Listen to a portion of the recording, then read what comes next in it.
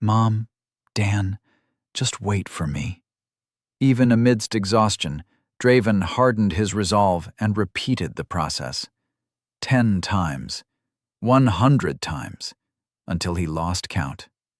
Until the red cloud of his will, once vast beyond measure, became no bigger than his closed hand. He could perform the second tenet no more, as his will was all but used up. The voice of his soul told him it was dangerous to try using what remained. So, with a shuddering breath, Draven let it vanish into the deep recesses of his being. Pain stabbed between his brows. Exhaustion weighed down his limbs heavier than lead. Light shone behind his closed eyelids.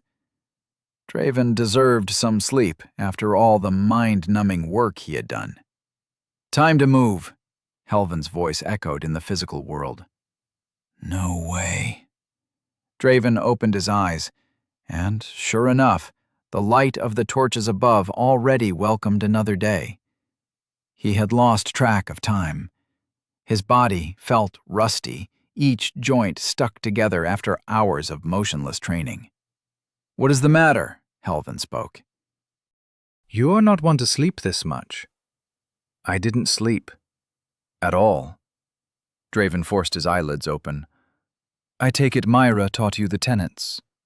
It was not a question, but the old man expected an answer. He found it in Draven's wince. "Good. How successful were you in executing the second?" "I don't know." Draven shrugged, folding his sleeping bag and attaching it to the bottom of his backpack as he spoke. "Hard to judge when she didn't teach me how to do it, or what would happen if I did it right." "Hey, why is he the only one taking some private lessons?" Eamon burst to his feet, the pack already fastened to his back. "What kind of discrimination is this? Am I right, Kane?" The miner nodded, then his eyes widened and he shook his head. He did not know which side to support or which sovereign's temper would end quicker. In the end, he just looked at the ground and whispered unintelligibly to his father. "No one here is suited to teach you the dream path, Eamon." Helvin shook his head. "Your training will begin—" "Not fair. What the abyss is this?" Eamon rambled, oblivious of Helvin's words. "Draven, you owe me one. What do you say about teaching whatever she's teaching you to me?" "No." Helvin's emotionless voice edged with impatience. "It is not the place of the unlearned to pass down broken knowledge to—" "My contract didn't say anything about unfair treatment." Eamon ignored Helvin. Helvin's patience ended, his mouth stretching into a thin line and a deep frown settling on his already wrinkled forehead. "So be it." A sword appeared in his hand from thin air. Eamon's face froze amidst his complaints. He took a step back and raised his arms in the air. "Let's take a breath, Gramps. It was all a joke, right, Kane?" "Draven!" Kane and his father whimpered. "Helvin, you know him," Draven said, taken aback by the sudden threat. "Finn is just messing around."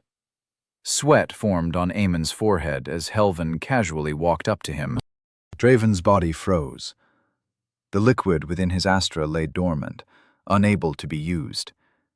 Even if he trained for years, stopping Helvin still seemed like a wild dream. Eamon must have been thinking the same, if the terror on his face was any sign. "You wanted to learn," the elder spoke, his voice ice itself. "Then it's time I teach you a lesson." "Abyss, man, I was joking. Just joking." Eamon took a step back and stumbled. Helvin's icy scowl broke into his usual emotionless expression, but there was a hint of something on his lips. "So you don't want to learn the sword?" A smile, a broken, incomplete smile. It sent shivers down Draven's skin. "What?" Eamon stammered. Helvin helped him to his feet and offered him another sheathed sword. "Forgive me, Eamon. I have forgotten what it is like to—" He hesitated, sighed, then looked at the distant torches on the ceiling. Never mind. You made a reasonable argument. For that, I'll teach you the sword. Walk with me, Eamon. Helvin left without waiting. His words required no answer. His will was absolute in a world where power meant everything. When Helvin's figure could not be seen, Draven asked, "Happy now?" His heart drummed loudly inside his chest. "Can you not do this sort of stuff again?" Eamon wiped the sweat from his face and gave a tentative smile. "I guess that's what I asked for." His lips trembled. "But what in the abyss is wrong with that guy?" A shrill scream echoed through the forest. It traveled amidst the quietude of the wind and singing birds in a melody that overtook them both, a wave of motion that left silence in its wake. Birds and other small creatures took to the air in a cloud of moving bodies. It was the third time it had happened in the days they had spent traveling to the city of Anavarith, and its coming brought waves of anxiety to the faces of regular people like Myra and Corvanus. They knew what that scream was, and which sort of creature it belonged to. But their lips remained shut whenever Draven inquired. Helvin, however, did not seem bothered. Few things could bother the elderly man. Eamon was one of them. "Like this?" Eamon spoke for the 10th time, emulating a swing of his sword that came frighteningly close to touching Helvin. "No, no, no!" Helvin almost snarled, a testament to the regret he felt at his offer. "Bend your knees lower and avoid blocking your sight with those flailing arms. Do you want them to kill you this easily?" "If I go lower than this, I'll scrape my butt on the ground, Gramps," Eamon retorted, but did as instructed. Their training kept going as the group braved a fresh path amidst the endless green. They stopped only at night, no exceptions. If the pacing shaved at the miner's stamina, one of them would carry the duo along. It was nothing taxing to the strength in a sovereign's body. Myra carried Kane like a living backpack that occasionally moved from his exhausted sleep. Sweat drenched Ed, but he kept moving, placing one foot in front of the other, his breath coming in an even rhythm that struggled to keep up with the strain on his muscles. "Myra, it is time," Corvanus appeared from the side. "Wake up, Kane," she whispered to the sleeping miner. Myra stopped walking and put the young man down, a steady hand making sure he would not collapse as soon as the support was gone. With a white cloth, she patted down the sweat on his forehead. Red light flashed in her eyes, and Kane's face gained a measure of lucidity and strength. "Thank you, Lady Myra," Kane nodded, and started walking with the help of his father. "I'm going for my turn, then." Sadness tinged Myra's smile as she looked at the miners struggling to keep pace with the rest of the group. "No need to worry," Corvanus spoke, even though his eyes did not meet hers. "I will carry them as soon as I have attended to some personal matters." The red-haired sovereign vanished into the forest, where she began her scouting turn, a common occurrence in their daily trek toward a city Draven never seemed to reach. Draven. The overseer emphasized the name, his tongue spitting out each letter with bottled emotion. "This belonged to you." Draven's stomach dropped at the words. He did not need to see what the sovereign held in his hands, for the words could only mean one thing. But curiosity won out over fright. Sure enough, the worn leather of the book rested against the Corvanus gloved hand. It all began with the gate. Draven winced at the memory. "I'm surprised you still have it." Draven moved to pull the book from his hand, but Corvanus retracted it beyond reach. "But of course. This book, old as it might look, only a scrap, truth be told, contains more mysteries than both of our minds can comprehend." The overseer's eyes hardened on Draven. "Imagine my surprise when it was found in the possession of a kid." I already told you, my dad found it in the ruins. Draven did not trust any of them, least of all his father's executioner. He would confirm it had you not killed him with your own hands. A wince of pain spread through the overseer's face, gone in the fleeting moments between heartbeats. It pained Draven to use the memory of his father as a convenient excuse. A lifetime's worth of shame overwhelmed him, but he either persisted in the lie or told the truth and risked facing consequences beyond his ability to manage. I'm no weaver, so it is difficult to distinguish lies from truth, especially from one who has used them to avoid death so often. He put the runebook inside his jacket, stifling Draven's hopes of retrieving it. But common sense dictates that this would never have been found in such a mundane place as a catalyst district. It is laughable to even entertain the notion. Even Korvax would not dare carry such a thing. Corvanus might be suspicious, but as long as the origin of the book was the only thing in question, Draven still walked on safe grounds. It was a diversion, after all. A book depicting the forbidden runes found in the hands of a miner. The man suddenly burst into dry laughter. What's so funny? Irritation laced Draven's words. I suppose you would not know. It is not your fault, but rather that of those who call themselves your instructors. His features steadied until they became an imitation of Helvan's. If you do not know, allow me to educate you. In the entirety of the Haven, only a single Empyrean holds the power to pierce through the veil of the runes.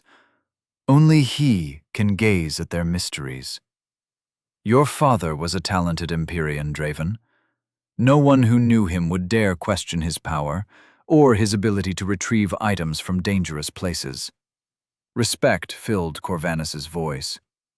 It was odd, Draven thought, considering the Overseer had been the one to kill him. But even he would never dare step foot in the Arcanir Citadel. Only a fool would do so. The dread on his face did a good job of depicting how tremendous such a feat was. After all, to acquire this book would mean stealing from the Maker himself. He left, true to his word, Ed and Cain both piled over his shoulders like bags of coal. The weight did not seem to bother the man. The frown on his face was not from effort, but from a series of questions whose answers defied common sense. Questions also plagued Draven's thoughts as he kept up with the group's pace, but those of a different nature. Another person can see the runes. For the first time in his life, he felt the weight of his secret diminish from his shoulders. But why is keeping drawings of runes taboo? Why is it a crime so great they punish us with cleansing? It made no sense. Draven remained just as clueless as he had always been, but for the first time, he knew where to find the answer. Arcanir Citadel. Chapter 22. What Can't Be Touched. Sit straight! A thin stick cut through the air and burned a bright line of pain on Draven's back. If you keep hunching your back like that, it'll turn into a hook. What's a hook? Draven asked. Not important, she snapped. Myra's patience ran thin this night, her voice trembling with an unfound anxiety that worried Draven.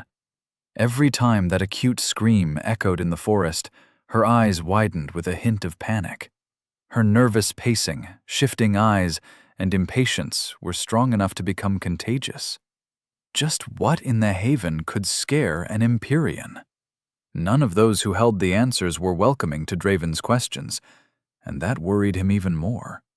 Still, if they kept the information a secret, he had to assume it was for their good.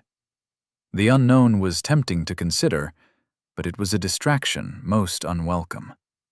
You say the Hexion formed a pool inside your Astra, right? Myra's red eyes pierced his flesh.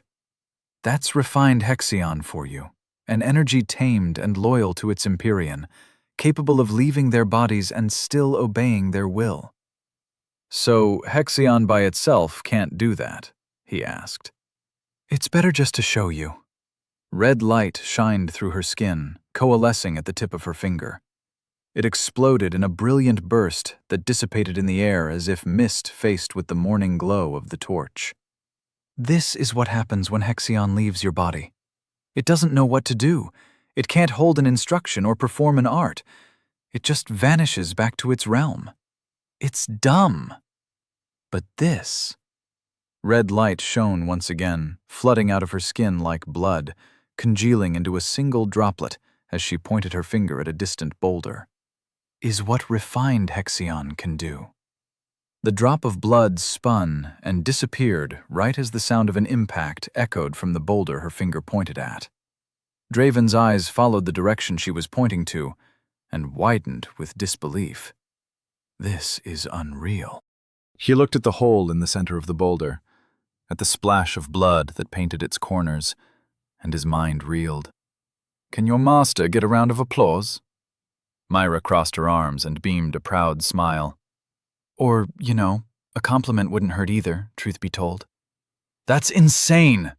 Draven burst to his feet, the cross-legged position the last thing on his mind. Can you teach me how to do that? Come on! That's what I'm about to do, if you can be a little patient. Myra looked at her nails with no regard for Draven's impatience. How's your will doing? You mean the bloody cloud? It's gone. All I got is the refined Hexion now. Draven frowned. What was the point of even asking that? She knew what the second tenet's completion would do to his will. Not gone. Spent. Think about it as a resource you can naturally produce, something that will come back with enough time. But your Astra can only hold so much refined Hexion right now. She gazed at him with the proud face of someone who had been practicing a speech. Does that make sense? Not really. Draven closed his eyes before Myra could protest and dived deep into his soul. A nudge of intent was enough to summon the blood mist back into existence. It was small, nowhere near the size of the endless cloud that it had once been, but it was larger than before. It grew with every second, imperceptible to anyone but himself. Don't get any dumb ideas. Her voice brought him back to the outside world. If you waste my time by spending your will again, I'm not teaching you shit. I wasn't going to do that. Draven steadied his heart. Humph. Did you forget who I am? She scoffed. You have a long way to go before you can bypass my heart sense, you lying little brat. Anyway, she raised a finger to shut him up. The third tenet is simple enough. Just meld your intent into your will, imprint the instructions into it, and use it to awaken the refined Hexion to do your bidding. What? It did not sound simple at all. Myra must have noticed the questions on his face as she shook her head and laughed. Honestly, Draven, just stop thinking and do it. It's like telling a limb what to do. There's nothing complicated about it. Her eyes widened. She must have remembered something. Start simple, small. Don't want to lose a finger? Or a limb, right? Damn it. What's simple about that? His arm would not blow up because he willed it so. Refined Hexion could do just that. Simple, nothing fancy. I know just the thing. I've seen it before. Easy, Aiden. Draven, I meant. You got this. Just will the Hexion to do that thing to the rock, just how Myra did it. Draven pictured the image in his mind. A small droplet of blood condensed at the tip of his finger, rotating, building up speed but held back by his will. It would release at his command, at his target, at his enemies. I got this. The moment the cloud of will touched the refined Hexion, it burst into motion faster than Draven could react. A drop of the refined liquid traveled through his arm, blazing an agonizing path, tearing through his flesh without regard for his safety. It was so fast that he wanted to scream, to let it go. His arm dropped to the ground with a maddening rush of pain, as the droplet emerged from a bloody hole in his index finger. The pain came rushing at him all at once. Draven screamed and grabbed his arm as the droplet whined with its momentum and shot at a nearby tree while he dropped to the ground. Tears obscured his vision. Dyad Vessel drank the pain with the glee of a thirsty animal. Blood flowed down his arm, soaking his shirt. It did not look good. There was too much of it coming, and it was not stopping. "Well," Myra's hand flooded him with healing warmth, "we're going to have to postpone our healing lecture, or I'm afraid you'll defy logic and grow a finger on your forehead." Amidst the pain, flooded with the torment of a messed-up limb, Draven saw a clear path. It was bloody and uncomfortable, and part of him doubted his sanity at even considering it. But it was something that he had to do. A new way of pushing Dyad Vessel even further. The morning rays pierced Draven's eyelids with a lukewarm sense of familiarity. Although he preferred the darkness of night, as it guaranteed him a few more minutes of sleep, the light was not unwelcome. It meant another day of training, one step closer to reaching Anavarith. "Get ready, we are moving," Helvan signaled once everybody was awake and up. Breakfast had better keep with their pace, or their bellies would rumble with hunger eventually. Draven looked at his arm, still swollen and aching. Myra healed everything, but that had been yesterday. He tried the art a few more times, each attempt reducing the damage he inflicted on himself. Dyad Vessel gorged on his failures. There was no need for knives to carve at his flesh anymore. The Hexion was right there waiting for his call. It would not say no. The refined liquid was emotionless, unbiased. Aemon walked beside him in silence. His gait was awkward as he measured every step as if in a dance. Another lesson from Helvan, no doubt. Ed and Cain struggled to keep up, but not as much as before. They seemed to get used to the pace. "It won't be much longer until we reach Anavarith," Helvan assured in advance before Aemon could ask. "Yeah, sure, Gramps," Aemon scoffed. "You've been saying that for 3 days now." Aemon's complaint fell dead as he climbed the hill ahead. Something in his vision must have caught his attention. Draven sped up the pace just enough not to leave Ed and Cain behind, and soon the view was in front of him. His mind had a hard time coming up with a word to define what he had just seen. It was a city, but it was much more than that. Sprawling gray stone sprouted out of the ground in a seamless wall that stretched as far as the eye could see. A line of people waited on the well-maintained road that pierced the city's gigantic gate. Anavarith. Myra and Corvanus should have reached the city by now, unburdened by the slow pace or the duties of scouting the wilderness. The wall was tall, making the Sovereign look like tiny dots from the distance, but some houses soared above it. One of the 5 major cities of Elysium, the smallest of them, mind you. Helvan stopped, joining them in their silent contemplation of the view.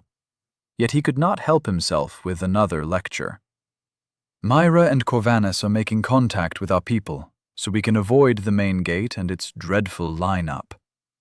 Something tugged at Draven's insides, an instinct, something he did not quite comprehend. He looked to the left. Beside Helvan stood a green man. Light pierced through his body like he was not truly there, as if he was not solid. The wind blew at his face, at his clothes, rustling his hair and moving his attire even though the air was still. His face was emotionless, his eyes focused on the old man, who seemed oblivious to his presence. Casually, he drew a thin, short dagger. "Watch out!" Draven shouted a moment too late. Helvan swerved to his right, away from the green man, and presented his back to him. The blade burst through the old sovereign's chest in a spray of green mist. No blood, no sickly scent of metal in the air. The blade did not even cut Helvan's black clothes or his flesh. Helvan's eyes widened as he looked down at his chest. "One dead," the green man muttered, his voice distant. 4 more to go. "Gramps!" Eamon roared.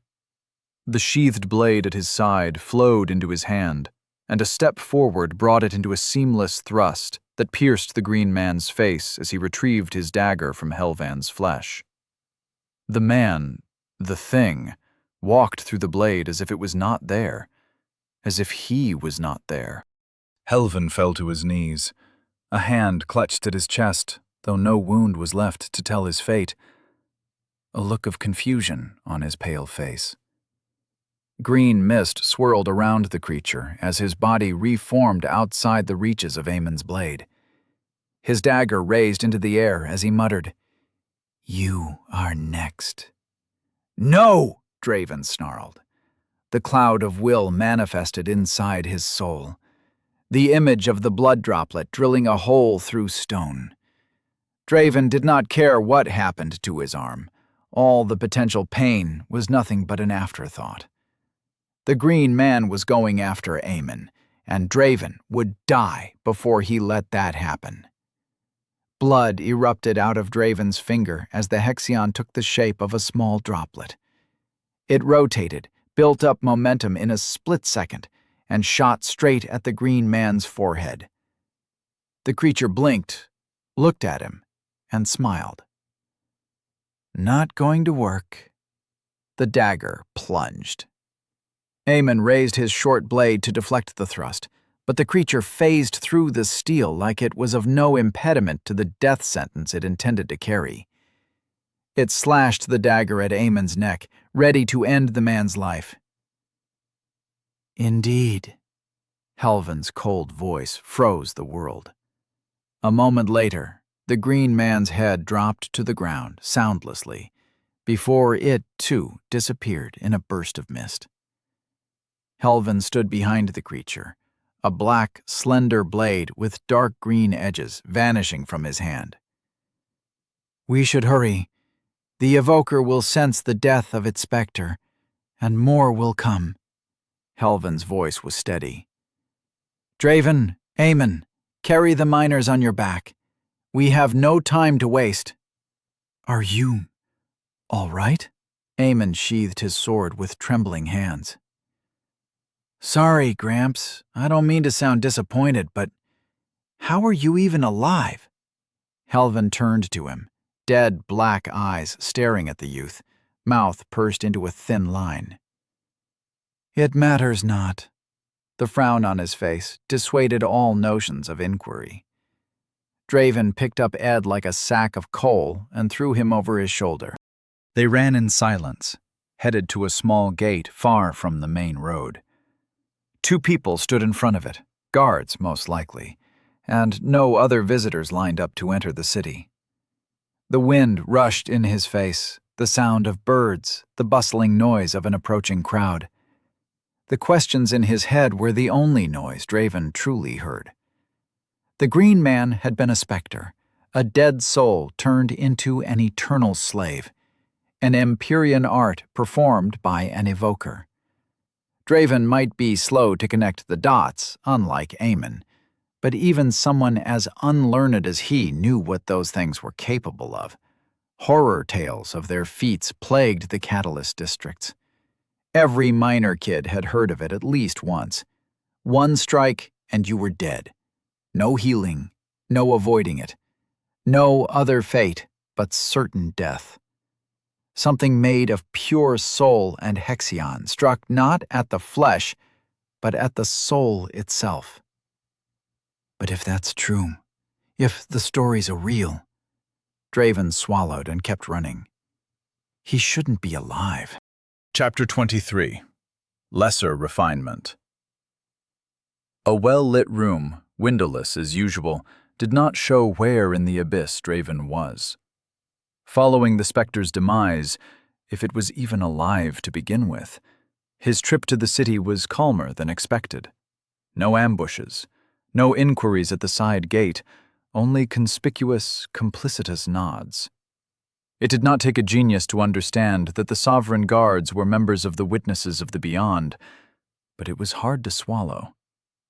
In bed, lying against the soft pillow and staring at the ceiling, Draven wondered just how far the clutches of the organization reached.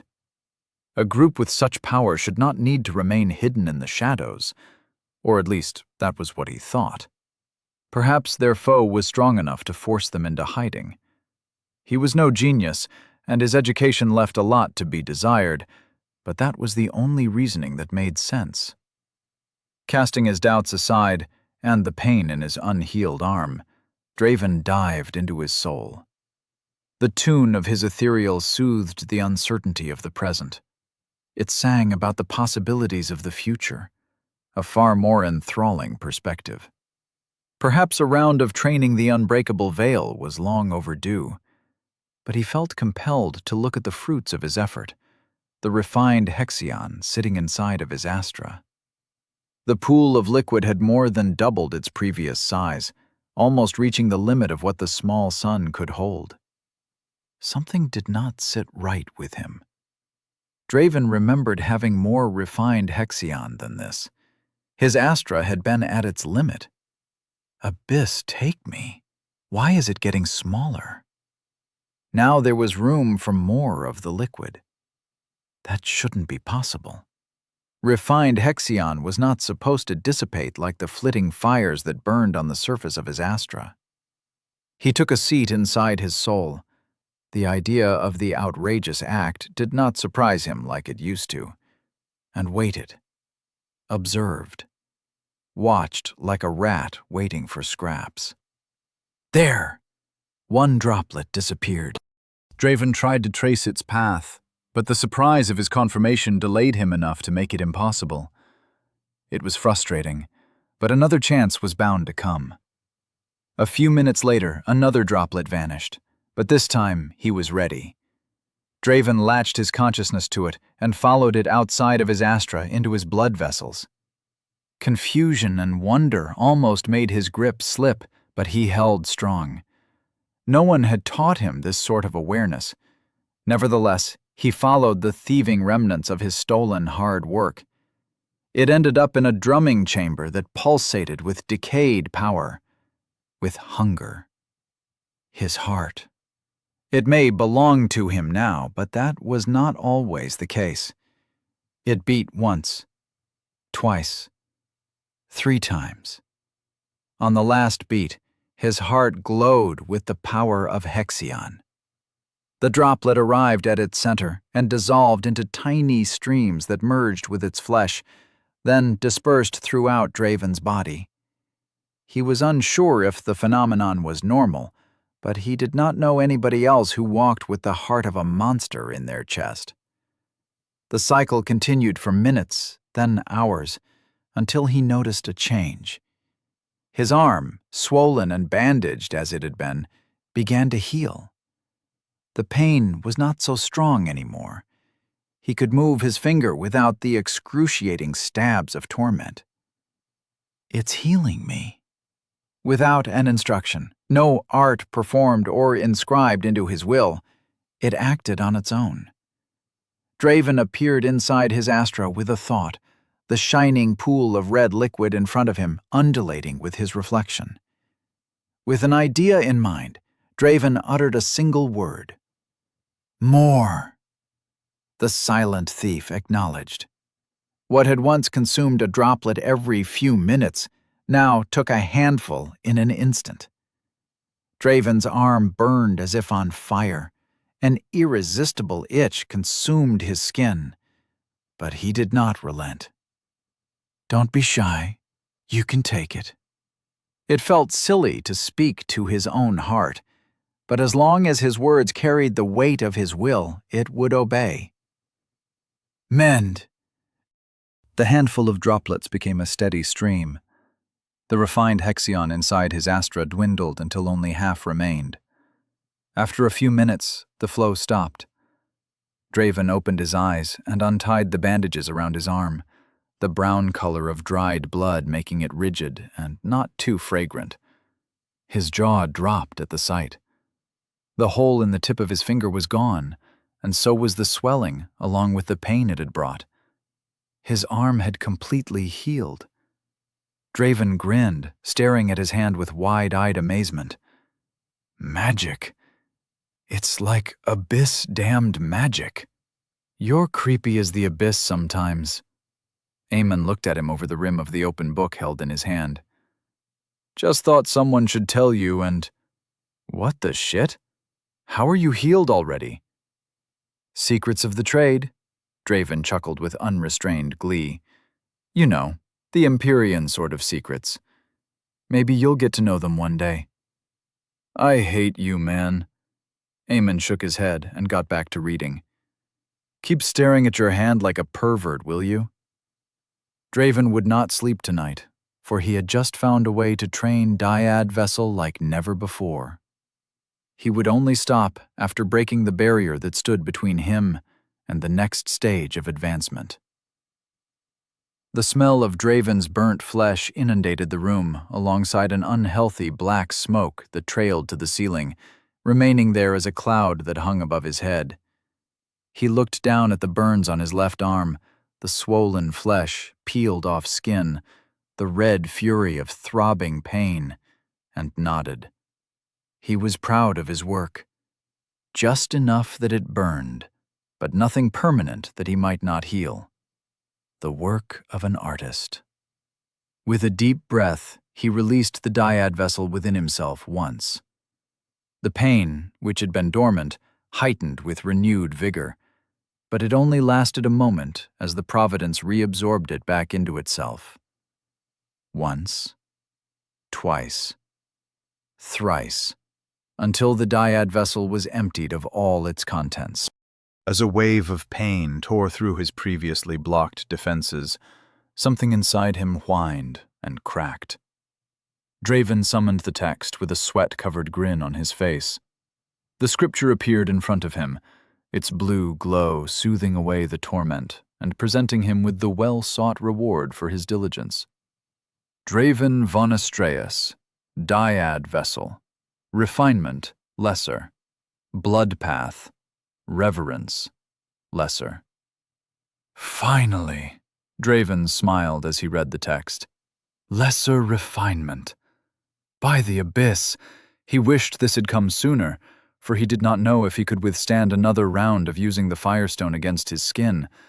Something about the smoke and smell struck deeper than the cracking of broken bones. It was not an experience he wished to repeat.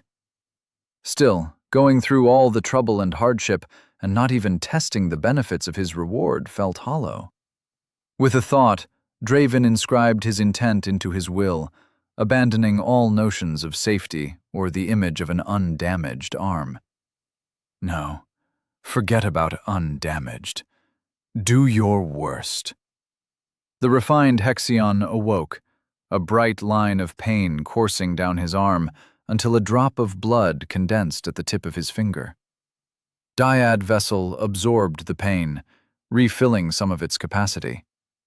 Draven aimed the sphere at the kitchen's wall and stopped, a wince of realization bringing some common sense back into his head.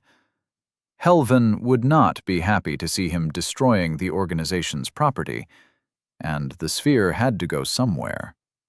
He froze with his uplifted hand. Or does it? Draven remembered what Myra had done. Refined Hexion, a liquid imbued with his will, resided inside his astra. An idea formed in his head, passed down to his will, and carried back to the sphere of blood rotating at the tip of his finger. Go back now, but no damage, gentle and easy. Just go back to my astra, all right? He muttered to the inanimate drop of floating blood. It vanished back inside his arm, treading back the path it had taken, and returned inside his astra. Its passage had not been painless. It still felt like a worm wiggling inside his veins, but it produced no more damage than what had already been done. There we go, Draven said, chuckling as his heart already drank in the Hexion to fix the wounds. He steadied himself and looked proudly at his healed arm. No signs of damage. Good. The burns were fully mended, which saved a lot of explanations and weird looks. His reserve of refined dwindled to less than 1/3 of its capacity, but that was a cheap price to pay. Dyad vessel came to the forefront of his mind, and he released it on himself. Pain burned across his right arm all at once, minutes of torture converging into a single moment. Or so he thought. The torment did not go away like it once had. Draven looked down at his arm, frowning in confusion. What is going on? The burns had returned, as if they had never been gone. All the damage absorbed by the Providence came back fresh as sovereign bread out of an oven. Helvin mentioned Providences evolve, but Draven never imagined it would reach this extent so soon. If it was already this potent, its next advancement would defy reason.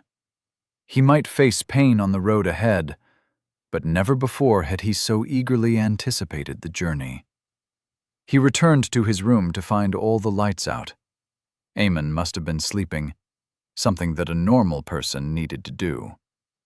Draven was tired after a day of journeying and hours of training, but he did not feel the need to sleep. Night vision, self-healing, prolonged stamina, a silent instinct. Those were but the most notable influences of the foreign organ beating inside his chest. It was wise to ask Myra about it, but Draven was still afraid of her curiosity. With nothing else to do, he immersed himself in the repetitive process of breaking and creating his shield. The tears in his soul were no longer a problem. He could just will the Hexion, not even the refined one, to mend them. Only his mental endurance to the building headache behind his eyes dragged him down, so he stopped after it became too distracting. The blood mist, the manifestation of his will, had returned in all its majestic glory. But in 1 hour it was gone once more, turned into refined Hexion that almost filled his astra. "Where?" Eamon's voice snapped Draven out of his soul. "Where are you, Aiden?" "Right here. I was just in the kitchen doing some… cooking," Draven said. "He's looking for you," Eamon whispered. "Where are they keeping you? Myra can't find you." Draven shivered. Eamon's eyes were closed, sleeping. The darkness did not hinder his sight, but Draven wished it did. Whatever dreams his friend was having, he wanted no part in it. "Don't let him find you. Don't tell anyone," Eamon said, his forehead filled with sweat. "To the abyss with this," Draven told himself, even as goosebumps traveled along his spine. "Quit messing around, Finn. That's not funny." Eamon stopped mumbling, but did not wake up. Draven was glad he did not need to sleep anymore. He did not fancy the sort of nightmares those words would beckon. Chapter 24. The Heightening Chamber. Myra's deft hands trimmed away the excess hair and beard that made Draven resemble a beggar. "Today is an important day, Draven. Don't think less of us for what is about to happen." "Another one of those things you can't tell but want to," Draven sighed. "Yeah, man. Everybody here seems to like this sort of game." Eamon looked at himself in the mirror with a proud face. He had trimmed his hair short and shaved his beard to a presentable look. "I think that's pretty fucked up of you guys." "Something like that." Myra's face did not show any amusement, her curt movements belonging to someone who only wanted to finish what they were doing. "Both of you must remember, the place you are about to enter is not friendly territory," Helvin spoke from behind his desk, the familiar stack of papers spread around in an organized mess. "The unbreakable veil should mask the signature of your souls if you manage to make it withstand scrutiny." The last part stung at Draven. After training the shielding technique for days, and with Helvin's insights, he had finally drained the darkness from his soul into the shield. But the durability of the technique was still far from Ekron. House Oren employs the services of a powerful evoker, so do not draw his attention, Draven. The old man put the documents down. Damn, Gramps. Eamon turned from the mirror, a look of surprise on his face. Are you finally going to elaborate on how you plan to send us to our deaths? A frown of displeasure instantly settled on Helvin's face. Your tongue, boy. That shall be the death of you.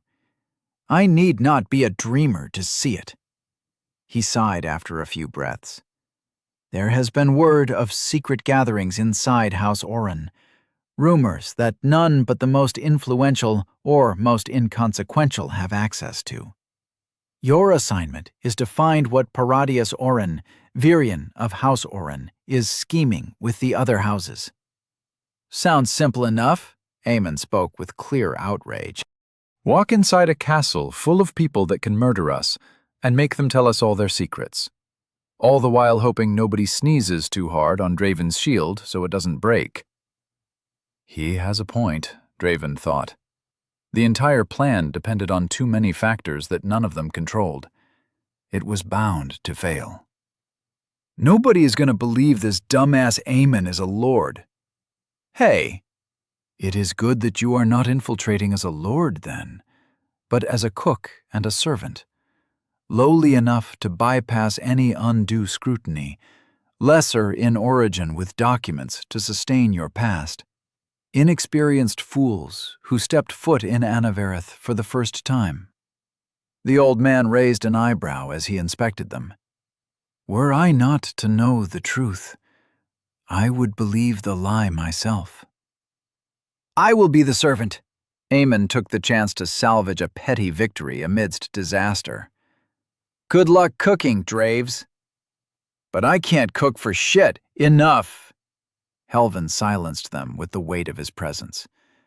The cook apprentice shall be you, Eamon Orisanth. Hey! Not fair, Gramps. I called it first, Eamon snarled. Why are you taking his side like that? The servant post was requested by the young Lord Nerovian Oren. Helvin gazed at Draven with hesitation. It is the second time in 1 month he has requested a servant, the 10th in under 6 months. The circumstances of the previous applicants are unknown. So you're sending me to die, Draven snapped. The bastard of an old man must have held a grudge against him. There was no other explanation. I'll do it, but you have to promise me one thing. Helvin waited in silence. If I die, you'll get my family out of there. You'll get them to safety. Draven was ready to face death if it meant saving them, but he refused to die meaninglessly. It will be done, Helvin said. Not you, Helvin. I don't trust their lives to you. Draven turned around and looked at Myra's silent form. Promise it to me, Myra.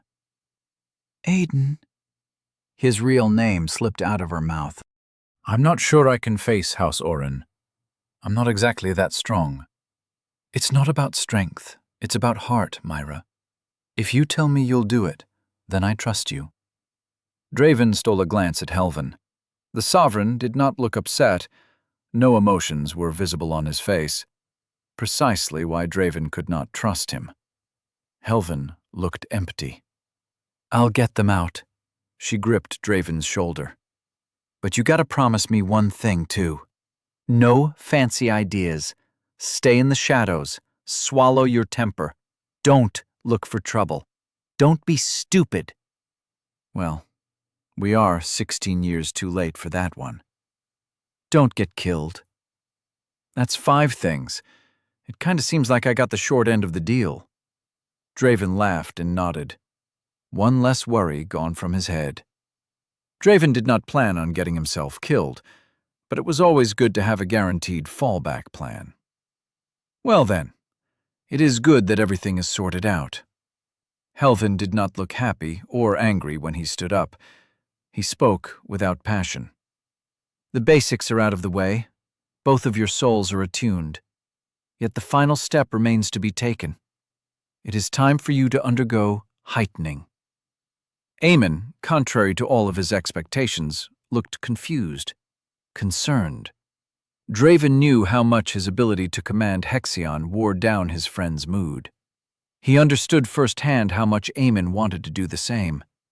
The time had finally come, but Eamon did not look happy at all. "All good?" Draven whispered, and nudged him with an elbow. Helvan took Myra's hand, their position revealing a hidden rune circle beneath their feet.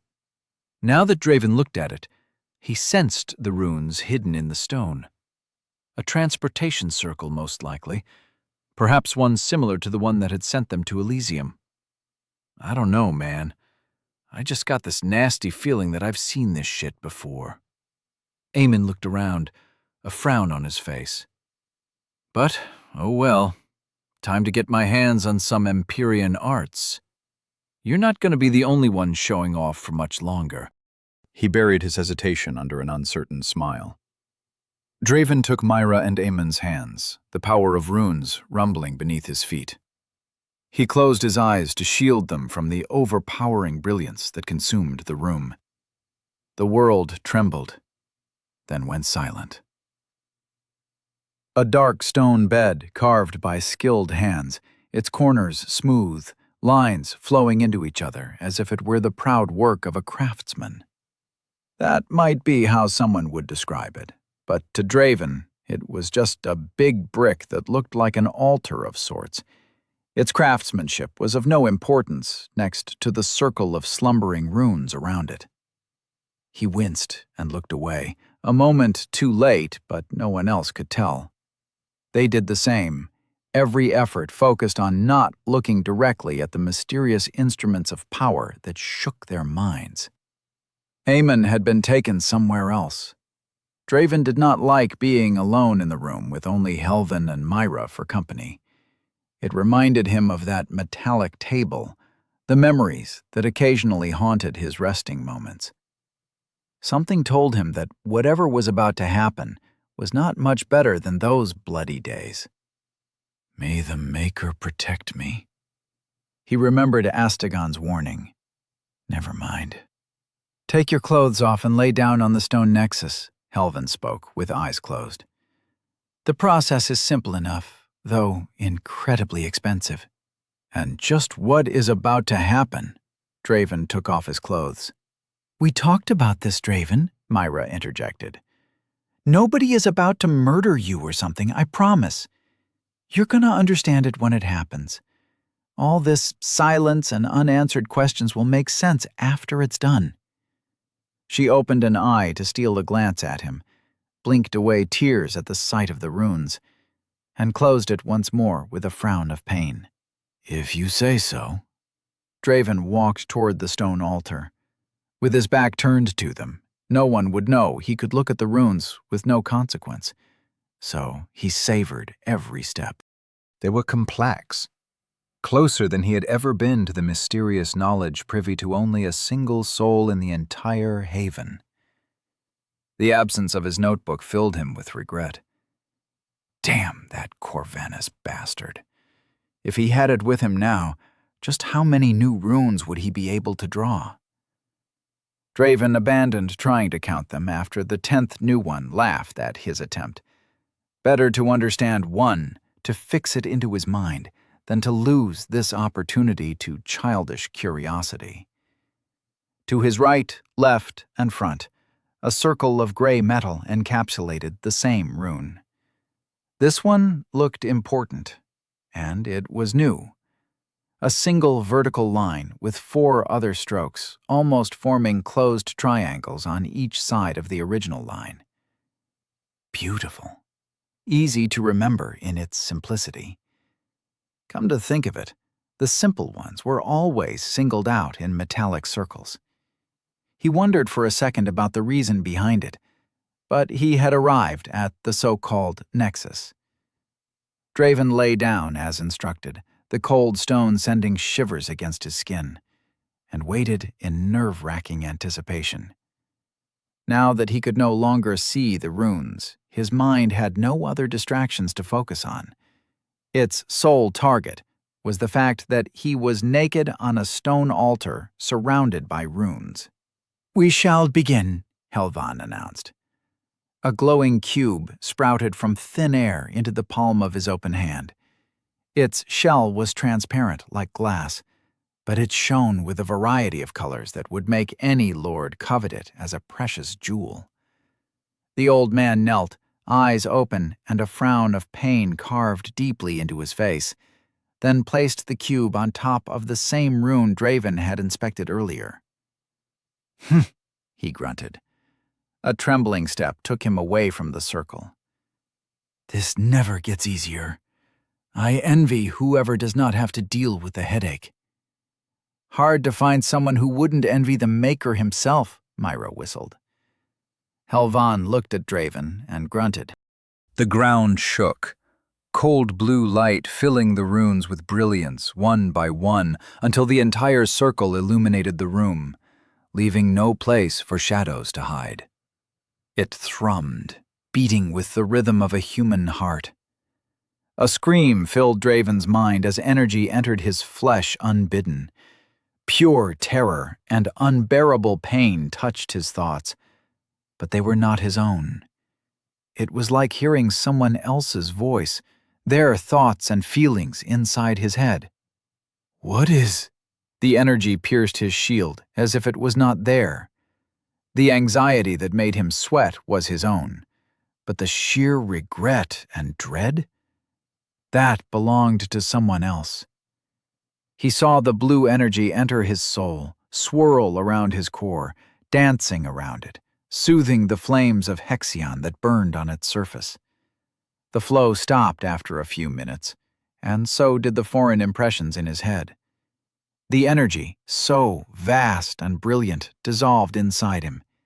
Everything that made him who he was became sharper, as his astra doubled in size, the flames burning brighter than ever. Draven could smell his own sweat. He smelled flowers wafting from Myra, the greasy blade oil in Helvan's hand, the stale air that had collected in this room for an untold amount of time. When his eyes opened, he was at a loss for words. Streams of color, the same ones that had flickered in Helvan's hand before, now swam in the air like the wind itself had become the most precious thing in the world. Draven stood up, eager to pester both of them with the million questions he now had.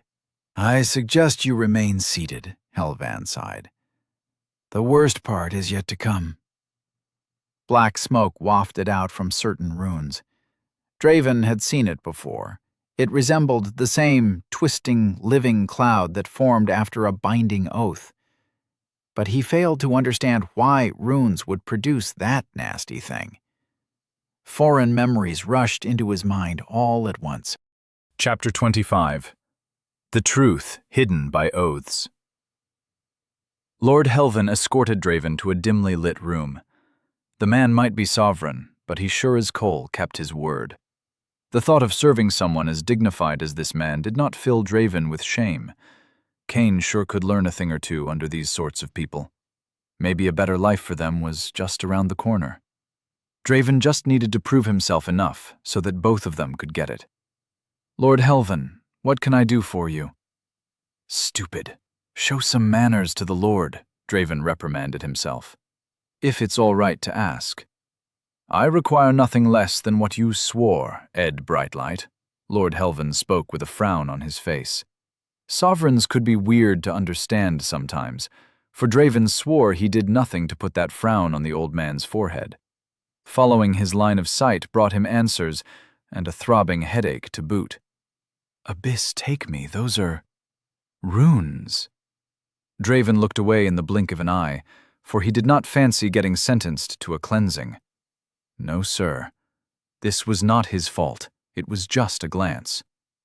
"Remove your attire and lay down on that altar," Lord Helvan said. The sovereign's instructions were odd, but he was not the only man of his word. Draven swore his life belonged to Lord Helvan once his daughter's murderer was dead. The Lord kept his word. If he had some weird fancies for him, so be it. No amount of pride could fill a man's belly. Draven did as instructed, but the sovereign did not follow suit. Perhaps he was wrong, thank the Maker. A colorful cube appeared in Lord Helvan's hand, and the gasp of surprise fled Draven's lips like all the times he had witnessed the man's powers. One just did not get used to this sort of thing. No, sir. I want you to know, Ed. Lord Helvan put the cube on the ground, and the entire room lit with the force of the torch itself during Ascension Day, that your sacrifice will aid the betterment of the haven itself. Say what? Something grabbed Draven's arms and legs. It burned like a bonfire against his skin. Ah! Lord Helvan, what is... Ah! Let your soul be the fuel of change. Let your body pave the path to saving this cursed world, Lord Helvan said. Light itself held Draven down. He could not move. Abyss take him. He could not move. His body grew hot suddenly. His eyes burned. His skin burned. Everything burned. The pain was unlike anything he had ever experienced, beyond his wildest nightmares. Draven watched in terror as the pain faded, as his limbs burned into black smoke. He met the empty eyes of the man he had placed his hopes in, and nothing but his reflection stared back at him. He was wrong. Maker forgive him. Lord Helvan was no different from any other sovereign. Let his life be the only one Lord Helvan discarded. Let his son not pay the price for his mistakes.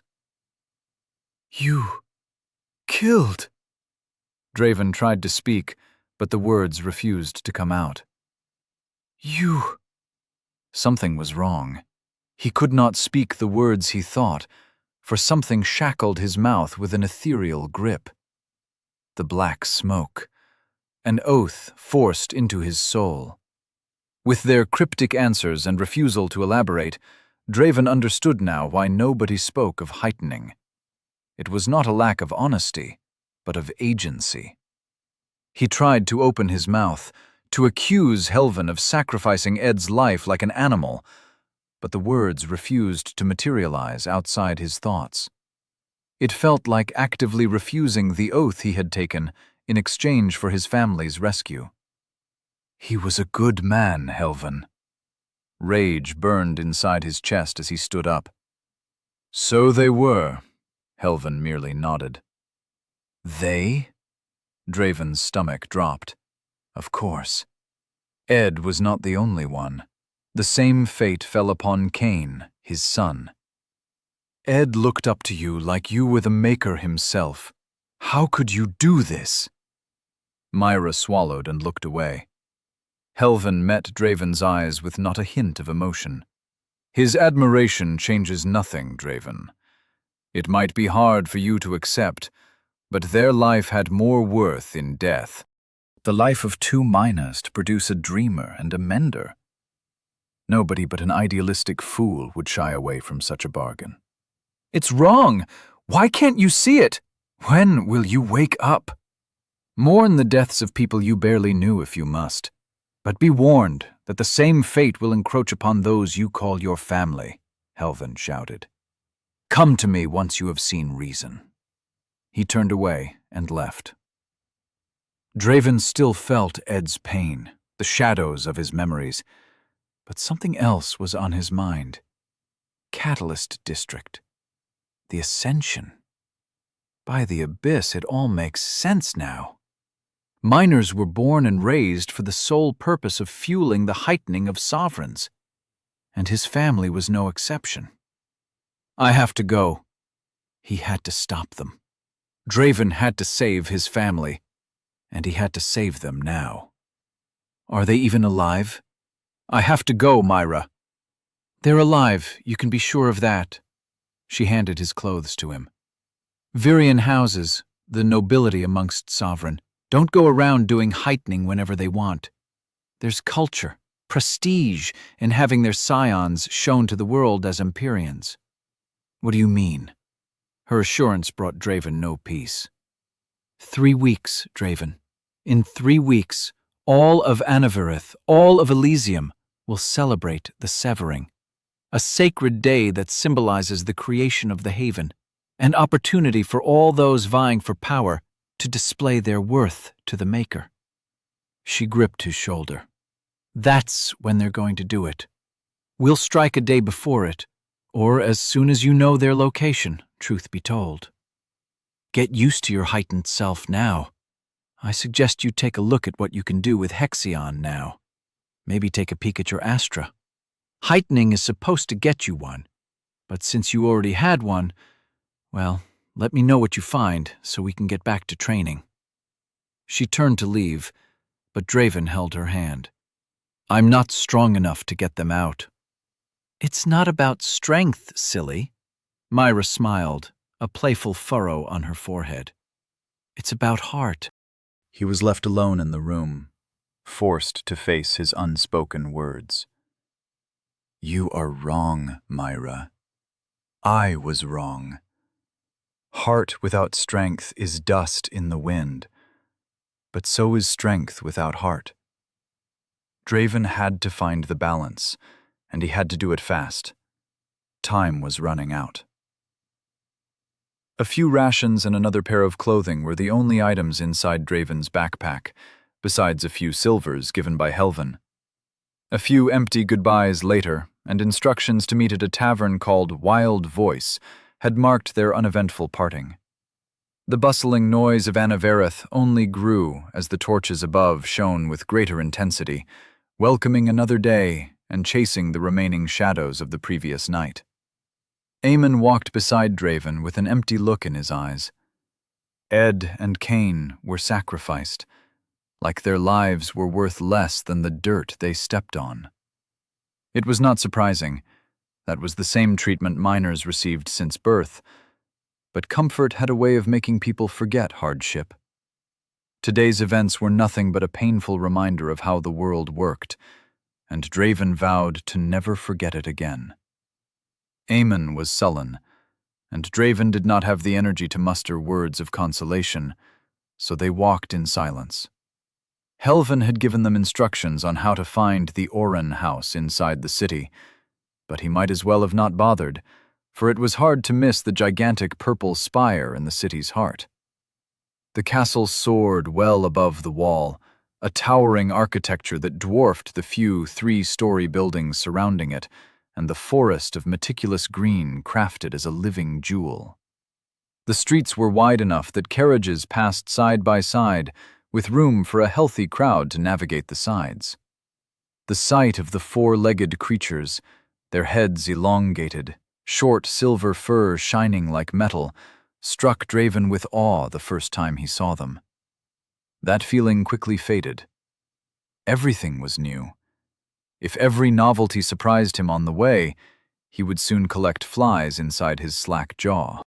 Merchants shouted over the crowd's noise, announcing their wares, vying for attention amidst the organized chaos.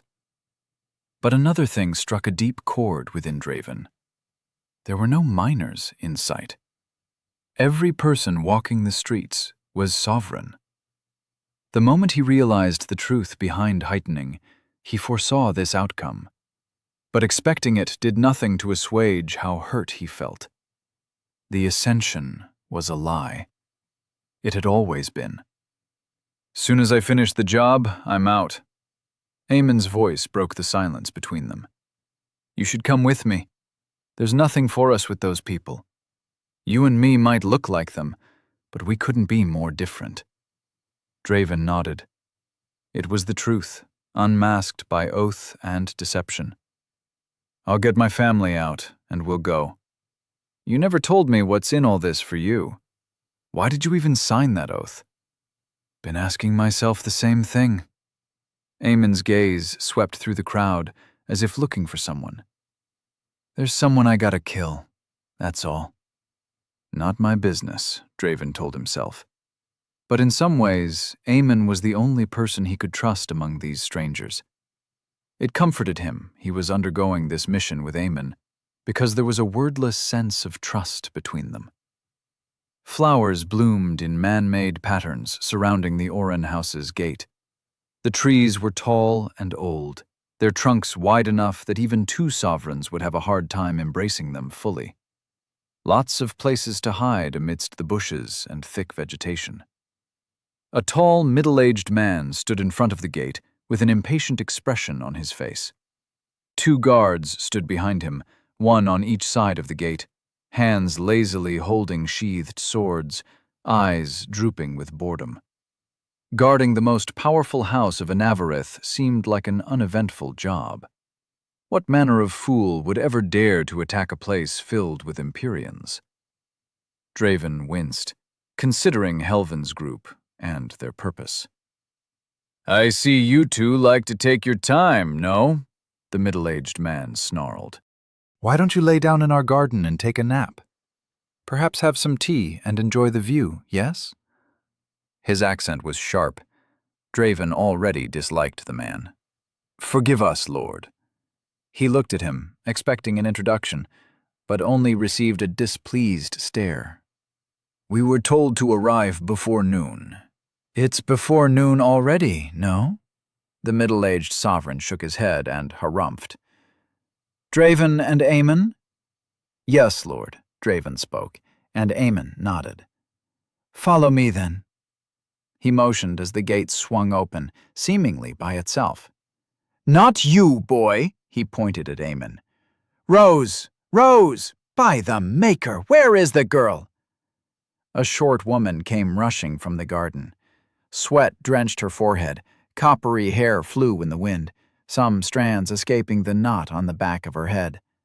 Her eyes were the same color as her hair. "Forgive me, Master Steward," she spoke between breaths. "Lady Seraphina required my assistance." The displeased twist in his lips disappeared as the girl mentioned the reason behind her delay, but the frown remained. His forehead wrinkles probably stemmed from age, yet they contributed to his perpetually unsatisfied appearance. "Very well. I suppose that is acceptable, yes?" He waved his hand, brushing the topic aside. "Take this man, this late Orisanth, to the kitchen quarters, and have Theodore make use of him." "Master Theodore?" Rose winced. "Did I stutter, Rose?" The steward, whose name Draven still did not know, grew annoyed. "Now, off you go. Young Lord Nerovian is not fond of waiting." Her complexion paled, and without another incentive, she was on her way. Aemon followed her with a worried face and a nod of goodbye. They entered the maze of flowers and ornamental bushes, their figures disappearing toward the towering castle. The steward ushered Draven forward with haste. It seemed like he was late, a costly oversight on Helven's side, and an effective strategy to get this Nerorian fellow to take heated notice of his presence. Good way to ruin a first impression, he supposed. The castle ahead was many times higher than the Catalyst District's ceiling, stretching high into the air until it seemed unsafe. It not only towered over him, but it also curved inward at the edges, suggesting its area was circular rather than the common squares in the city. Windows of purple glass adorned its white brick, their numbers beyond his patience to count. The construction of such architecture must have employed Empyrean art, as Draven could not imagine how such a tall structure could otherwise remain standing. The steward walked ahead, uninterested in entertaining Draven's attempt at small talk. The man did not even offer his name. For all the manners sovereigns bragged about having, some lacked common courtesy. Passing under a doorless archway, and after a few minutes of walking, the sound of metal clashing against steel filled the air. Heavy grunts mixed with the scent of sweat and cologne. Impacts on the ground made it shake like the beating of a heart. 2 people stood in the square room, a stark contrast to the architectural trend of the castle. One had raven-black hair and a pristine purple vest adorned with golden and white embroidery. He held his head high, even though sweat drenched his forehead. Eyes fixed forward, unbothered by the intrusion. Draven smelled the scent of self-importance wafting from the young lord. The other turned around to face them, sheathing his sword and nodding. He was bald, with numerous scars tracing intersecting lines on his skull. He wore black, plain and unadorned. "It's not common to catch you being late, Eridol," he spoke with a crude, raspy voice. The steward ignored the bald man with a harumph. "Young Lord Nerovian, forgive this old man for his tardiness. I bring your new servant, yes? The last I remember you were 54, Eridol. That is hardly an age belonging to the elderly." Nerovian laughed and waved Eridol's apology off. At least he's reasonable.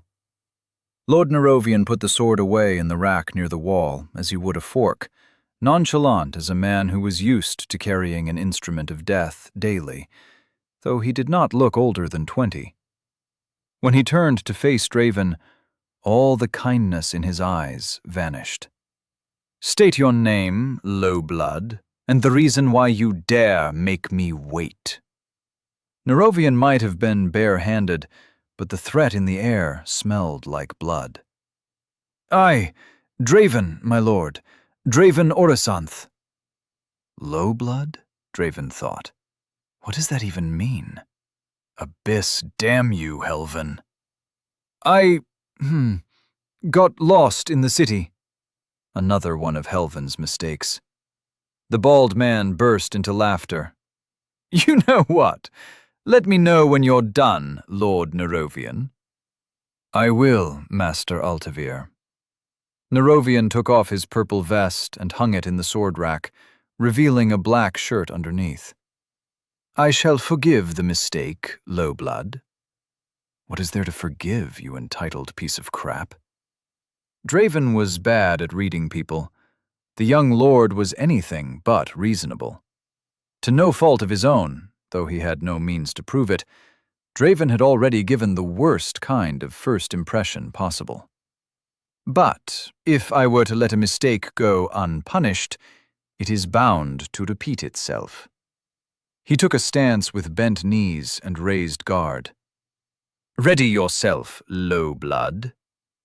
Abyss take you, Helven. Chapter 26. Behind Enemy Lines. Nerovian rushed at Draven with the speed of a superior race. His footwork had no wasted movements, and the line of his vision showed no sign of his target. He was good, the better fighter, but no Empyrean. Not yet. But Draven had to lose. To win meant death, both to Draven and his family. To lose meant pain, and that he was used to. A punch to the gut knocked the wind out of his lungs. This guy is strong. Draven's arms raised out of instinct, preparing for a counter, but the Lord of House Oren was fast. Nerovian grabbed his arm, pushing his elbow down while pulling the limb towards him until a resounding crack echoed in the training grounds. The sound of broken bones, the stab of pain accompanied by the burning warmth, threatened to awaken something inside Draven. Rage. On the ground, cradling a broken arm, Draven looked at Nerovian, his heart pounding violently. No, I can't resist. To show him a defiant front will only hurt my goal. Though it ate at his guts, Draven swallowed down the anger and mustered a pathetic expression to mask his actual feelings. Forgiveness, my lord. He let his voice quiver like it used to so long ago. It felt like being a minor again in the presence of a sovereign. Mercy. It won't happen again, my lord. Draven saw the satisfaction in the sovereign's face. Nerovian saw no wrongness in his deed, only the simple-minded assurance of his right to trample over other people's lives. This was the man Draven had to serve, a cut from the same cloth as all the other sovereign he had ever seen. Let this lesson be enough for the day, low blood. Nerovian walked to the sword rack and took his vest back. Now follow me. My room sorely needs a deft hand to clean it, the heir to House Oren said, his tone oblivious to the violence of a few seconds ago. I am intrigued. How is breaking the man's arm supposed to aid his deftness, brother? A melodious voice spoke from one of the many doors leading out of the open courtyard, but her figure remained covered in the shadows. Forgive me my lack of foresight, but the entire ordeal appears counterproductive. Seraphina, Nerovian sighed. Must you interfere with matters beyond your business at every chance presented to you? I have grown to enjoy it, brother. She giggled and stepped out of the shadows. You may call it a hobby. She was of the same height as her brother. Her black hair trailed down her back in complicated braids, with purple flowers of shining metal attached to it in careful harmony. She wore a similar purple vest, longer than her Nerovian's, opening at the front and falling to the sides to reveal ornate boots and pants. Rose, the servant girl, hid in the shadows behind her, but they provided no obstacle to Draven's sight. Her gaze darted to Nerovian, as if to confirm the sovereign had not noticed her presence. I have no time to waste, sister. The severing is soon to come, and there is much to learn about our future responsibilities. Nerovian shook his head at his sister with visible consternation. I would suggest you turn diligent study into one of your hobbies, but I'm afraid the advice would fall on deaf ears. The smile on Seraphina's face faded. Nerovian must have struck a chord. Master Altavir, will you heal the servant so he is not a hindrance to my brother's future responsibilities? Seraphina spoke with narrowed eyes that defied her brother to object. Concern sent goosebumps over Draven's skin as the bald man approached with a smile. He was no evoker, so he did not have the means to see inside his soul, only to feel it. Unbreakable veil, if what Helvan said was true, could mask one's soul. He only had to withstand the man's presence and scrutiny. Relax, boy, the bald man said out loud. Bet it's your first time receiving mending, but no need for concern. It will just hurt a little. Altavir's words set questions into motion in Draven's mind. Myra's healing had never hurt. It only produced a soothing feeling wherever she touched. The bald man grabbed his hand, and rampaging Hexion scored his bones, burning them, forcibly setting them into place. A gasp escaped Draven's mouth. By the abyss, does this guy even know what he's doing?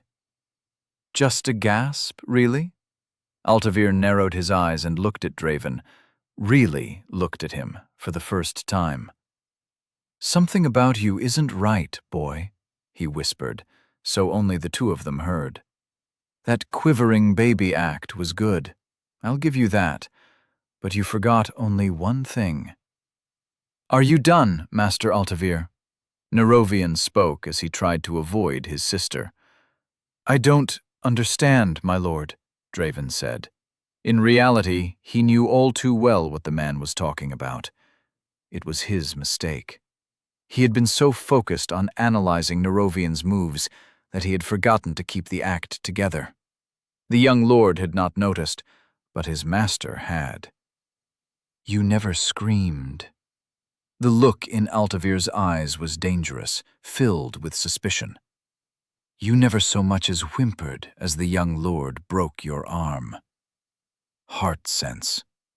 If Altavir was a mender worth his Hexion, he knew how to read falsehoods in people's lips, so lying was the last thing Draven could do. I'm used to it, my lord. He forced the words out. My previous lord was not so kind. It was the truth, though it missed a lot of context. Altavir looked at him, and without warning, his presence crashed into Draven's shield. He paled, falling on one knee as cracks spread in the fabric of the unbreakable veil. Hold! He forced them together with his will. Cracks spread throughout its entire surface. Damn it! Hold! He roared inside his soul. Draven's will manifested in front of him, spreading throughout the shield, keeping it together. Just as suddenly, the pressure vanished. The experience left him trembling on the ground, and this time it was no act. Whoever this man was, he was not to be trifled with. His presence felt almost as overbearing as Helvan's. I was wrong about you, boy. He turned and left. A lord's room was unlike anything Draven had ever seen. The bed alone was larger than the rooms he and Eamon had shared in weeks past. Embroidered artwork served merely as bedsheets. Warrior sculptures, frozen in glorious poses, became mere ornaments, forgotten in a corner. The bedroom flowed seamlessly into a library that put Helvins to shame. Rows of books on gold-engraved shelves hid the walls, but a thin layer of dust revealed why Draven was needed. In the middle of the walls of knowledge, Nerovian sat behind his desk, an open tome in front of him, hands furiously scribbling notes about whatever he was reading. Open books lay spread on the ground near the desk, piled into unstable towers that remained upright on luck alone. Draven got to work before the lordling found another excuse to relay his teachings. Stepping around the books, focusing on his breathing and stance to reduce the noise, he carefully organized them into whatever empty spaces he found. There must be order to chaos, low blood. Are you able to read? Nerovian sighed. Yes, my lord. Draven nodded. Then history books to my right, Empyrean manuals to the left, and everything else on the shelves behind my desk. His pen fell back onto the paper as soon as he confirmed his instructions were being followed. Empyrean manuals. That sounded like something worth taking a look at. But Draven needed to be careful. The last thing he wanted was to anger Nerovian with his curiosity. Whenever he opened a book, he took an extra amount of time to read its title, maybe even flipping through a couple of pages before putting them away. He opened a red leather tome, thick as his arm and heavy as a brick, and bottled his excitement as he read its title. A comprehensive study of the blood path. Damn him, the abyss, if he did not want to read it. But he could not. Maker forgive me, but that's the one thing I can't be found reading. A servant, a low blood as Nerovian called, had no place taking interest in the Empyrean paths. Something like that was bound to raise uncomfortable questions about his identity and motives. Minutes stretched into hours until the room was organized at last. I wonder, low blood, did you find anything that piqued your curiosity? Nerovian put down the pen and massaged the bridge of his nose. Studying one's areas of interest is often a more pleasant experience than... He looked at the tome in front of him and sighed. This. Draven immediately thought of the book he had put away. Abyss. He could pinpoint its location in the library with his eyes closed, but revealing it was out of the question. Yes, my lord. The Severing and the Red Eclipse. Nerovian's eyes widened marginally, his focus sharpening on Draven. He had the lordling's attention, the one thing he did not want. Damn it, did I say something wrong? I just chose something randomly. Curious. Nerovian narrowed his eyes. You are the first of my attendants interested in history, rather than the marvels of the Empyrean paths. One would think a low-blood would jump at the opportunity to learn more about the things they will never attain, rather than deepen their understanding of matters more easily accessible to the common eye. He stared at Draven as if he wanted something, an answer perhaps, though he asked no question. My dad once told me to understand the world I lived in, my lord. It was easier to tell a lie when parts of it were true. I never got his meaning, not before he died, so I have to make up for that lost time. The world we live in. Nerovian closed his eyes, leaned back in his chair and hummed.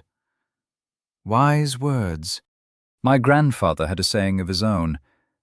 It's better to walk 1,000 miles than read 1,000 books. Draven did not know what to say. A journey of such magnitude was beyond his comprehension, and so was the idea of reading 1,000 books, so silence fell between them. It did not seem to bother the Lord. How could a simple journey teach more than the condensed knowledge of 1,000 minds put together? Nerovian shook his head, a sad smile on his face. He was quite old in the end, prone to spouting delirious nonsense. You are welcome to borrow that book. as long as you return it in the same condition. He waved Draven away in a clear, dismissive gesture. Return to my quarters before daybreak, and do not be late this time. Eridol escorted him to the lower levels of the castle, through hallways of bustling servants to empty halls filled with nothing but artwork. His eyebrow raised at the sight of the book Draven carried, but that alone did not tempt him to start a conversation. Draven wondered why the old man seemed so bitter. Lord Eridol? He broke the silence as they walked.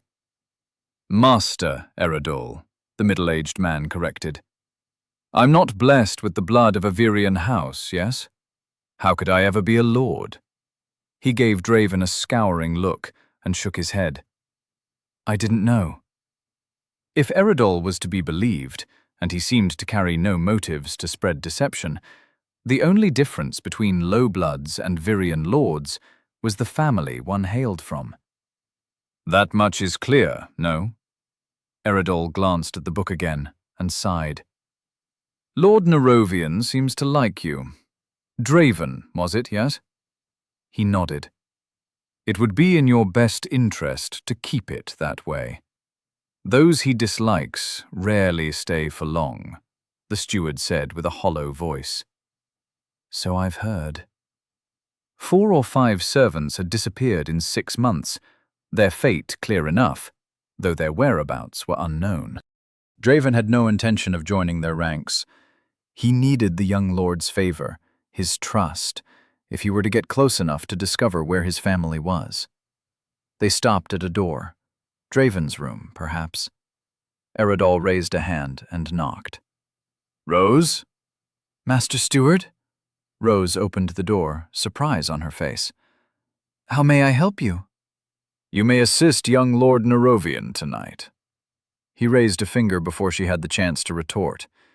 If you know what is best for your family, you will swallow your pride, yes? Eridol asserted.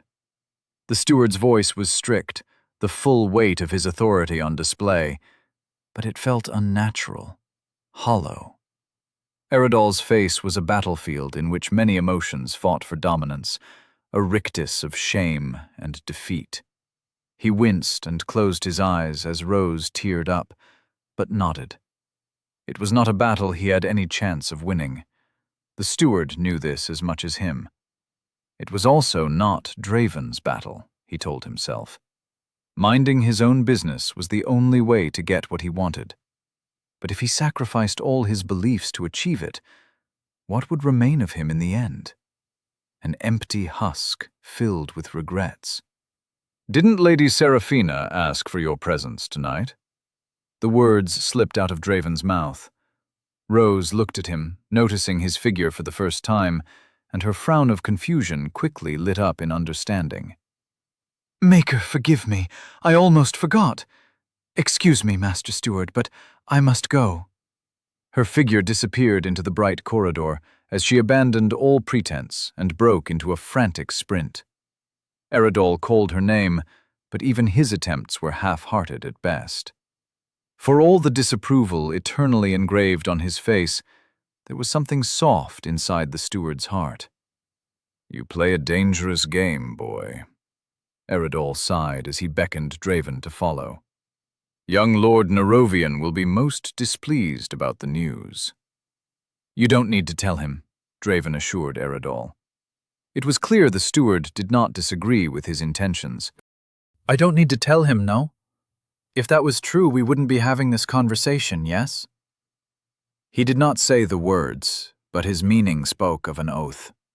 You protected Rose for a day, but at great cost to yourself, as you will soon come to know. What do you mean? Draven looked him in the eye. I brought up her appointment with Lady Seraphina. Perhaps I spoke out of turn, but I felt as if it was my obligation. So it seems, yes? Eridol raised an eyebrow and nodded. Let us both hope that is enough. Eridol showed Draven to his room before he left, his expression just a little lighter, as if some of the weight dragging on his shoulders had vanished. Good for him. But Draven had yet to see if that also applied to himself. Opening the door to his room revealed a familiar sight.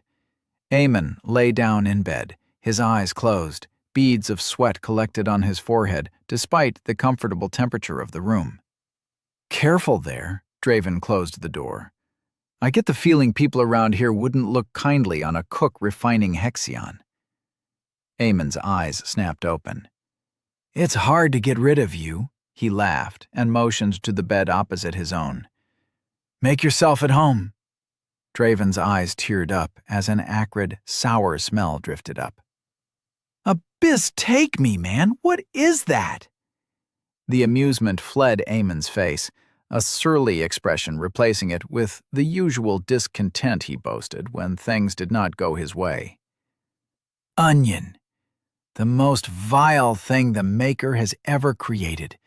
No matter how much soap I use, I just can't shrug off the smell."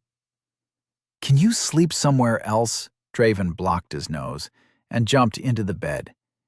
Eamon had been about to retort when his eyes drifted to what Draven carried in his hand, and there they stayed, as if transfixed. "At least some of us made some progress. But I never took you for a reading enthusiast." "Well, I'm not." Draven passed the book to him. "Just don't damage it or pass that rancid smell onto it." I don't want to get another beating lying low. Lord Nerovian is the violent sort?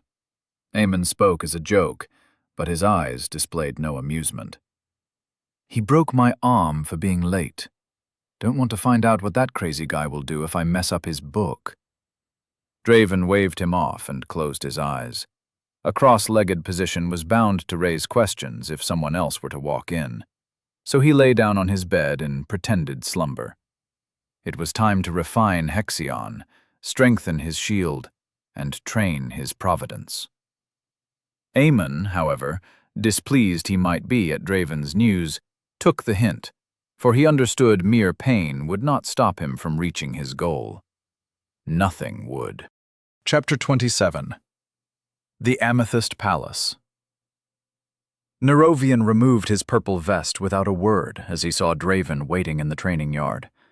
He was not late, not this time, but the look in the young lord's eyes foretold a lesson to come. It seemed even Eridol's efforts had not been enough to assuage his temper.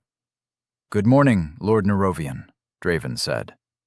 Respect and deference were the weapons he used to strike at the raging fire in the young lord's eyes. "Ready yourself, low blood." Nerovian's voice was icy. Respect was wind brushing against deaf ears. "It is time you understand not to meddle with matters that are not of your concern." He sprinted at Draven with measured steps, low posture, and bent knees. Anger might cloud his judgment, but the combat skill taught to him in years past was not forgotten by the outburst of emotion. A kick to Draven's thigh sent stabs of pain to his hip. A punch to the gut knocked the wind out of him, but he remained calm. He sent an arm flailing out, the perfect imitation of panic, and Nerovian took the bait. Draven stepped back and fell, rolling onto the ground, grasping his thigh with a grunt, while the young lord grabbed nothing but empty air. Virian or not, he was not about to let this bastard make a habit of breaking his bones. It should be enough now. An opponent on the ground, their pride reduced to winces and grunts of pain, was enough to put out even the fiercest of fires. Draven looked up to gauge Nerovian's reaction, and a boot greeted him in the chin. "You are my servant, low blood, not my sister's." Another kick cracked Draven's ribs. "My interests are your ceiling. Nobody else's needs should be in that uneducated mind of yours." Something bludgeoned Draven in the face. A dark sort of rage boiled inside him. "If I require the services of someone, it is not within your responsibilities to thwart it. Did that father of yours not teach you how to respect your betters?" Nerovian scoffed. Draven's father had been the pillar of their family, the strength and wisdom that kept the cold at bay, the hunger outside. After his death, after his murder, Draven's mother did everything to keep them safe, protecting them from those who might harm them, people like Nerovian. Perhaps if he had taught you better, you would not have ended up in Orisanth. Nerovian took his arm again. The rage that Draven had kept on a short leash broke loose. Something else took hold of his body. As Nerovian held his arm behind his back, his eagerness to break it clear in his vice-like grip, Draven pushed his head back and headbutted him in the face. The sound of bones breaking and the warmth of pain brought no respite to his anger. Nerovian thought he was better than him, but his blood flowed just as red. His heart pulsed with surprise, with undisguised fear, if only for a moment. Draven would have his blood, drink it, savor it as he despaired when the realization of imminent death dawned upon him. No! He shook off the foreign will that tried to guide his action. This was not him. A servant who strikes at his master. Altavir's voice drifted past his ears. Draven blinked in confusion. It was like looking through the eyes of a stranger, for he did not remember what had happened. Nerovian's nose was bloody, twisted in an odd shape. Draven's arm was in a similar state, broken beyond doubt. Yet he did not remember how such an event had unfolded. For 1 second, he blacked out. No, something made me black out. A rabid animal who deserves to be put down. Blood manifested around him in chains, binding his limbs with strength greater than steel. I knew there's something dark inside you, boy. It's good to know my instincts are sharp as ever. A spear burst out of Altavir's skin as he approached, crimson and crystalline like the armament overseer Trevor once wielded. The bald man's face was rigid with disapproval, and where Draven expected to see the pleasure at the contemplation of taking a life, there was only cold-minded reason. What is the meaning of this, brother? Lady Seraphina entered the courtyard with Rose, who wore a nicer outfit that resembled her own. Altavir turned around and kept his hand. Nerovian looked at his sister, made no sign he had heard her, and ignored the question altogether. Do you make a habit of ignoring your lord's orders, servant? He snapped at Rose, who cowered behind Seraphina. I will have you know, dear Nerovian. Seraphina's voice trembled with rage. She did not fancy being ignored. Rose is, as of yesterday, my handmaiden. Any further attempts to supersede my authority or to shame her will not stay as a quarrel between brother and sister. Draven was just glad they had postponed his sentence for a little longer. Nerovian whistled in outraged amusement. You would put these lowbloods before your own family, sister. Father would be most. Have you visited our mother this year, brother? Seraphina glowered at him. All the amusement fled from Nerovian's face. He clenched his jaw so tightly that some of his teeth might very well crack, but nothing of that mattered to Draven. He was not about to die, not a chance. If it came to it, his only option was to fight back. Hexion waited for his call deep inside his soul. Seraphina looked at Draven for a long moment, something in her eyes trying to convey a message. But he was too busy debating whether it was a good idea to free himself and run. Altavir, mend the low blood. He will do no such thing, Nerovian interrupted her. If Rose is your handmaiden, she is outside my authority. I will not abuse my position to interfere with your servant. Honor demands I respect Virian customs. But you, sister, better practice what you preach. Draven is not your primus, Nerovian. He is a servant of House Oren. I have every right to... Draven Orisanth. Nerovian's voice cut through her words. I, Nerovian Oren, Hereby name you as my sword, the shadow which shall guard me against ill, my Primus. Let the Maker hear these words, for they are true, and shall remain so." Seraphina opened her mouth, then closed it. A frown overtook her pristine face, a look of disappointment as genuine as the light of the torches. "I wonder if pride or custom will prevent you from bestowing upon him the same treatment his 4 predecessors incurred." "That is no longer any of your concern," Nerovian snarled through his bloody nose. "Empty words and empty promises," Seraphina sighed. "Look no further than your own blood to see the error of your ways, brother," she said before leaving. Nerovian clenched his fists and stared at the empty hallway. To mend or to kill? Altavir shook his head, the spear dispersing into a cloud of bloody mist that soon got absorbed into his open hand. "No matter where I go, I can never outrun this question. What will it be, Lord Nerovian?" "It shall be neither, Altavir." Nerovian shook his head, pinched his nose, and snapped it into place. "If I were to order his death right after naming him Primus, what manner of lord would that make me? A Primus protects his lord, but the oath works both ways." "An unconventional one," Altavir laughed, though his eyes displayed no mirth when he looked at Draven. "Clean yourself, Draven."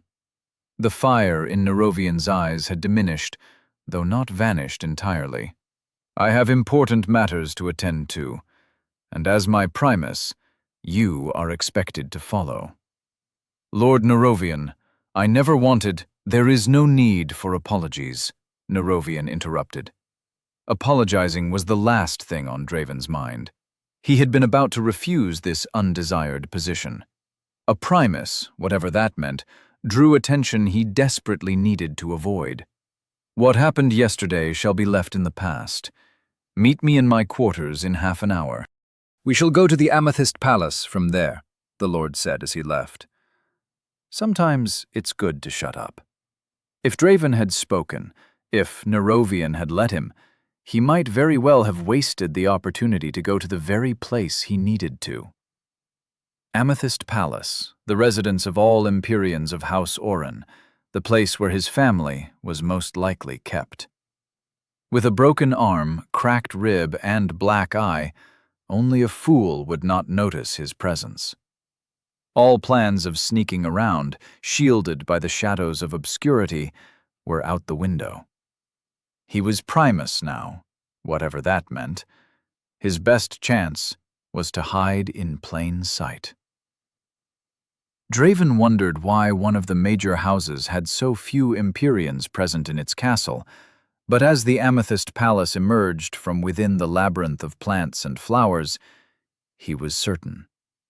Forged out of dark purple stone, its texture almost resembling that of a gem, the palace lay hidden in the center of the castle's inner part, like a precious jewel inside a geode. The Amethyst Palace was not as vast as the Oren Castle, which easily matched the size of a catalyst district, but that did not diminish its overbearing aura. The gardens surrounding it fed 4 entrances, each guarded by a pair of armored men, supplying the artificial gem of architecture with a steady stream of people Draven had never met. Guests, perhaps. The guards at the front gate were focused, their heads held straight with discipline and confidence. They held no weapons, for they were deadly themselves. Empyreans. It was clear to Draven, with no need for a word from the silent young lord. All the heightened of House Oren lived in this place. It was a death trap. "Young lord, the Virion is expecting you in the high chamber," one guard said. Nerovian nodded and passed through as the doors opened. The guards looked at Draven with glares full of suspicion, their attention focused on his black eye, hastily tied-up broken arm, and awkward gait. But they knew better than to prevent him from entering. Either they knew of his promotion, or the young lord's acidic expression made them reluctant to interfere.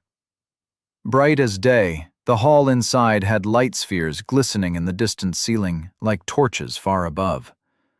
The ground was smooth like glass, a dark purple imitation that shone with a fuzzy reflection of whoever dared sully its pristine appearance with their steps. The walls were of a lighter shade of purple, and the occasional white and gold accents stood as reminders of the authority that reigned within. Well-dressed people, a lot of them, more than Draven could count, bustled back and forth. Servants offered drinks and aperitifs on gold and white metal plates, their contents probably worth more than the average low blood could earn in a year. Far beyond the rows of tables and chairs, secluded from the politicking and small talk of the sovereign gathered, stood a dark gate. A single person guarded it, but no one made a move to get close to him. 2 heads taller than even the tallest sovereign, dressed in bulky purple and black armor from head to toe, his eyes were the only thing Draven saw. One green, one black. It sent shivers down his spine. 2 men approached, lords if their clothing was any sign of their stature. 2 others, dressed in plain, less luxurious clothes, swords strapped at their sides, followed at a distance. If it isn't Lord Nerovian. Red hair flowed down the man's back in an intricate braid that fitted a woman more than a man, but Draven was not fool enough to point that out. His smile was wide, too wide, almost derisive. Lord Artros, a pleasure as always, Nerovian nodded, though his features disagreed with the words he uttered. Curt words. Nerovian and this Artros did not have a good relationship. Either that or the sore mood from previous events still lingered in his mind. We thought training would hold you for longer. A young man with brown hair, a square jawline, and green eyes nodded. How are your preparations going? It might be wise to ask your Lord Father if you have any doubts. Make her be my witness. Hexion is not something one should blindly experiment with. You got that right. Lord Balthrian, we have not seen each other in ages. A genuine smile adorned Nerovian's face, and even his shoulders seemed to lighten.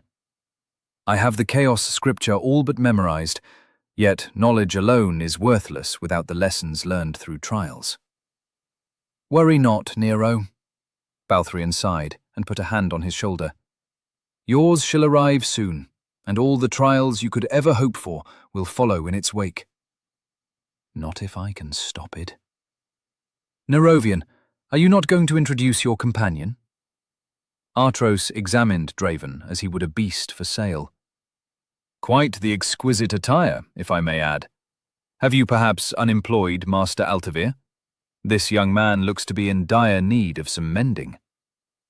A lesson for those who refuse to mind their own business. Nerovian stared at Lord Artros, the words unclear as to whom they were meant for. Nevertheless, he is Draven Orisanth, my primus, as of this morning. Surely you jest, Lord Artros burst into laughter. If you would excuse me, gentlemen, my father requires my presence. Nerovian gave Balthrian a nod, completely ignoring the astounded expression frozen on the other lord's face, and left without further clarification. The news must have spread fast, courtesy of a certain red-haired individual, as the entire hall was soon looking at them. Murmurs echoed amidst the noise, speculations, ridicule, but Nerovian did not seem to care. Draven was sweating. This was way more attention than he had anticipated. The station of a primus seemed to be a way bigger deal than he had thought. As they approached the lone guard, Draven broke the silence between them. Lord Nerovian, if I may ask something. What is it? Nerovian replied, yet his attention remained ahead. What is a primus? Draven had to ask, even though his lack of knowledge might raise some unwanted scrutiny. It seems important. Nerovian shook his head. It was a mistake. He cursed under his breath. One that I, unfortunately, cannot take back. The word Primus, Draven, means entwined fate, a brother of a different mother, someone with whom a lord must forge a bond of mutual protection. Why me, then? Draven blurted out. Not to sound ungrateful, but I just started the other day. Like I said, a mistake. Serafina has a way of making me lose composure. Nerovian shook his head as he approached the armored man. Lord Oren is expecting you, a deep, scratching voice escaped from under the helmet. As Draven moved to follow, the man blocked him with a massive hand. Not you, Primus, he mocked. Nerovian sucked in a deep breath, for he, too, understood the meaning of the man's words. Make her protect me, he mumbled, before disappearing inside. Draven moved to the side, beside the pillars, away from the people and the watchful eyes. The shadows were a good place to observe, and that was exactly what he needed. 2 corridors on each side, none of which were guarded. One set of stairs disappeared around a corner, presumably ascending the palace's heights, while another descended toward its depths, both of which were guarded. If they were to place my family somewhere, it has to be in one of those. Miners, or catalysts, were not easily affordable or easy to come by. The ascension only happened every 5 years, after all. Something as valuable as the key to producing new Empyreans was bound to be locked under heavy surveillance. You know, it's common courtesy to at least introduce yourself, a voice spoke from behind him. Especially since you are looking to steal my spot. A duel-worthy dispute, some might say. Burning green eyes stared at Draven, through him, from the darkness. A shiver racked his soul, effortlessly bypassing his veil, and he knew he was exposed. Chapter 28. A Fateful Meeting. The green-eyed stranger gave a knowing smile from the shadows. Young Lord Oren is not as careless as one might think. An Empyrean as his Primus only makes sense. The Lord matched his height, his brown hair, deep caramel eyes, and square jaw, evoking a sense of familiarity within Draven. But that shielding technique is sloppy at best. Yet I suppose it serves its purpose in muddying the sight of your Astra. Relief spread through Draven's body as his heart unclenched. The man knew he was an Empyrean, but he did not know what kind, what path he belonged to. It was the best he could hope for from an unsalvageable situation. Draven Orasanth. Draven extended a handshake. And I would appreciate it if you kept this matter a secret. Lord Oren would not look kindly if he found out. The green-eyed man ignored his warning. I can only imagine. Black eye, broken arm, a few too many bruises to count. Maker be kind, fellow, but on what manner of stairs have you been falling lately? Draven looked away. No name, no introduction. Whoever this person was, he also wanted his presence to remain secret. It was risky, but he had to take chances if it meant protecting his identity. Green eyes, sight that can pierce the soul. Call me crazy, but I don't remember House Oren inviting another evoker to their midst, Draven said. It was a bluff. He did not have the slightest idea regarding the guest list. But this sort of Empyrean was rare, feared.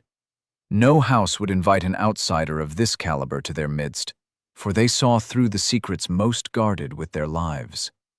A slight trembling in the man's left eyelid told Draven he had his attention. Not to worry, friend.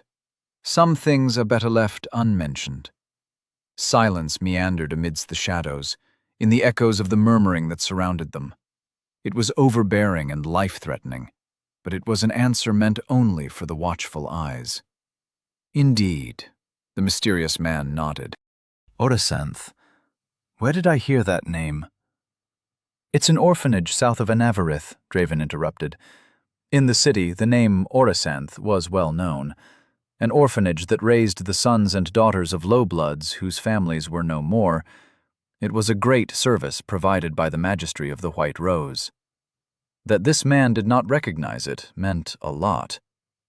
"You must not be from around here." His gaze drifted behind Draven to something that made his ever-narrowed eyes widen in surprise, maybe even a hint of alarm. It was only then that Draven noticed the murmurs had stopped. Silence reigned amidst the Sovereign as a single man strode forward, his steps confident and full of authority.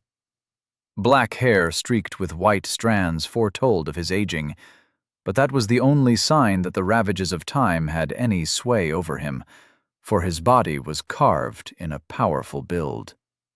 A black and white attire, simple with no ornate embroideries, yet luxurious in its lack of extravagance, adorned his figure as he made his way to the lonesome mountain of a guard. "Lord Nosfio, Master awaits you." The armored man spoke with a nod, a demonstration of respect that had been absent even to Nerovian Orin. "Azan," he said in a curt, raspy voice. Nosfio stood in front of the man, who was a head taller than him, yet his presence seemed to tower above the guard. "My son has been wondering when you would visit us again. Times are hectic, my lord, but we shall see if duty can relieve me after the day of the severing." He bowed slightly and moved aside. "I will hold you to that." Nosfio nodded and disappeared inside. "Early ascendance! He knows we are here now, you fool!" A teenager's voice chastised behind Draven. "Silence, Valor," the green-eyed snapped. Draven turned around to see a scene from nightmares. A green, ethereal head, with features distinct from the man's own, tried to free itself from his flesh. The nameless man had fallen to a knee, sweat dripping down the sides of his face. Another head popped to the surface on the other side. "He's a croner, you dimwit. Of course he knows we're here now. The guy probably walked around the entire room while we were frozen in time," the other head said. Specters. It did not take a genius to deduce. But how come they seem so full of life, of personality? The one who had hunted Draven earlier had resembled nothing but a husk of a person, driven only by orders. The more he examined the faces of the mysterious man and his two specters, the more they resembled each other. The ethereal faces looked younger, maybe 4 to 5 years. But if Draven ignored that, they might as well have belonged to a single individual. These three could have been brothers. No, something told him they were brothers. Triplets. "What are you looking at, Craven?" One face admonished Draven's staring. "Never seen a specter before? You think this is a show or something?" "Get lost, weirdo," the other one snarled. "Please, settle down," the man shook. "I'm losing the hold again." "Maybe you should just let us do it then," one of them huffed. "You were always too soft for your own good." The other sighed.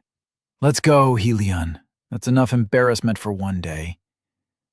The specters disappeared without another word, but the man did not rise to his feet. His heartbeat was fast, as if he had been running nonstop for hours. His heartbeat. With sudden realization, Draven noticed he could hear it. It came naturally, like breathing. He did not need to will the Hexion in some strange way. Hearing was easier when the noises were closer to oneself. But the hearing of a heightened sovereign was different. The noise, the music of hearts was there. He needed only to listen. "Nosfio, the blade of eons. Abyss, take my soul, eat it, and spit its rancid stupidity out." The man continued to curse as if Draven's presence had entirely escaped his mind. "Good meeting you, Draven. Now I must go before I find my head separated from my neck." "Wait, I didn't catch your name." a last attempt at putting a name to the face. Elevelain von Astreas, he said before stumbling his way out of the palace. Nobody seemed to notice his presence. He stumbled into people who gasped in surprise, yet their sights never settled on the man. It was as if he was not there, not to them, but to Draven. It was as if he had never left. At least his name still echoed loudly in the silent hall. Elevelain von Astreas. It was his father's family name. His real name. Draven entered the room with a head full of questions. Who was Elevelain? Who was Nosfio? What in the abyss was he supposed to do? He felt so empty. Everything was outside his grasp. One answer led to 5 new questions. Is this what incompetence feels like? Why the long face, Draves? Eamon peeked his head out from over the book. Got some good news. Wait, is your arm broken? Doesn't matter, man. I can heal it whenever I want. But he could not afford to reveal his capabilities like that. Whatever you say. After we get your family out, we are gonna jump that snotty-nosed brat. Eamon's eyes were cold. His tone might have been cheerful, almost a joke, but the promise in his eyes was a serious one. Anyway, I said I got some news, didn't I? Did you? Way to pay attention.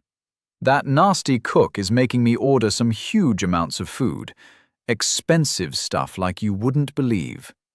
And when I say huge, I mean there's no way these people can eat that much unless there are some guests.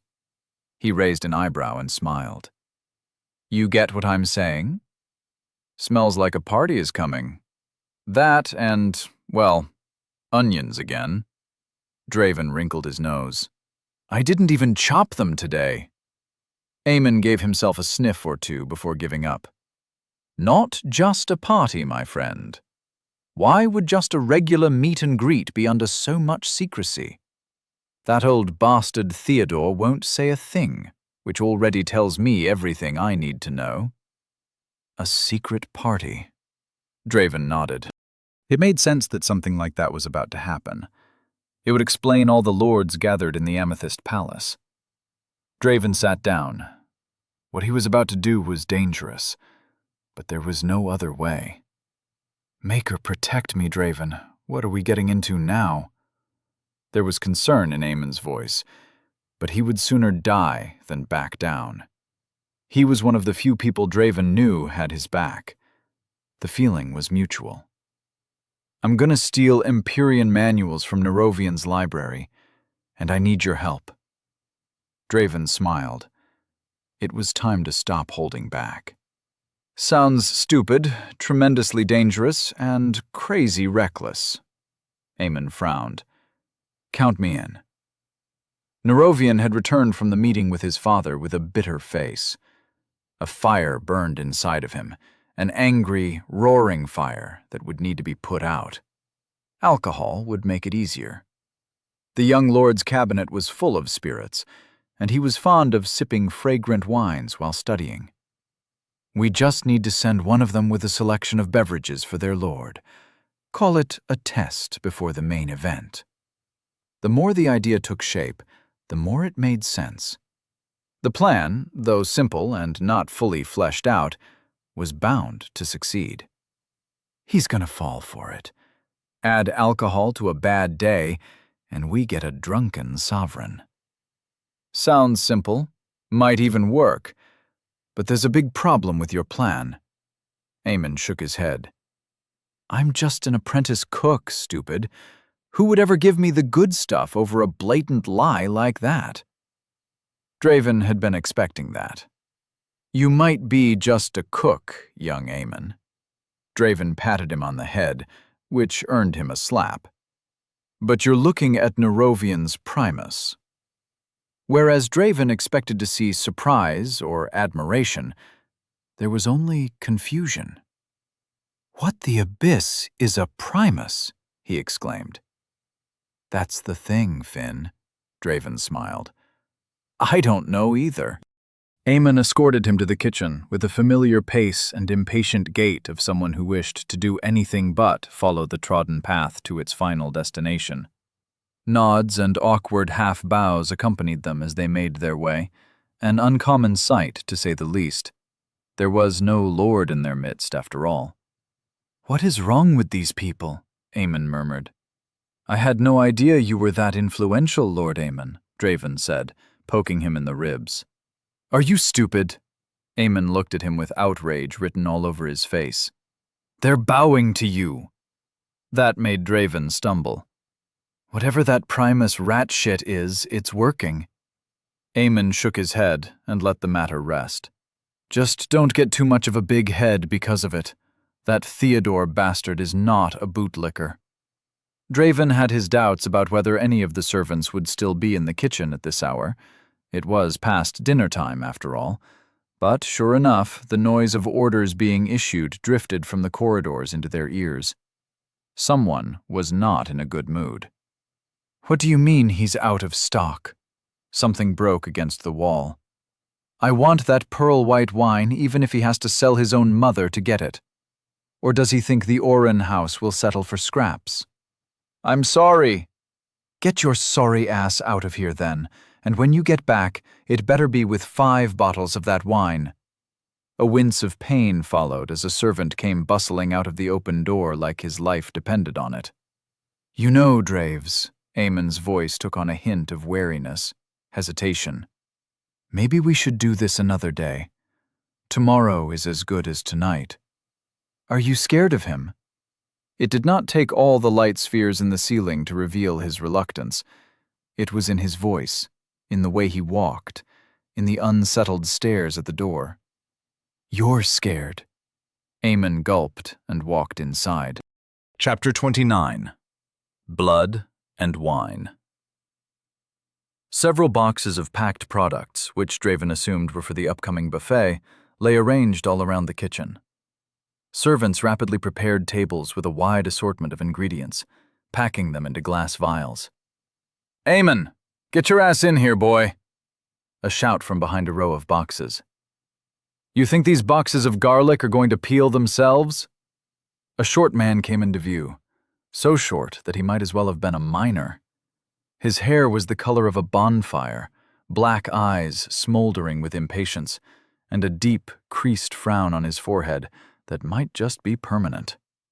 "And who in the abyss are you? If you have time to stare, you might as well go put those boxes away." His gaze settled on Draven with a fury that did not seem personal. "My name is Draven Ori. Did I ask?" He brushed past Draven, his compact frame carrying disproportionate power.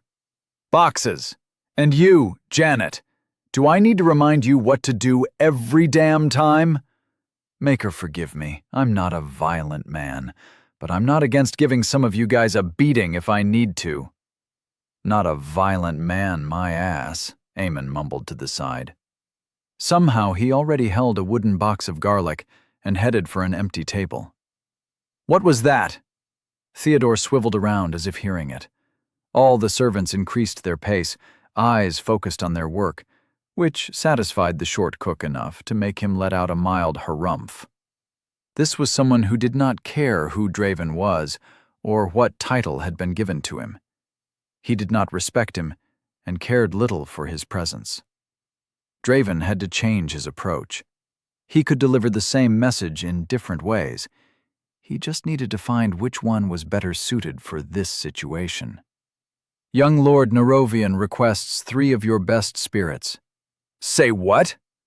Does he want me to break my back and go looking for new stock on such short notice?" Theodore guffawed until tears brimmed in his eyes. "That brat can keep dreaming about it."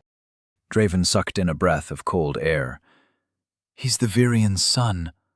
"And I am my father's pup." Theodore walked up to him. "Listen, brat, I don't give a rat shit about who you are.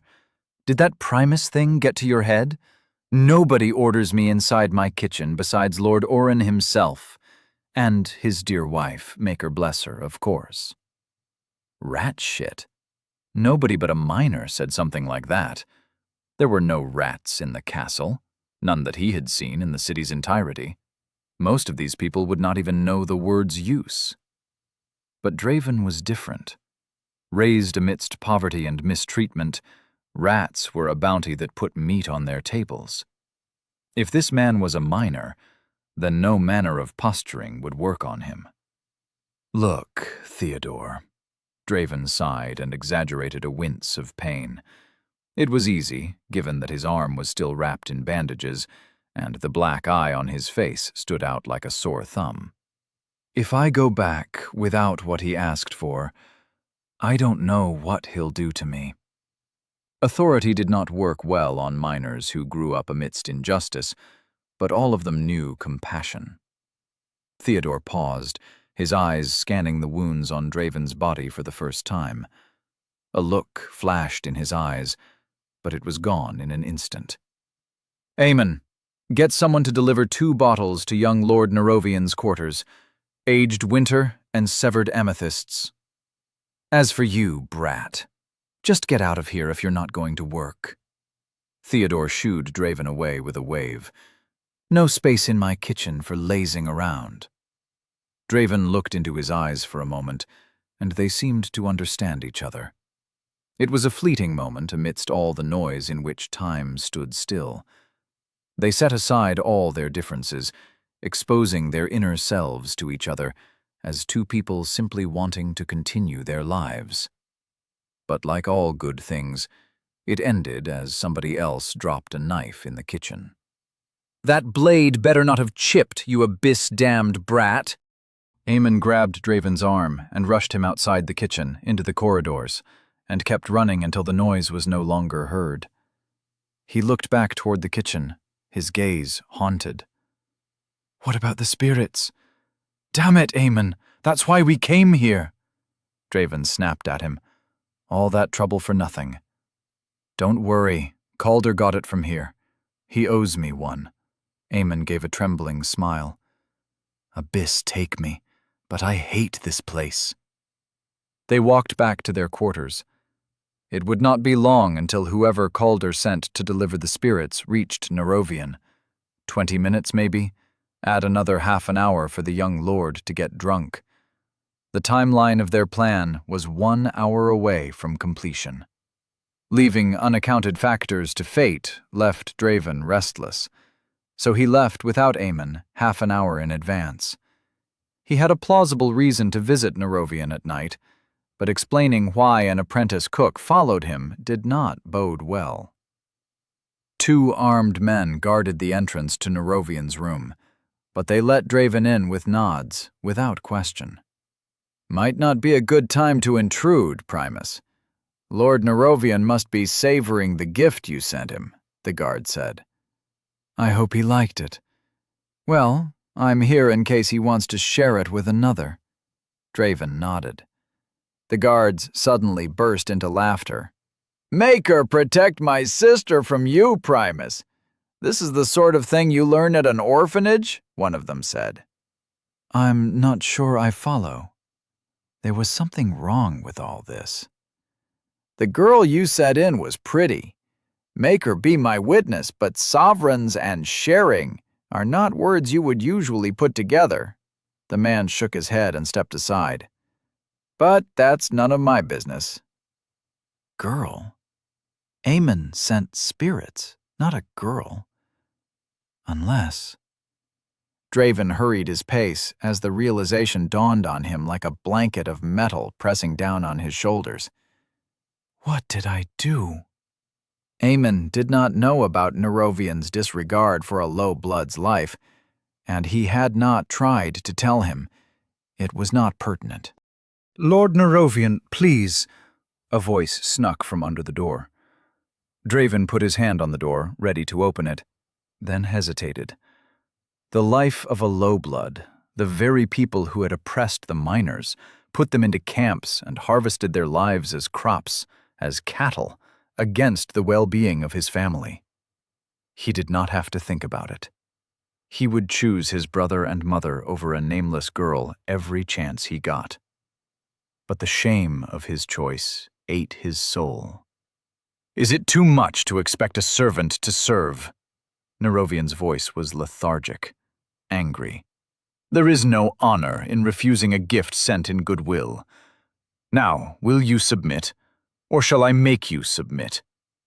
He was drunk. It seemed Nerovian did not need Draven's incentive to drown his frustrations in alcohol.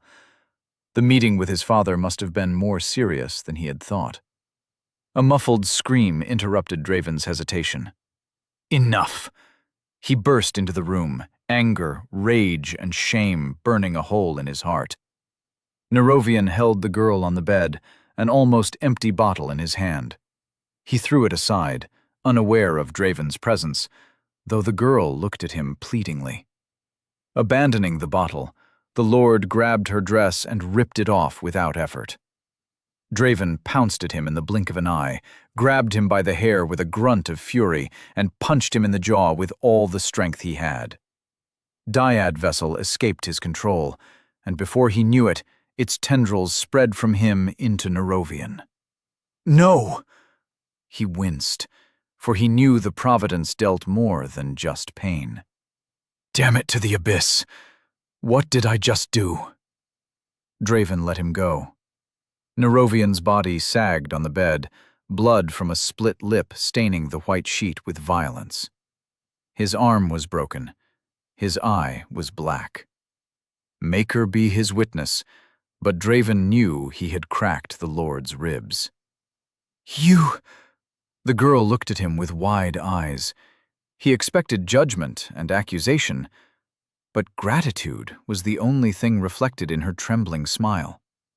Thank you. I didn't, Draven sighed, letting his arms go. I screwed up. He'll kill me for this. My family will die because of me. Damn it! Why am I so stupid? She's just a damn sovereign. The girl collected her ruined clothes to cover herself. She stood there in silence as trembling sobs escaped from her. Draven did not do that to her, but the fault lay with him as much as it did with Nerovian. The only solace was that he had stopped him before he could commit something that would haunt Draven for the rest of his brief life. He saved her, but at what price? Actions had consequences, and what he did only led to his death. The girl stood up, picked up the bottle, and threw it on the ground. What are you doing? Draven took her by the arm. Want the guards to come and kill us both? Shut up! She picked up a glass shard and ran it along her forearm, tears brimming in her eyes as she bit her lip to keep from whimpering. Blood flowed out as if invited, spilling onto the white sheet in a round pool of crimson. Help me patch this. Draven tore parts of her ruined clothes and helped bind her arm until the blood stopped flowing. The wound was not deep, just long. Blood on the sheet, a deed done. A lord in a drunken stupor who would not remember the events of the previous night. It was brilliant, unless the same person also had a split lip, a broken arm, a cracked rib, and a black eye. He was still doomed. The girl gave him a nod, took one of Nerovian's robes, and moved to depart. No, Draven whispered. You have to stay longer, or the guards will suspect you. Move him out of the bed, she said, after a moment of hesitation. What? Just do it, she whispered in a hurry. Draven did as asked, but saw no reason for it until she climbed back on the bed, stood on it, and jumped.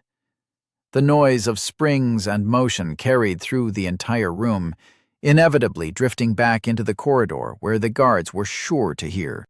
For 20 minutes they took turns trampling Nerovian's bed.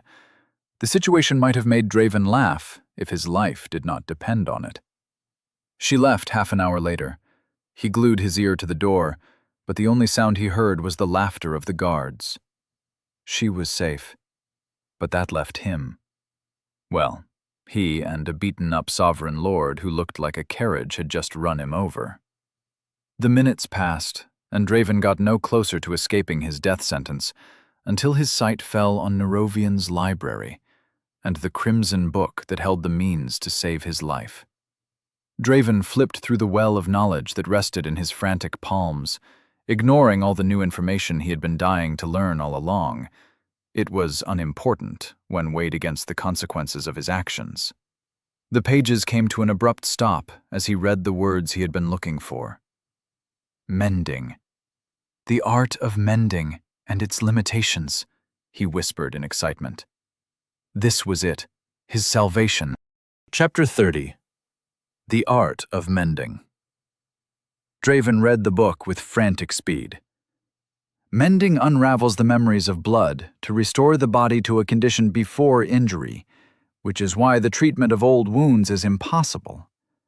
When the body has accepted its injured state as its natural form, mending will yield no results.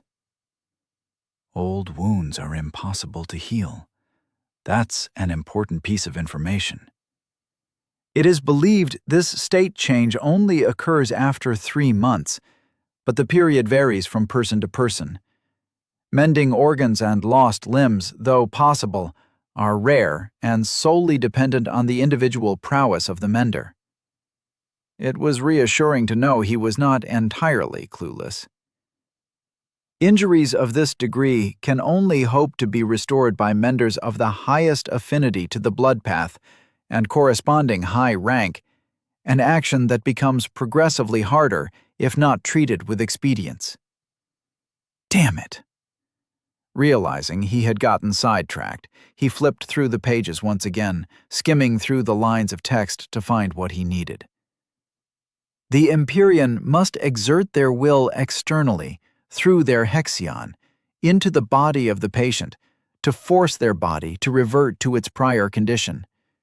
This action must be consensual, or the clashes of wills between mender and patient can risk dangerous side effects.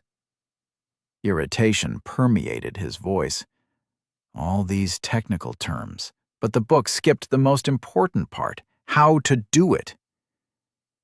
It's do or die, he gave out a trembling sigh. Myra's touch was warm, gentle, and subtle. He had to remember the feeling. It was the only way he knew to replicate the art of mending. He touched Nerovian's chest and felt his heartbeat. Strong, 2 beats each second, the normal for everyone else. Draven willed his hexion outside of his body in a thin strand. His eyes widened as the red liquid pierced through his flesh, as if intent on taking his life. No, damn it! Warm, gentle, subtle. The hexion's ravaging of his body subsided to an uncomfortably feverish warmth, but it would have to do. He urged it into Nerovian's blood vessels, begging the hexion not to kill him, willing it to be gentle. Mend. Don't break. His hexion and will flooded the unconscious young man until his entire body felt like a part of Draven's own. He sensed Nerovian's pain, like looking at a mirror. Dyad vessel's courtesy.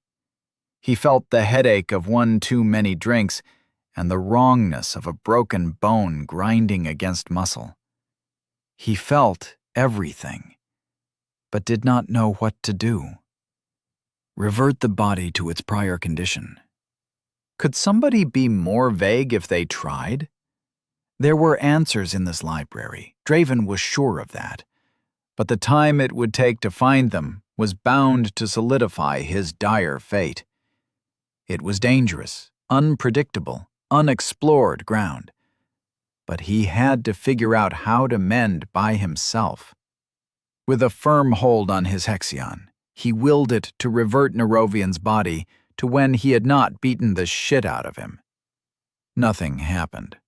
The hexion sang a confused tune, for it did not know what to do without instructions. Something was missing. It was crucial, the key to mending. It had to be. "Everything all right, Lord Nerovian? Primus?" one guard said. Damn it, he was just outside the door. "Did one of us require your intrusion?" Draven snapped at him, with genuine irritation. Know your place. He expected the door to burst open at any moment and the guards to come rushing in after not hearing confirmation from their lord. But nothing happened. The sound of footsteps faded as the guard returned to his post. Maybe the anger in Draven's voice had taken him off guard. Yet how long would it take for him to realize? Nerovian never said a word. His life was ticking away. Mending. How do I fucking do it? Nobody had ever taught him. The times it had happened to him, he had not even paid proper attention. He froze, his eyes widening as he remembered something. Nobody taught me. Not true. There was someone, something, that knew more about the blood path than Myra or he combined. And it beat 3 times each cycle. His heart, the core of a hemomorph. To know how to mend, to learn it, he just needed to observe what his heart did instinctively. The flow of mending Hexion, suppressed by Draven's will and the fear of discovery, resumed with a flicker of his intent. Mend me! He increased the drainage until the effects were clear for his observing inner eye. The Hexion mended broken parts of his body, including those beyond his awareness. It was simple, instinctive, as if the Hexion knew what it was supposed to do without his instructions. But the crimson liquid that seeped out from his astra did not have a mind of its own. If it understood what to do, that only meant someone else, something, was providing orders to it. Draven spread his will to every inch of his body, to every hidden corner, but found nothing. All the tendrils of his influence constricted, their searching narrowed to the one place that was foreign to him. His heart. A flicker of something brushed against his will, fast, gone in the blink of an eye. It was faint, but he found the fading traces of another will. Its influence spread throughout his body, subtle like spiderwebs hidden in shadows, concealed beneath the veil of anonymity, but it was present. Some of it was connected to his own will. It was part of him. It was not a part of him. It knew him better than he knew himself. Yet Draven knew nothing of it. He let his Hexion flow into Nerovian's body once more, for he now knew the error of his previous approach. His will touched the slumbering lord without resistance, and in a split second, he understood what to do. Mend! His thoughts carried his will, but it was Nerovian's unconscious authority that vetted and allowed the healing to occur. His split sealed in seconds. The black spot in his swollen eye gained a healthy shade of pink and returned to normal. The crack in his rib stole a noticeable portion of Draven's Hexion, but it quickly mended without a trace. Hexion pulled his bones together, and this time a lot of his reserves vanished. Draven's hands fell to the side, away from Nerovian. The last thing he wanted to do was wake the lordling up. He slept comfortably, the effects of one too many drinks unchanged by the art of mending. Good. Draven had work to do. A few minutes later, he left the room with a blood-stained white bedsheet. The guards stopped him then, one of them hurrying back to the room to make sure he was not a murderer walking away from one of his victims. But he soon returned with a relieved face. "What can I say? Eventful night," Draven said, dismissing the smirks from the guards and walking away. As he walked back to his room, the books hidden inside his clothes filled him with excitement. Manuals of The Blood Path and The Dream's Path, though their covers told a different story. It had been time-consuming to swap their contents, but easy considering no one had been watching. He took them out in the lightless corridor and read them without difficulty. A guide to harvesting poisonous herbs, The Soul and the Body, a Theory of Origin. No plan survived reality, but Abyss take him if this one did not work just as well. Another day, same routine. Well, not quite. Draven's old wounds were fresh again after unleashing Dyad Vessel on himself to cover up the fact that he had healed himself and Nerovian. Ignoring them had become easier than he ever thought possible, but a broken arm sure got in the way. Draven von Astreus, Dyad Vessel. Refinement, lesser. Bloodpath, reverence, lesser. No changes. Though Draven had not tried to expand his Astra, he at least expected progress with Dyad Vessel. But he found the road ahead longer than expected. The training yard did not bustle with grunts or the sound of clashing metal. It was silent, eerie. Nerovian stood beside Altavir with a grave expression on his unsullied face. No black eye, and his arm seemed to cause him no pain. Good. "Draven," Nerovian said before he had the chance to get a word in. "When I heard the news about what truly happened yesterday, I was surprised, to say the least. Abyss below, he knows." Hexion burned inside of Draven, ready to materialize with a thought. He should have read the damn book yesterday, but he had spent the entire night trying to find a place to burn the damn blood-stained bedsheet. "I can explain." "There is no need," Nerovian interrupted. Altavir walked beside him as they both approached him. "Master Altavir." He looked at the mender and nodded. Nerovian was delusional if he thought Draven would go down without a fight. He inscribed his will into the Hexion. Blood spheres.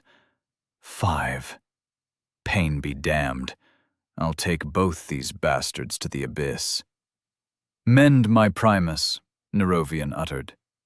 "I cannot have him injured for tonight's event. Besides, what manner of man would I be if I rewarded his gift yesterday with more punishment? There is no honor in that." "What? Oh, right."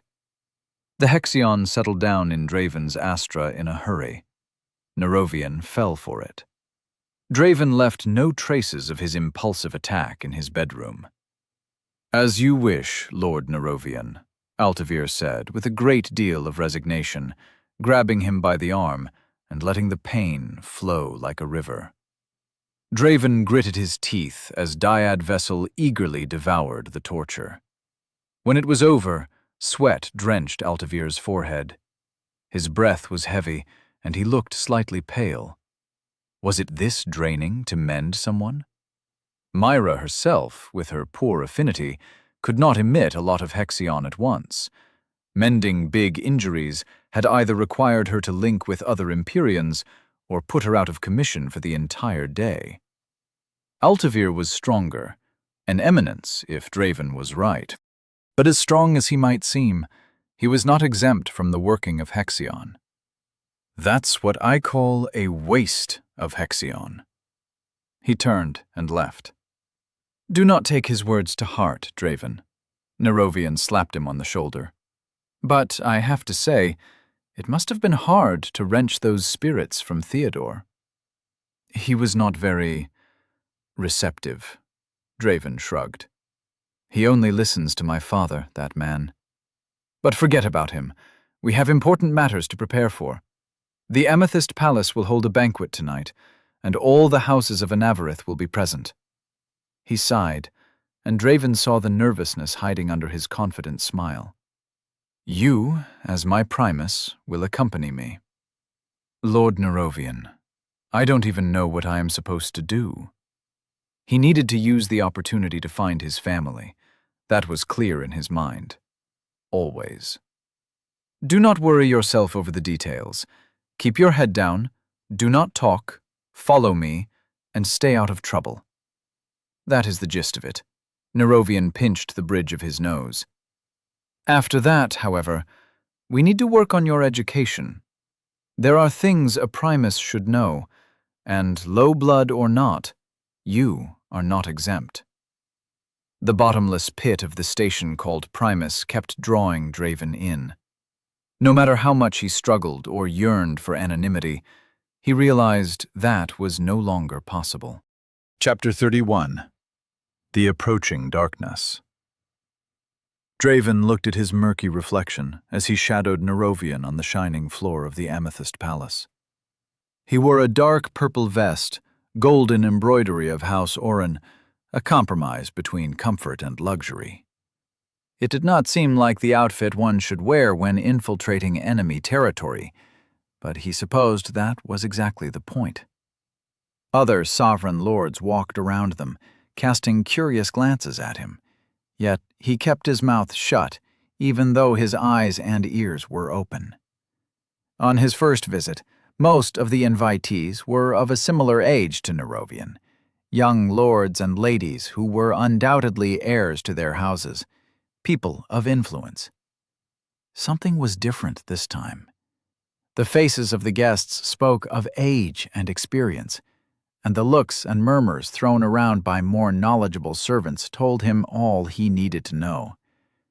These were the Virian themselves, the leaders of their respective houses, figures who held eminent authority over the future of Enavarith. Their heirs were still present, but the crowd of different generations did not mingle. "What a fine salon has your house thrown in this lovely evening, Nerovian," Lord Balthrian approached, with his green eyes shining like lanterns. "I wonder what this fuss is about. My Lord Father certainly could be in a better mood." "A question I have asked often, Balthrian," Nerovian returned the half-bow. "I am glad to see you are not ill-accompanied tonight." Balthrian chuckled and threw a glance behind him as if to confirm the words. "Artros is an odd creature. Sometimes I wonder if he despises or has taken feelings for you. But I suppose only the Maker holds the answers to such mysteries." "I will take hate over infatuation," Nerovian mustered a half-hearted chuckle. "Word travels faster than dreams. It is around us. Incessant gossiping and endless questioning," Balthrian said. It seemed every sovereign enjoyed beating around the bush, so Draven turned his attention elsewhere, to a more important scene. The Hall of the Amethyst Dragon, the room protected by the massive Empyrean. Why guard something at all times? Judging the group of Virian by how they behaved, the Lord of House Oren was amidst them. Knowing how he looked would have been an asset. The stairs in the far right corner were also guarded by Empyreans. One headed up, while the other one descended to the depths below the Amethyst Palace. It's either the hall or the stairs. Maker let it be the stairs. Taking his chances against two Empyreans at once seemed more realistic than imagining a fight with that mountainous man. Draven had only seen one being taller than him. Thinking about Astagon only brought questions, and those he could not afford. Not the time for doubt. "Is that correct, Draven?" someone called to him. His name, the disguise he wore to ward off Inquisition, and it was calling him. He looked up to see Lord Artros with an arrogant smirk plastered on his face. "Don't talk? Sounds good to me." With a glance at Nerovian, he returned his attention to the surrounding party. "You dare ignore me, lowblood. Insult my Primus, Lord Artros, and blood will be spilled." Nerovian snarled, and their surroundings fell into cold silence. Even if Draven wanted to, it was impossible to ignore the air of hostility that threatened to ignite with a stray spark. Lord Artros's eyes widened in clear disbelief. "We both know that blood would not be mine, Nerovian." He scoffed and approached the heir of House Oren without a drop of fear on his face. "Empyrean against half-breed. It does not take a genius to know the outcome." The crowd of listening sovereign gasped. Half-breed? What did he mean by that? Whatever insult he meant struck Nerovian like a punch to the gut. His entire demeanor changed at the mention of the word. His eyes were red and wide, fists clenched, and knees in the process of assuming a fighting stance. Balthrian walked in front of Nerovian, raised his hand, and planted a slap on the red-haired sovereign's face. "Have you no shame? To insult the host of a salon held in goodwill. I wonder what manner of education House Elore is passing down to its heirs." Blood trickled down Artras's split lip. "Infatuation, my ass." Hatred distorted the lord's face in an ugly rictus of impulse and reason, but he did not retaliate against Balthrion. "Ah, the energy of youth." A rough voice boomed in the hall. It seemed unimpressed. "Lords and ladies, my esteemed guests, reserve your feverous spirit for the hierarchy stand, where you will fight to your heart's content. No Empyrean arts, I am afraid." "Hierarchy stand? Why has no one told me?" Someone gasped behind Draven. "Lothair, fetch my armaments with haste." The gathered sovereign whispered similar commands. "It is the Maker's will to set injustice right." Artras threw a poisonous glance at Nerovian. Nerovian looked back at him. He traded no insults, no threats, but there was murder in his eyes, in the way he looked at the red-haired noble, as if imagining what to do with him. Empyreans of House Oren guided the younger crowd out of the festivities. Nerovian parted with a solemn nod to Draven. No words, a sign of his bad mood. The Virian steadily disappeared behind the guarded gate, where Arzan stood like a tower of flesh and metal. "Would you like a drink, my lord?" Draven turned around to see none other than Aemon. Black and purple suit, a silver plate full of drinks expertly balanced in the palm of his hand, and an excited grin plastered all over his face. Few remained in the hall besides the two of them, preemie of the other heirs and servants doing their jobs. If there was ever a good time to disappear, it was now. Aemon discreetly placed the drinks on one of the empty tables. There were no eyes on them, none that Draven noticed, but there were certainly ears. In a place where everyone heard even the most secretive whispers, speaking one's mind was courting death. "Lord Nerovian was told you had some rare spirits in stock. Courtesy of Theodore, if my memory serves me right," Draven whispered between them. A few ears perked up at that, though no surprise reflected on the faces of those intent on minding their business. A cover in plain sight suited what they were about to do. "Of course, my lord." Aemon nodded, and turned to guide Draven out of the hall.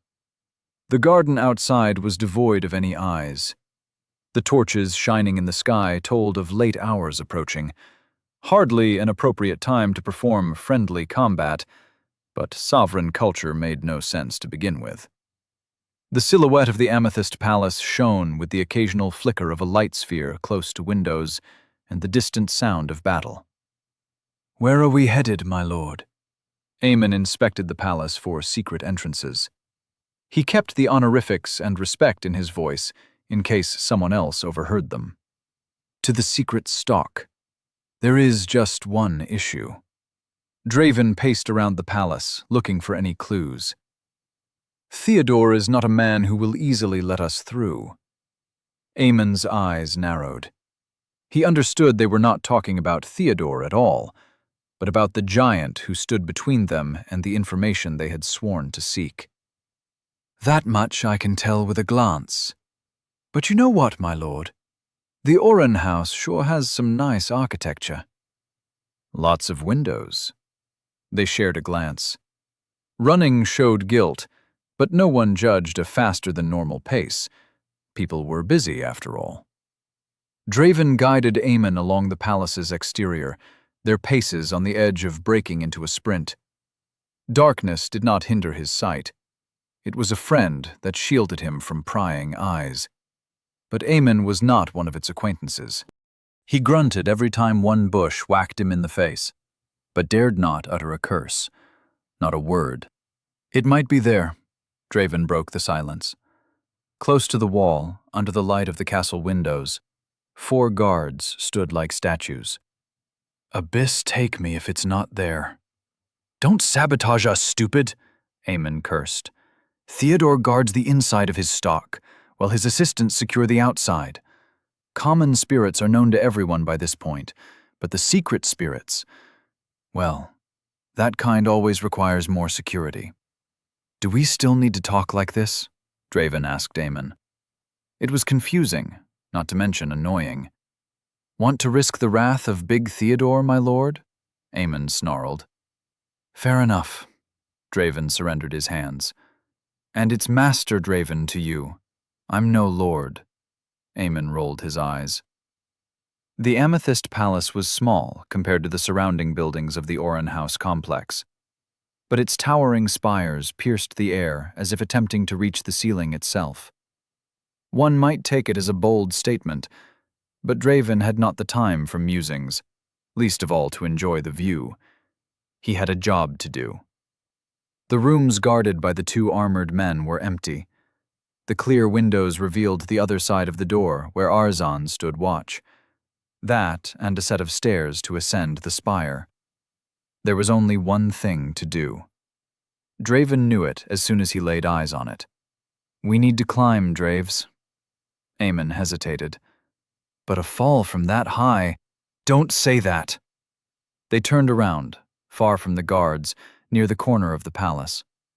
The layered roof was far above them, nearly at the height of a 3-story building. Is it even possible to jump that far? Draven did not know. The new, heightened body did not exactly come with a manual of limitations, and they certainly lacked the time and opportunity to find out. Remember, Eamon turned to him, don't make a scene. Draven jumped with all the strength he had. The wind rushed in his face, the ground grew distant, and the torches in the ceiling got slightly closer. He landed with a muffled thud on the ceiling. Not enough to be overheard, hopefully, but enough to cause Eamon to land with a growing scowl on his face. Let's go. Draven took the lead to guide them amidst the poor lighting. The spire had several open verandas, not to mention decorative, protruding squares that invited the uninvited. Draven closed his eyes and attuned with the raging waves of Hexion within him. The crimson fog burning outside of his astra resonated with the blood. It heard their whispers, as if it existed in synchrony with their beating hearts. One heartbeat behind him, 2 underneath him, the guards most likely. Several up in the spire. He knew where to go. He began the climb, and Eamon followed without hesitation. The wind brushed against Draven's jacket, a howling tune that urged him to look below, but he understood that was the last thing he needed to do. After a few minutes of arduous climbing, the heartbeats grew closer, numerous, agitated. Something was going on, and they needed to know. A stone dragon wrapped around the spire, masterfully carved in a way that it curved around the windows like a piece of art. Impossible. That sort of heresy might earn us a cleansing, Paradius. An outraged man's voice abandoned all sense of courtesy. What proof do you have of this? Draven and Eamon stood clear of the window, yet the whispering sounds of the growing commotion might as well be louder than yelling. Do you believe I would produce such news without evidence, Lord Elor? Paradius Oren, the lord of the very spire they now skulked on, snarled. In some sectors of Elysium, there are rumors of the torches blinking during the day. Rumors that I have confirmed with my very eyes. That is not enough, Paradius. A stern voice cut through the commotion with a veil of silence. But again, you are no fool. What else have you discovered? Draven knew that voice. It belonged to Nosfiel, the Blade of Eons, the man who had walked through the Amethyst Palace without a hint of concern in his eyes. Indeed, Paradius said. Draven looked at Eamon for any clues about the broken bits of information, but he stood transfixed, eyes glued to the crowd of strangers. Something was wrong.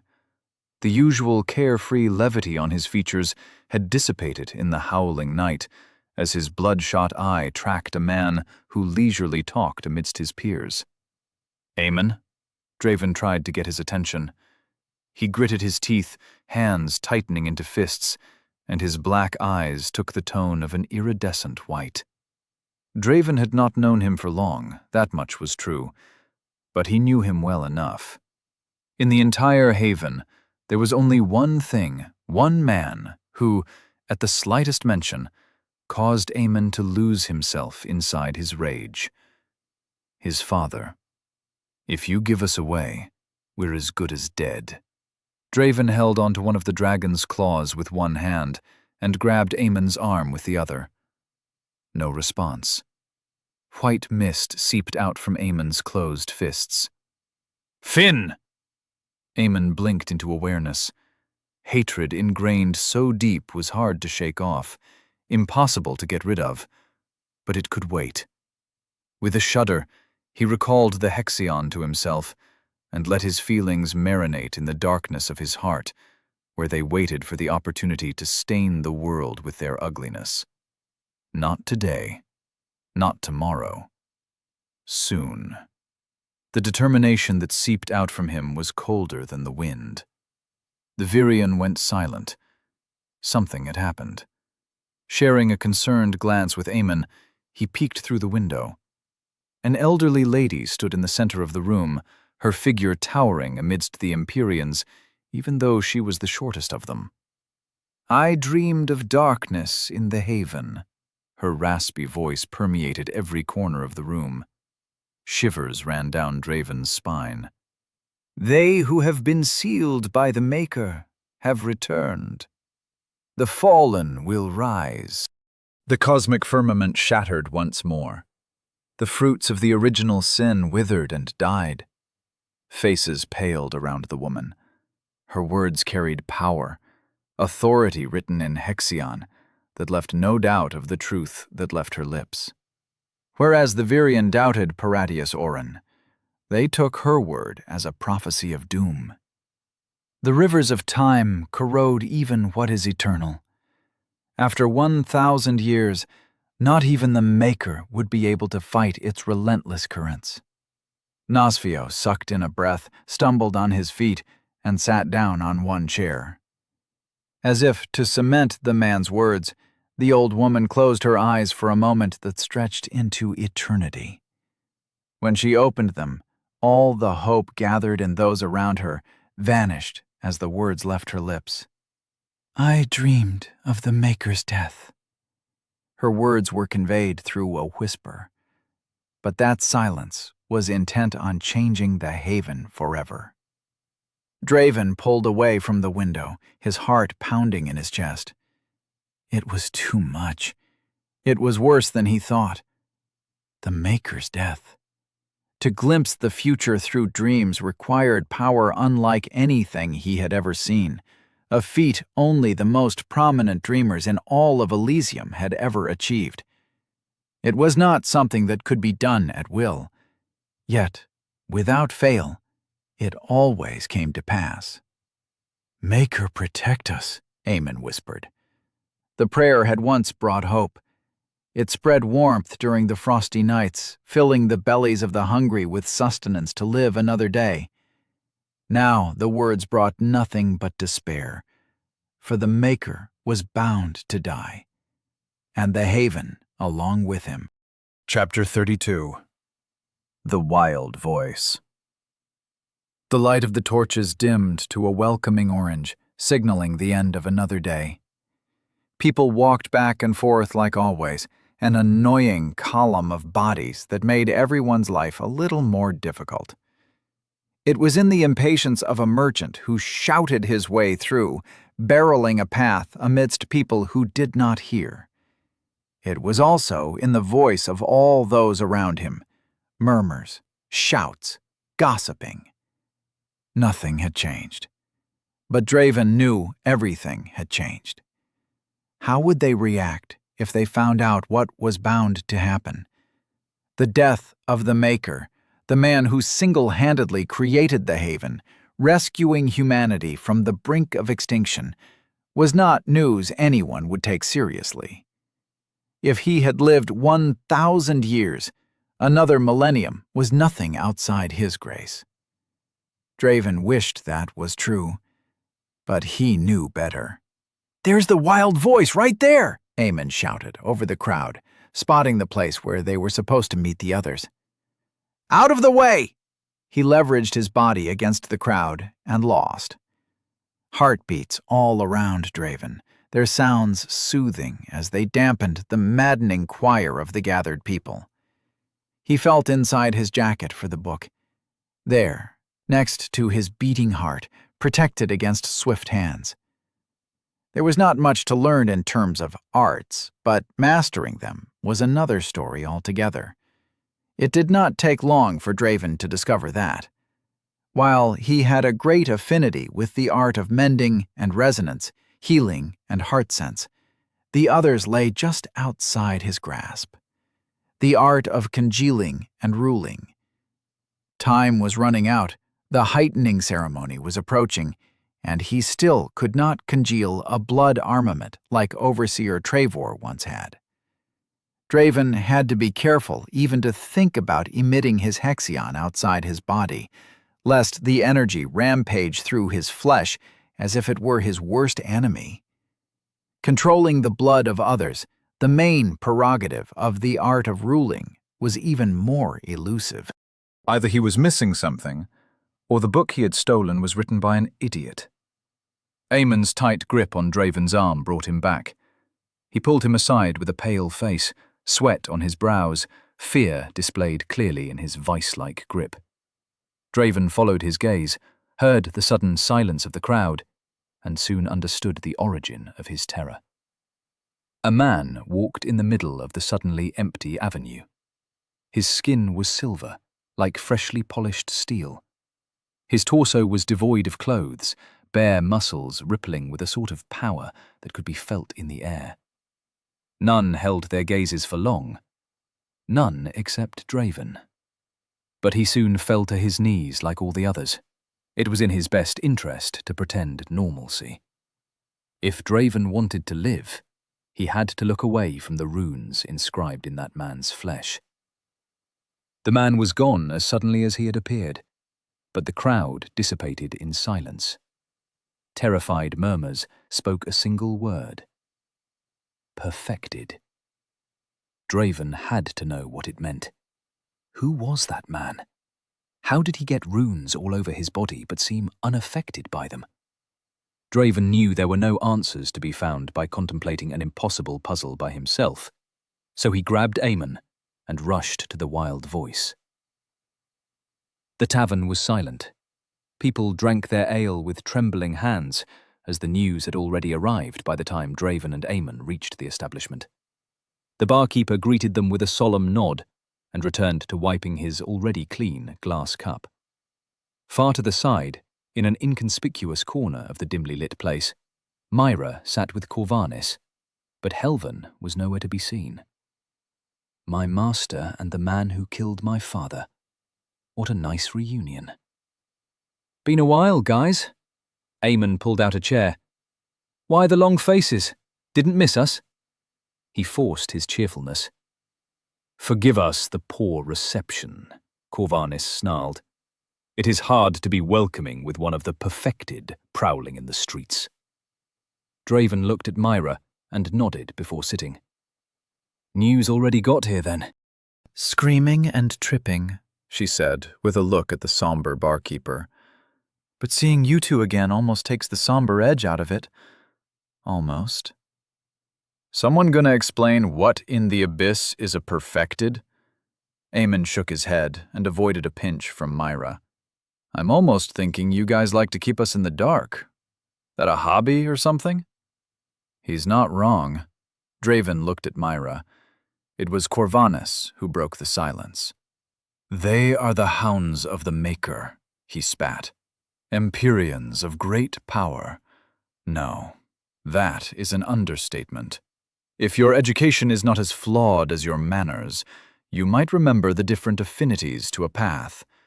Simply put, we are born with a tangible amount of talent that will dictate how powerful we might become.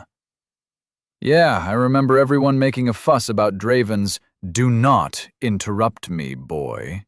Corvanus silenced Aemon with a glare. Training and diligence can bridge most gaps in affinity. That is true. I have seen it myself. He nodded to Myra. But some chasms are so wide that no amount of hard work can overcome them. Some people are born so talented that no hard worker can ever dream of matching them. Archons are what they are called. That silver-skinned man who makes Anavarith tremble with every step is one of them. Was one of them.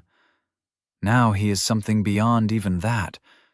The runes, whatever their purpose, augment a perfected's power to an incomprehensible degree. Corvanus sighed. He made as if to continue, but shook his head. If we were to gather all the Empyreans in this city, we might have a chance at stalling that thing for a few minutes, he said, before falling into silence. A few minutes. All the Empyreans in the city would only stall him, not stop, not harm, not kill. Stall. A shiver raised all the hair on the back of Draven's neck. The perfected might be powerful, talented beyond measure, but if Corvanus was right, the secret to their power lay in the runes carved into their flesh. What is he doing here? I thought Anavarith was the backwaters of Elysium, Draven asked. Well, the perfected won't act without the Maker's say-so, Myra clicked her tongue. So something is going on here that is not making the big man happy. You think? Aemon's voice got a little too loud. You know what? Tell her, Draven. Where in the abyss is the old man anyway? Draven ignored Aemon. How to say a piece of news that would shatter the peaceful lives of common people? Nice words, beating around the bush. He suspected none of these tactics would soften the blow once it landed. He took a deep breath, collected his thoughts, and let the words spill out in a hush so others did not hear. The Maker will die, and the Haven will fall. Could one? Myra scoffed, a smile on her lips. The expression lost its confidence as Aemon and Draven did not return the mirth. Come on, guys. You can't be serious. Right, Corvanus? The frown of disapproval fell from Corvanus's face as he realized none of them were joking. Seriously, where in the abyss is Helvin? That would explain why one of them came to Anavarith. An emotionless voice drifted from the corner of the room to their table. Dressed in black, hair as white as cotton, Helvin approached as if his sudden appearance was not at all uncommon.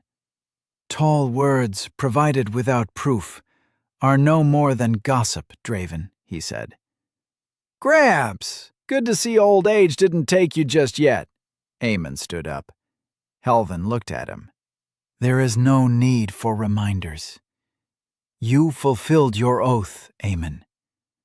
The words made Aemon eager to speak. There was a meeting on the tallest spire of the Amethyst Palace, a gathering of Virion hosted by Lord Paradius Orin himself. All of them had reacted the same way as the old man, but they had all believed it once an old hag spoke the same things. Describe the old woman, Helvin interrupted Draven. What was her name? They didn't say it. Short like you, white hair, wrinkled face, Draven explained, but Aemon interrupted him. Permanent white eyes, even while not emitting Hexion. I don't need to tell you what that means, do I? Aemon crossed his arms, grew nervous, and snatched Corvanus's drink, downing it in a single gulp. Dreamer, Myra sighed, apparently convinced. A powerful one. There is only one dreamer that fits the description. For all the Virion to take her word as truth, she must be none other than Millennia. Corvanus glanced at his empty drink. "If you would excuse me, I have to go." Try as he did, the overseer could not hide the worry on his face. Helvin did not stop him. "Not a rumor, but a prophesied dream." The elderly man looked lost for the first time. "I thought we had more time. I hope you forgive me, Aiden." Draven had not heard that name for a long time. It was no longer who he was, but the old man sure knew how to apologize when he was wrong. "It's not a big deal. I saw it with my own eyes, heard it myself, and still don't believe it." He sipped the frothing drink in front of him. It tasted sour. "I've done my part, Helvin, and I will do what I swore to do." Helvin held Draven's gaze for an uncomfortable second. "Prior to the day of the severing, when the Oran house lowers their guard, I will assist in retrieving your family."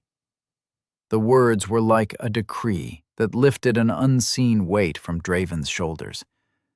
All the suffering, all the nights of silent training in the confines of his soul, it would all end. Skulking in the shadows, in fear of being found, it would end.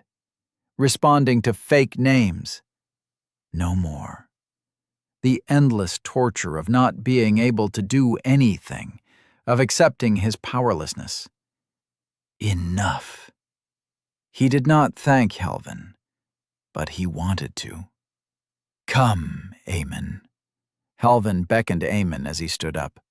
"I suppose it is time to teach you how to kill an evoker."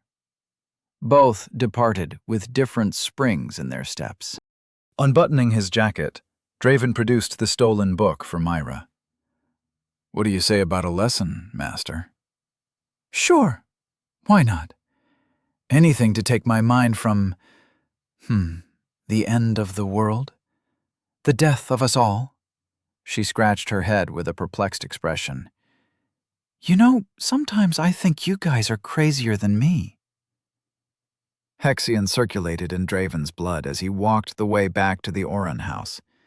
Following Myra's instructions, his blood vessels diluted the Hexion, which pumped farther with each beat of his foreign heart.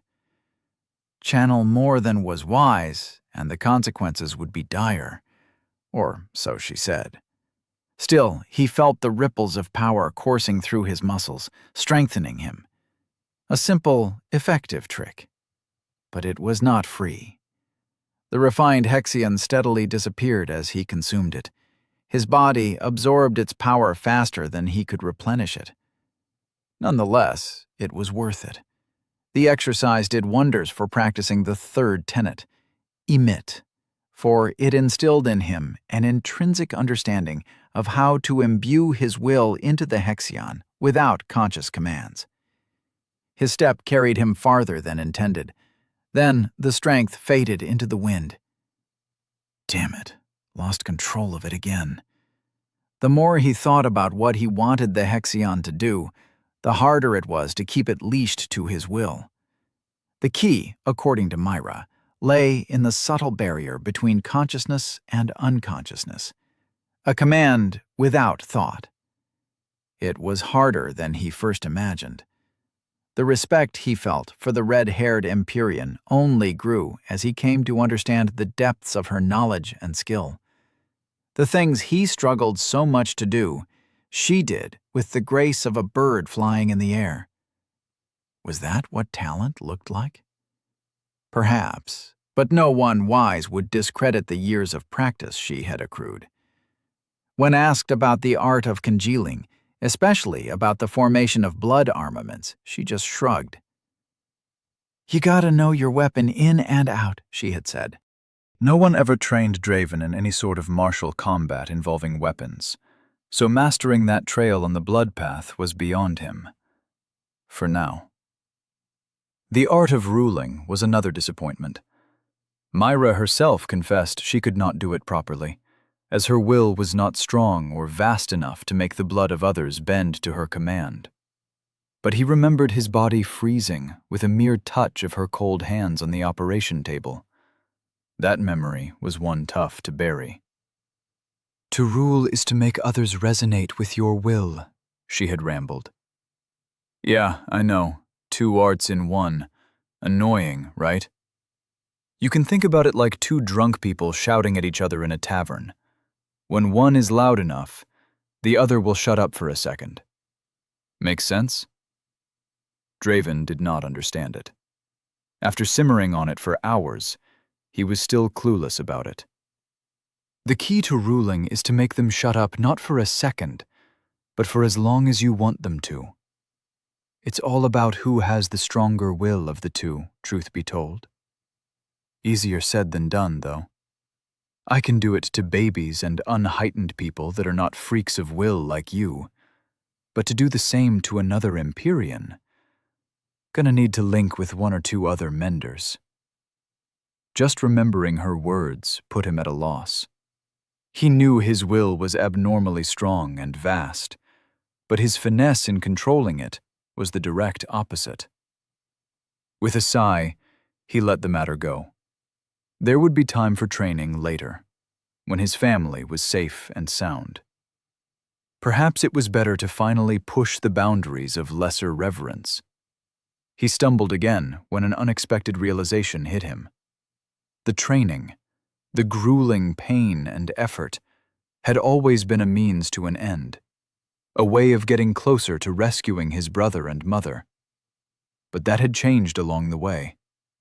As wrong as it sounded, he liked the routine, the feeling of tangible progress. It was part of who he had become. "Make a sound, and you are dead." A cold voice spoke from behind him. Chapter 33. The Blood of Astraeus. There was no heartbeat behind Draven. Wait, that can't be true. Someone followed his steps, but it felt distant. Its sound was muffled by a veil of emptiness that escaped his perception until the speaker had revealed himself. He was an Empyrean, there was no doubt about it. Hexion flowed out of Draven's astra by instinct, traveling along his veins, spreading its enhancing power to his flesh. The strange might be an Empyrean, but so was Draven. "You have 3 seconds to cease imbuing your body, Draven." A man appeared in front of him, a familiar face. "A mender against an evoker. It will not end well for you," Elevaline said. Draven let the Hexion fade. If he got close enough, evoker or not, he had a chance at killing him before his specters destroyed his soul. A wise choice. He walked past Draven, exposing his back. A trap, he knew it, for his heart raced in readiness.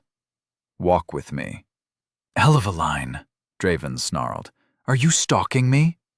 He shook his head as if the idea was beyond him. "I have better things to do than follow the primus of a minor house, much less an Orisanth. Or so I thought." Draven followed him as he talked. An opportunity would come. "Imagine my surprise when I found you were acquainted with the very traitors that killed my father," he snarled. What sort of nonsense is this? Did he somehow escape all of their detections and listen to their private meeting in the wild voice? Certainly not. The old man had been there, after all. There was no chance in the abyss anyone could take that geezer by surprise. But again, he only arrived later. "And I'm supposed to know who you are talking about?" Acquaintances. It could be Myra, Corvanus, Aemon, and Helvan. One of them had allegedly killed this man's father. "Do you expect everyone to indulge your nonsense?" His expression grew darker as they entered an alley. "I expect nothing, Draven. I demand it." His eyes glowed green. "To the abyss with this." Draven knew the man was about to use Hexion to call out his specter and whatever else an evoker could do. Hexion burst out from Draven's astra, traveling a painful path toward his fingers. Mind-numbing pain erupted from both his arms as the art was about to unfold, but it ended when something pierced his chest. A roar wrenched itself out of Draven's throat without restraint. He looked down, only to see a green arm made of mist bursting out from the right side of his chest. The specter, he thought amidst the screams. His arm fell listless to the side, dead, numb, unresponsive. Something tore through his legs, and he collapsed on the floor. His mind went blank. Pain. Torture. When Draven regained thought, he could not move. His throat was raw from all the screaming. His limbs felt foreign. Dyad Vessel had always numbed all the pain he suffered without fail, until now. He looked at Elevelaine, at the disgust on his face. He did not enjoy the sight of deeds, but that meant nothing. The determination in his tightened fists was enough to see it through the end. You see, Draven, scream as much as you want, but no one will hear you. He kicked a pebble out of the way. What the soul does not perceive will go unnoticed by sight and hearing. Keep your secrets if you must, but know that a specter can hold nothing from their masters. Fuck you! It was do or die. Draven let the well of Hexion within himself burst forth. He willed blood spheres to form, as many as he could, regardless of the damage they did to him. No, he wanted them to wreck his flesh, for that only fueled the power of Dyad Vessel. Before Elevelaine could react, Hexion exploded from Draven. The spheres pierced the stone building around them, causing dust to pour like an obscuring morning mist.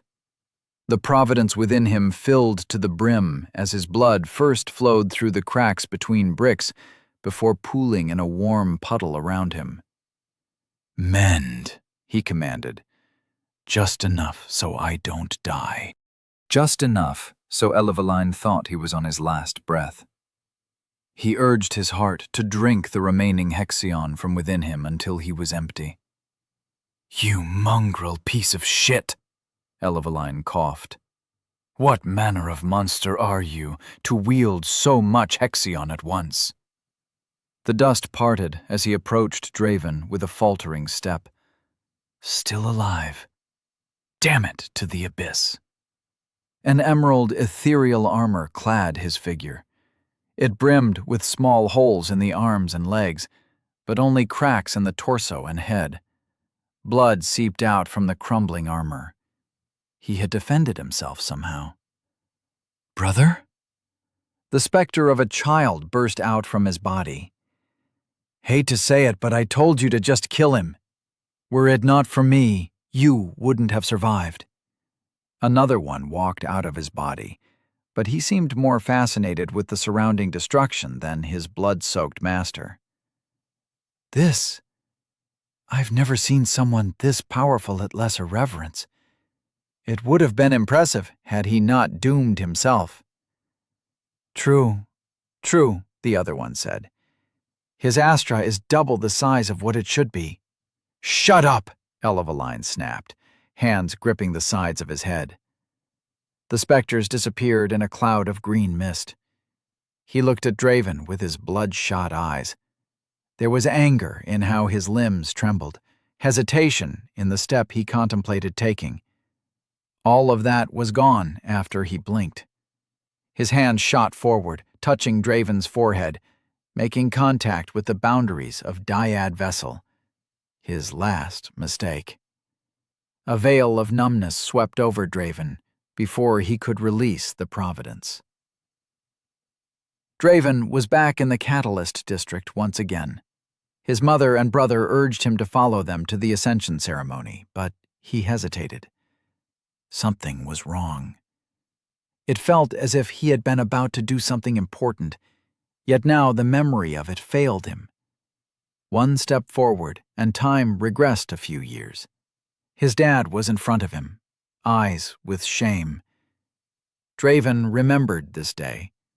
It shaped who he is. I know this won't make sense to you, Aiden. Trust me, if there was another choice, I would have taken it. Will's eyes brimmed with tears, an odd sight. His father never cried in front of him. But there's too much at stake. You'll understand everything when it's time. Just remember one thing. I love you, son. Draven's heart clenched.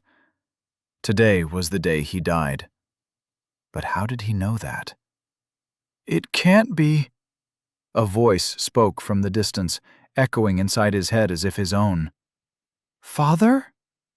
Pain stabbed his head. He blinked away tears, and when he opened his eyes, he almost flinched at the sight. He looked at the ground below, and fear made him grip the wall harder. Eamon climbed ahead of him, seemingly unbothered by what they were doing. His facade might fool somebody else, but Draven heard the frantic pace of his heart. I dreamed of the Maker's death, a woman rasped. It was still hard to believe, but Draven had to report it to Helvan. It was his ticket to getting his family to safety. The old man would know what to do. He always did. The entire world shook. Draven lost his grasp on the ornate dragon that adorned the window and fell. The wind rushed at his back. Fear. Panic. He flailed against nothingness, trying to get a grip on anything. But there was nothing to save him. He was going to die. This time, there was no escape. Draven opened his eyes with a gasp. Elevalane took a step back, his face pale, his lips trembling with a mixture of emotions complex beyond his ability to grasp. Where am I? Draven looked around, confused. Did I fall to my death? And this is the abyss? It seemed too mild, unlike the legends, not at all cold. Who? Elevalane backed himself against a corner for support. Who are you? Draven did not understand. Elevalane might not know his real name, but they certainly introduced themselves to each other before in the Amethyst Palace. Come to think of it, Draven did not recall the details of how they ran into each other today. The more he thought about it, the less it made sense. He tried to stand up, but could not. One look at his body told him the answer. A carriage had run him over. It was the only explanation. He beckoned the Hexion into his Astra, imbued it with his will until it became his own, steadily using it to mend the extensive damage throughout his entire being. There were holes in his soul, wounds that not even the most dire of failures with the unbreakable veil had incurred. What's going on? Draven used the pure Hexion burning on his Astra's surface to stitch them together, but he knew that would not heal them overnight. How did this happen? Was he training as he walked and somehow got distracted? It seemed unlike him to make such a big mistake. Answer me. How do you know Corvax von Astreus? Elevalane's voice stopped him dead. Memories rushed into Draven's head. He blinked, and his heart grew cold, for he remembered everything. The meeting in the wild voice, Elevalane's ambush, the way he had somehow entered his head. Unforgivable. Draven would kill him, no matter the cost. He knew too much now. If you're going to kill me, cut the crap and do it. Come closer. I won't make the same mistake again. Dyad vessel roared on the brink of release. Aiden, Elevalane said. The name took him aback. Son of Will Greystone. A ratling turned sovereign. A spy for the witnesses of the beyond. It seemed like an odd choice to focus on that after he saw the prophesied death of the Maker. Anyone sane was bound to prioritize the impending doom of the Haven over a minor-turned spy, but Elevalane did not. The way he looked at Draven now, though filled with anger, differed from before.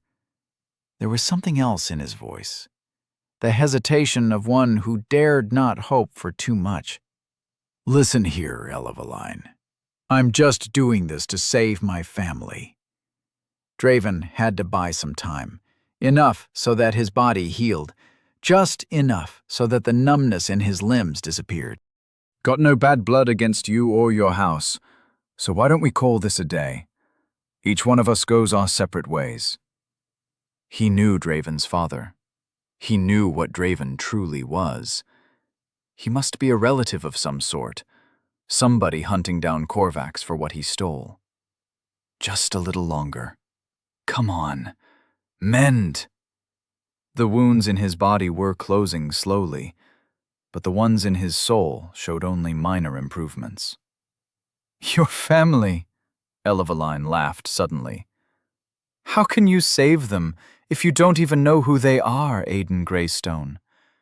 Your father was Korvax von Astreus, Korvax the traitor, the most powerful dreamer to have ever lived, second only to the Maker himself, who now is apparently going to die.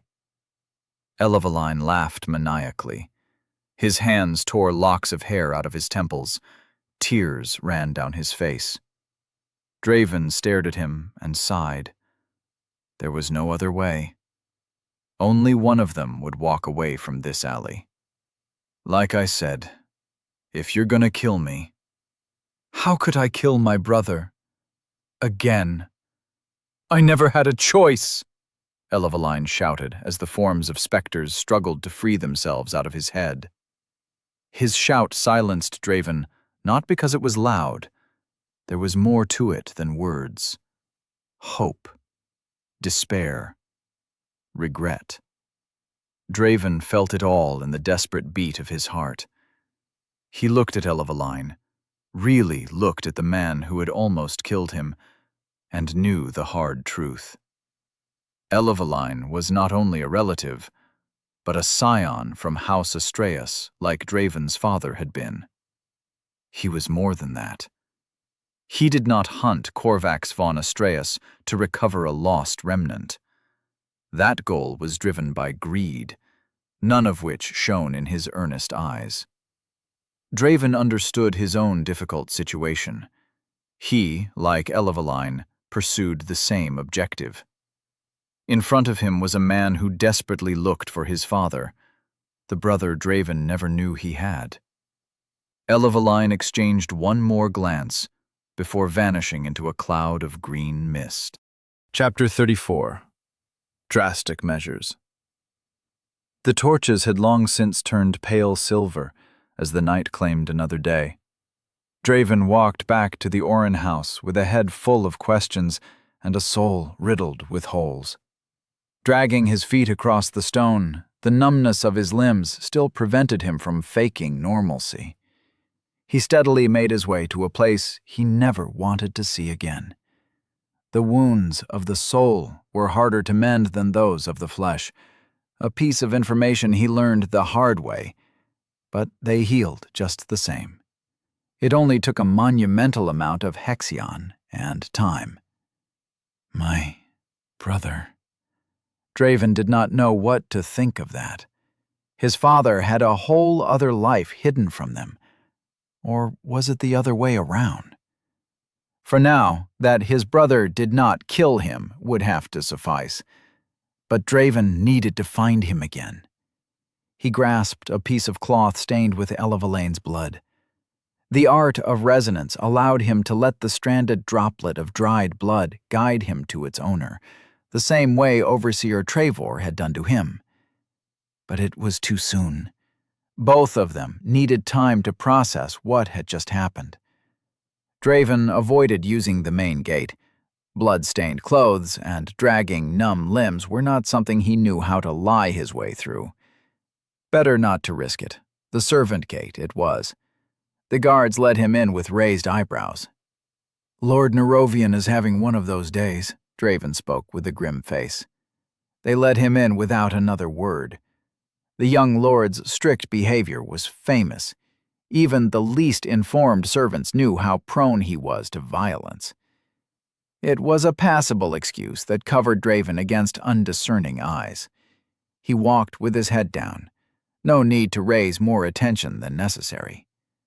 The least used parts of the labyrinth of flowers and foreign plants were usually empty, or so he hoped.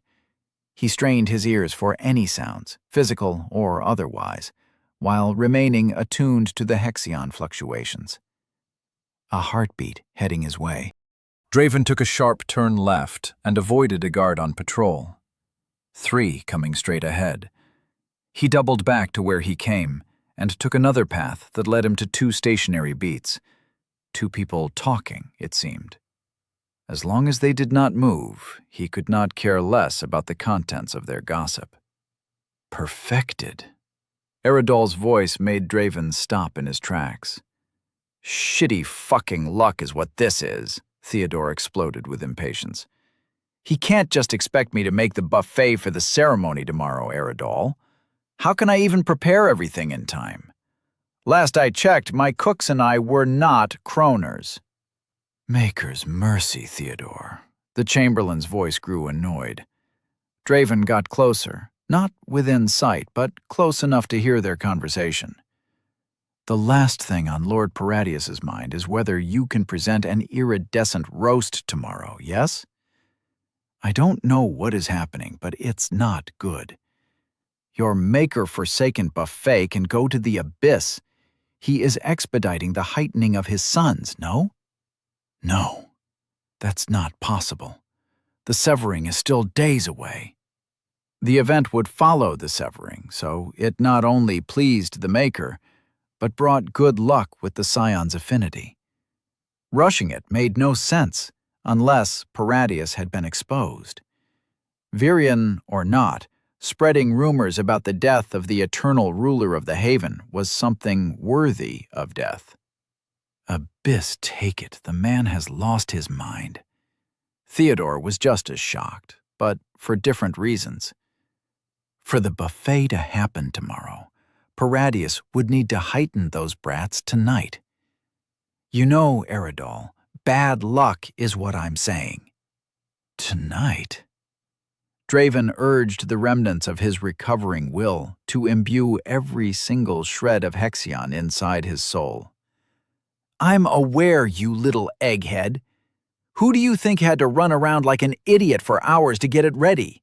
Me, yes? I'm too old for this, for Maker's sake. Eridol sighed. The Amethyst Palace is full of people who are even more miserable than you, so just shut up and do it. Like we all do, no? It's happening right now, Theodore huffed. It sure is. Even Arzan left his post by the lady's side to guard the lower levels. Must be the first time since that incident. Draven ran before they finished. Maker, let me be there in time. Please. There was only one entrance to the Amethyst Palace's lower levels, at least as far as Draven knew. Those stairs descended to the catacombs, a perfect place to undergo heightening, as it was virtually impossible to infiltrate. Arzan, Paradius, they are there. Fuck! The way to the Amethyst Palace was unobstructed, as Draven used the art of resonance to sense the heartbeats of all living things surrounding him. Not to mention the main house complex had never been tightly guarded. The same was not true about the palace itself. 6 guards stood in front of the main entrance. If Draven tried to make his way through, there would be questions. All the blood on his clothes was a dead giveaway. He avoided it. The palace was full of windows, courtesy of ostentatious sovereign architecture, and he just needed to make use of them.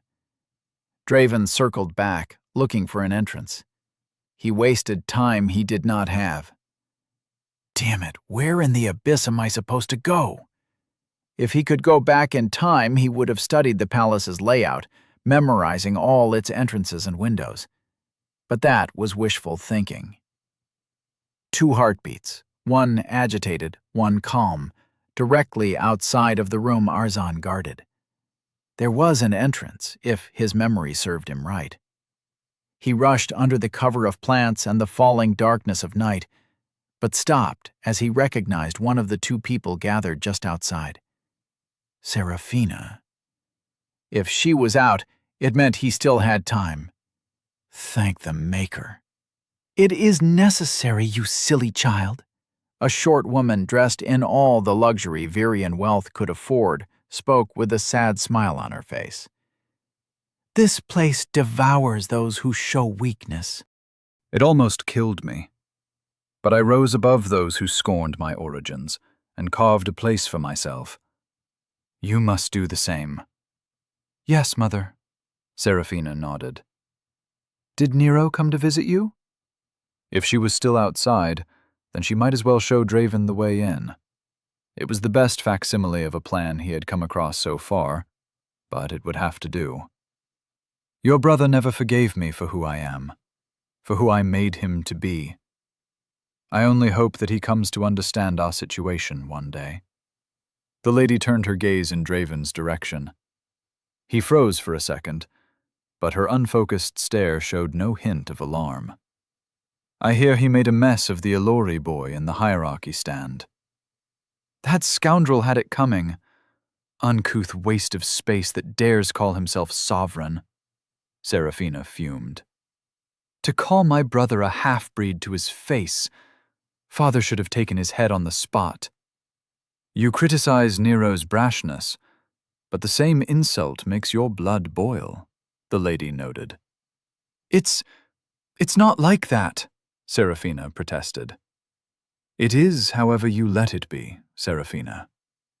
The more you let it be your weakness, the more others will seek to use it against you. I might be a rattling, she spat the word in disgust, but that does not make me lesser than anyone else. I know, Mother. I'm sorry, Seraphina sighed. Enough with the talk. Draven could not care less if the woman was the Maker herself. Show me the way in. Paradius Oren, married to one of the very catalysts his sector of the Haven produced. That truth might have shocked Draven another time, but his patience was running thin. Their conversation dwindled until Seraphina and her mother parted with a hug. Draven closed his eyes, abandoning all other senses besides the one he needed. Arzan was not present on the other side of the room, his strong heartbeat unnaturally absent, but the two guards stood like statues, guarding the way in. Seraphina's heartbeat became clear in Draven's mind as her mother climbed up the spire until she faded from his awareness. Straight ahead into the room, a sharp turn to her left, opposite to the ascending stairs. 2 seconds she stood in place. Draven opened his eyes to see her pressing her hand against the wall next to the portrait of Lord Paradius Oren. The bricks trembled. A flash of light illuminated the crevices in the wall, and the purple stone dissolved into dust that fell like a curtain to reveal a passage. Once Seraphina walked through it, the wall returned to its original state, with not even a grain of dust remaining as witness to the bizarre event that had just transpired. That's my way in. Her heartbeat grew distant, muffled, but Draven focused his entire being on grasping it. Down, right, straight, an unusual acceleration in its pace. Fear. It did not matter. He marched toward the guards, who spotted him with alarm. "Halt!" they both shouted in unison, swords coming out to point at him. "State your name and business!" "Put your swords away before I have your heads on a pike," Draven snarled, with no need to fake his anger. "I'm Draven Orisanth, Primus to Lord Nerovian Oren, and my business here is none of your concern." The guards looked at each other, sheathing their swords after recognizing his face. They examined the bloodstains and holes in his vestments before one of them said, "No one is allowed through. Lord Paradius's orders, Primus." Draven took a step closer, almost within reach. They were armored, but their sword hands had exposed skin. Just a little closer. "Not one more step," one of them barked. His hand hovered above the pommel of his sword. "Whatever business you have, Primus, it will have to wait until the morrow. Perhaps it is for the best if you clean yourself before sullying these grounds," the other one snickered. You are right. Where are my manners? I came here in a rush to deliver an important piece of news to my lord. Draven sighed. They would not let him through, and with most of his Hexion dedicated to healing his soul, he did not like his chances against 2 armed guards. If you would, deliver this letter directly to Lord Nerovian. Draven rummaged through the pocket of his jacket. Their eyes followed him with curiosity, but when their hands dropped away from their swords, Draven burst into action. He shot forward and grabbed one of them by the hand. Dyad Vessel roared, and the guard collapsed to the floor with a wet thud, blood flowing from numerous holes spread throughout his body. The other guard drew his sword. Draven turned around, taking a step back, but the cold metal slashed through his chest. "Sound the—" "No, you won't." He did not let him finish. A blood sphere shot from his hand, piercing the guard in the neck, who dropped to his knees, eyes wide, red warmth spurting from his wound. Bile rose in Draven's throat as he ran away from the unconscious guards.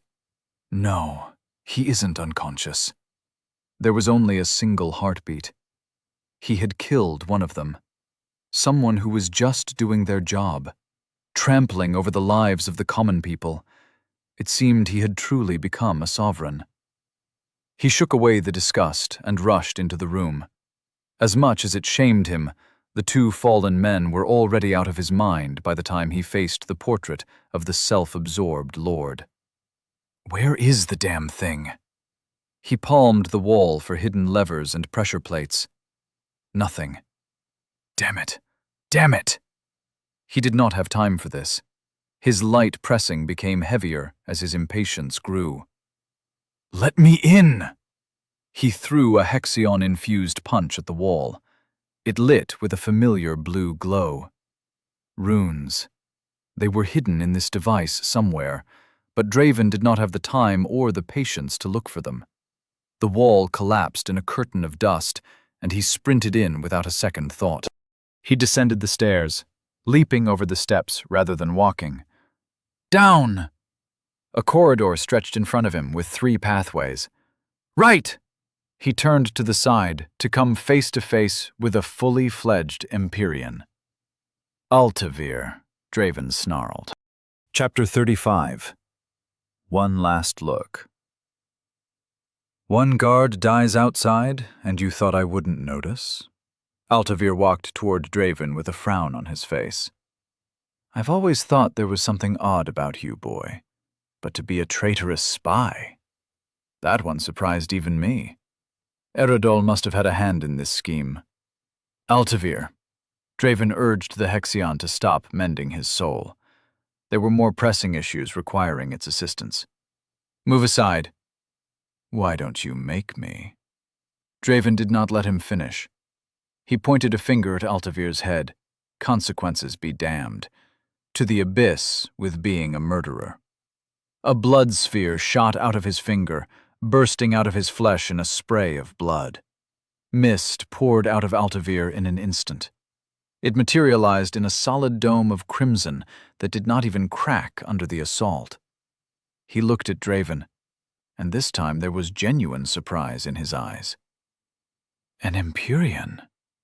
Maker's mercy, how did Paradius let this happen? More. Draven needed more. Blood spheres shot out of his hand one after another. More. Stronger. The dome protecting Altavir cracked. Security has indeed become lax. I'll have to discuss this matter with Arzan himself. None of this scandal would have happened if his lazy ass monitored the servants once in a while. The dome whined and cracked, pieces of it falling to the floor. I will get to the bottom of this, Altavir said, unbothered by the assault. Are you done, boy? Altavir nodded to Draven. If this is the best you can do, might as well surrender yourself right now and spare me the indignity of capturing you. It is clear to me you have some talent, but whoever trained an assassin like you, well, they forgot the training part altogether. Shut up! Draven roared. Why isn't it working? The blood spheres were powerful enough to pierce through rock, but all that power barely cracked Altavir's barrier. It was the difference between diligent, focused training and blindly treading through the unknown. Allow me to show you how a true mender does battle. Blood mist seeped out from the palm of Altavir's hand, congealing into 2 curved daggers. Don't die too soon. He pounced at Draven with the speed of a body enhanced by Hexion. Raising a hand, he stabbed at his face. Draven took a step back, gorging in the power that also coursed through his body, and avoided the blow. The other dagger shot at him in a slash to his stomach. Altavir was fast, but Draven could avoid it. He ducked back to avoid the slash, but his back hit something solid. What?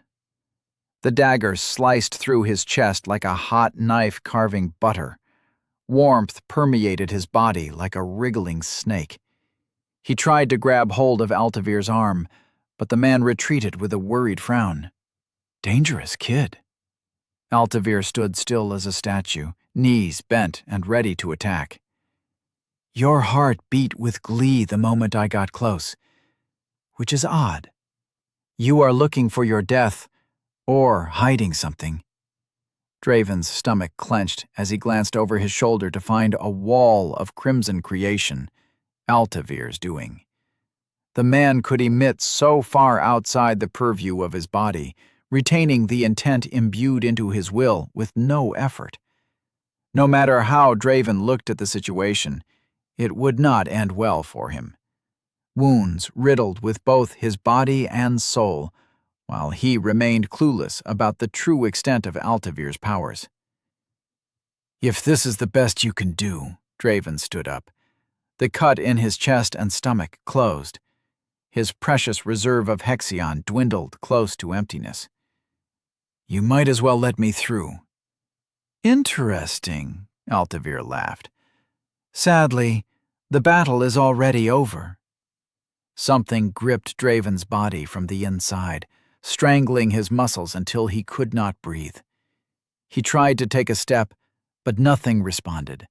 Only Hexion was still under his command. The art of ruling. I must confess, Draven, to mend a wound with so much proficiency is not something the average mender can do. It either takes talent or raw power, unlike what can be found on the outskirts of Elysium. The bald man prattled on. Maybe there is another option for you, rather than death. Bind yourself in full servitude to House Oren, and maybe Paradius will not behead you. Good, you bastard. Buy me some more time. An idea formed in Draven's head. He imbued his remaining will into the Hexion until it formed a small puddle. It was not enough to mend and attack, but it would suffice for a singular task. And become a glorified servant like you? Draven needed Altavir to get closer. I wonder, Altavir, that tail-wagging technique you have, does it take talent or raw power to get? Yes, my lord. Of course, my lord. Did you break a nail, my lady? Let me fix it right up. The smile disappeared from Altavir's face. Better than being questioned by an evoker, boy. But you will learn that soon enough. He walked toward Draven with the gait of someone who had already won. Hexion extended out of him in minuscule tendrils that connected to something behind and within Draven, feeding it with steady sustenance. So that's how he emits so far from his body. The moment Altavir touched him, he would be helpless. It meant an increase in the flow of Hexion and will that suppressed him. Drained as he was, there would be no route to escape his fate. Draven suppressed his emotion and clamped the rhythm of his heart so it did not give him away. Altavir took a step forward. Draven roared with the entire force of his will, shattering Altavir's hold effortlessly. Myra said the art of ruling depended on the force of one's will, and if that was true, Draven would not lose. Hexion coursed through him in a flood, extinguishing the force that held him suppressed. Falling to his knee, he rolled to the side and narrowly avoided a blood spike that pierced the ground. He raised his hand toward Altavir, a grin on his face. "That much will?" Altavir grunted at the backlash of his hold being broken. What kind of monster are... The crimson dome surrounded him in an instant, but that only made Draven's smile deepen. Altavir was not his target, after all. He pointed to the light spheres illuminating the ceiling, and a blood sphere shot out. Darkness fell into the corridor. Draven was drained both of will and Hexion. He fell to his knees, weak, dizzy. Altavir looked up, then from side to side. Petty tricks. Now we are both blind. Well done.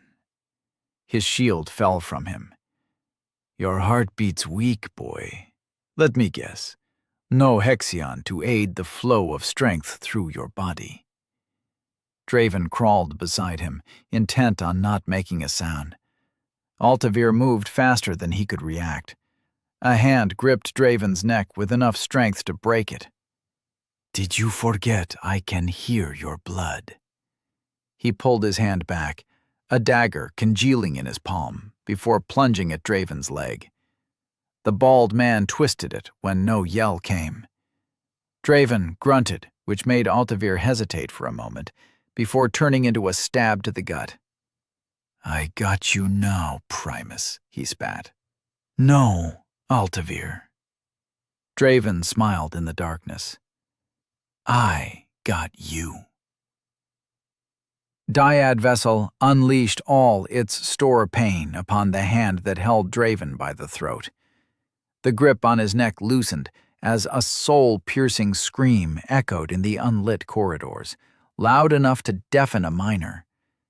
Draven looked down at the unconscious man, blood pouring out of him from countless little holes in his body, from a deep stab in his gut and leg, from slashes in his chest. He left Altavir to fate as he walked deeper into the corridor. 6 heartbeats stood motionless in the tunnel ahead. 2 of them beat with less power, faint but not unhealthy. His family. Hold on, Mom, Dan. I'm coming. Draven did not look back at the trail of blood he left. The corridor stretched farther than he imagined, but the dense concentration of Hexion in the air confirmed his direction. Whoever waited at the end knew of the battle that had just ensued, and they would most certainly be ready. Draven was not. Dyad Vessel was emptier than his Astra. His will was drained. Blue light made him falter as the corridor opened into a vast room. Runes. The ceiling stretched far above, with a single pillar jutting down from it and connecting to a silver box in the form of a room. A massive remnant, square, not much taller than 2 sovereign put together. Solidified, transparent Hexion and metal formed its walls. But none of that mattered. There were 4 altars inside, 2 of which held a child and a middle-aged woman. Dan! Mom! Draven wanted to bash himself against the wall, tear it apart, rip it to shreds. But he knew that would have been fruitless, for the men inside breathed with confidence. If it were possible to get in, at least one of them might have looked concerned. With deadly stares, Paradius and Arzan glared at Draven. They had sensed the earlier battle and resented his victory. Nerovian's eyes were about to pop out of their sockets as he stared in silence. Seraphina wrestled her surprise much better. Draven? Nerovian blurted. What happened? Paradius silenced him with a look. What have you done to Altavir? The Virian lord snarled at Draven. To think that the other houses would fall so low as to send an assassin. They will regret this day dearly. Nothing less than he deserved, Draven told him, buying time. The ritual had not started yet. He looked around for entrances or any sort of mechanisms to deactivate the Hexion. No luck. He had to make them do it.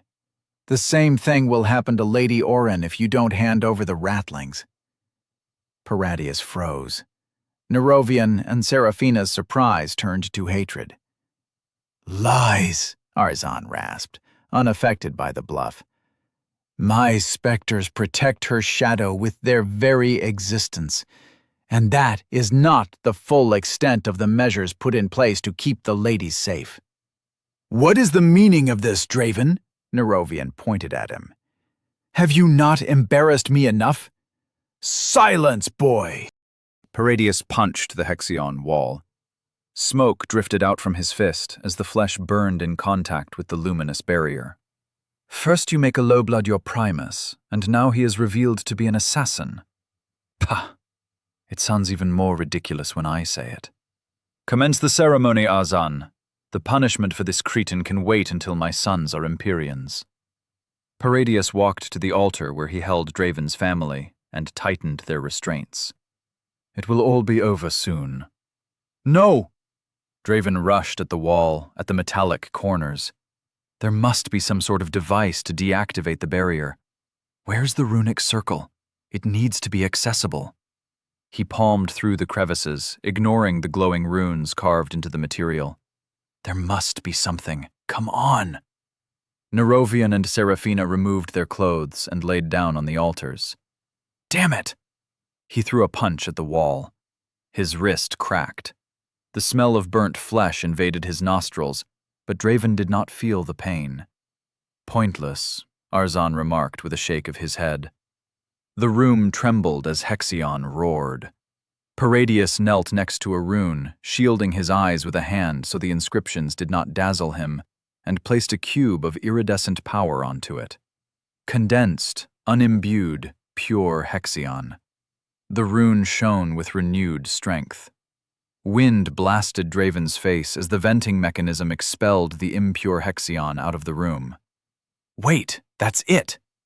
He gazed up, and sure enough, there was a venting duct wide enough for a man to walk crouched.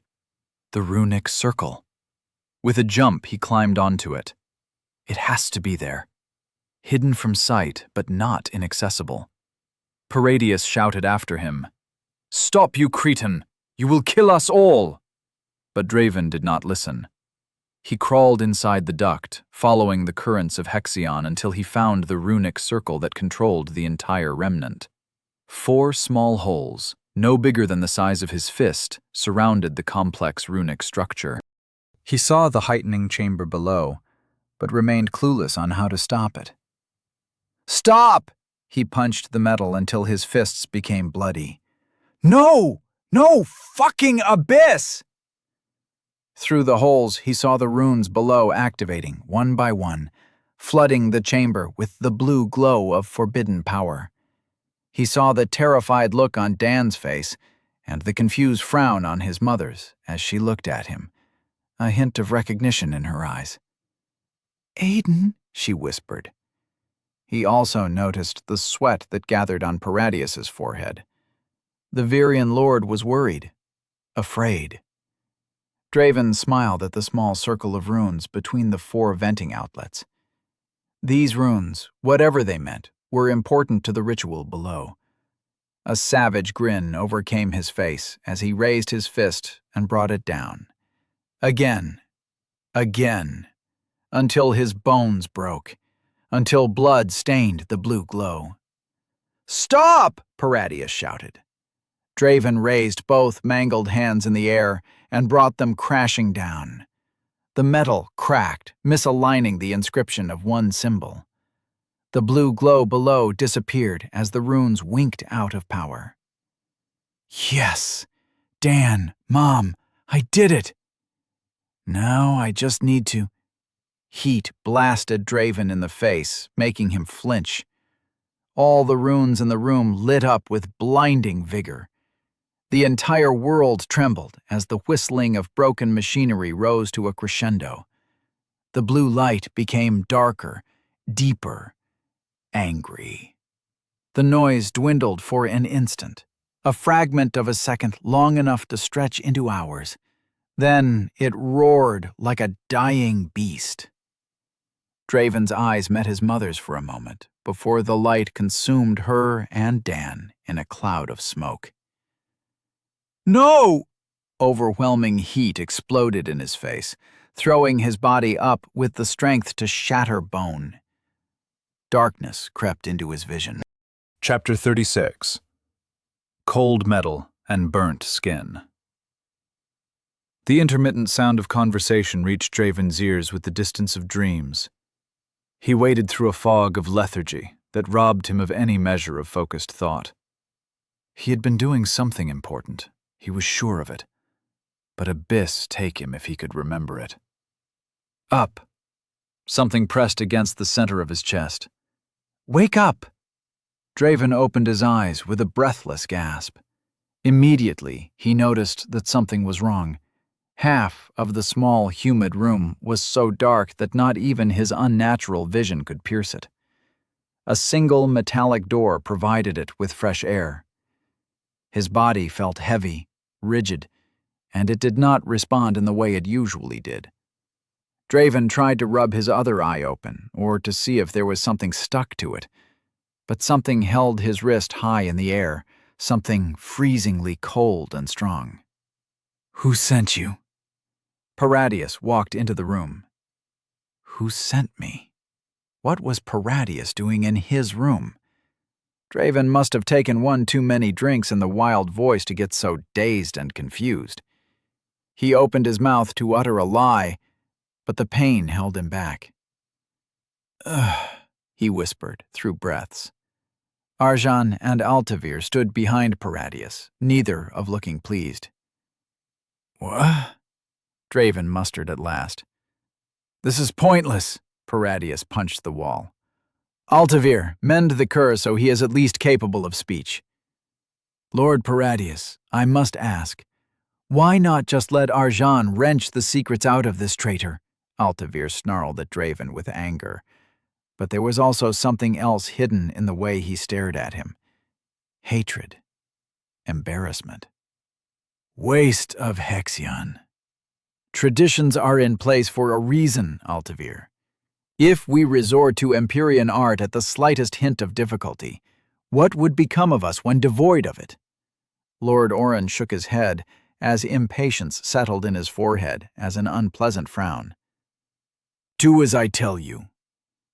Altavir grabbed Draven by the throat, his fingers digging into his flesh. The mere contact made his skin burn unlike anything he had experienced before. His Hexion touched Draven's will, subtly asking for permission to repair the damages.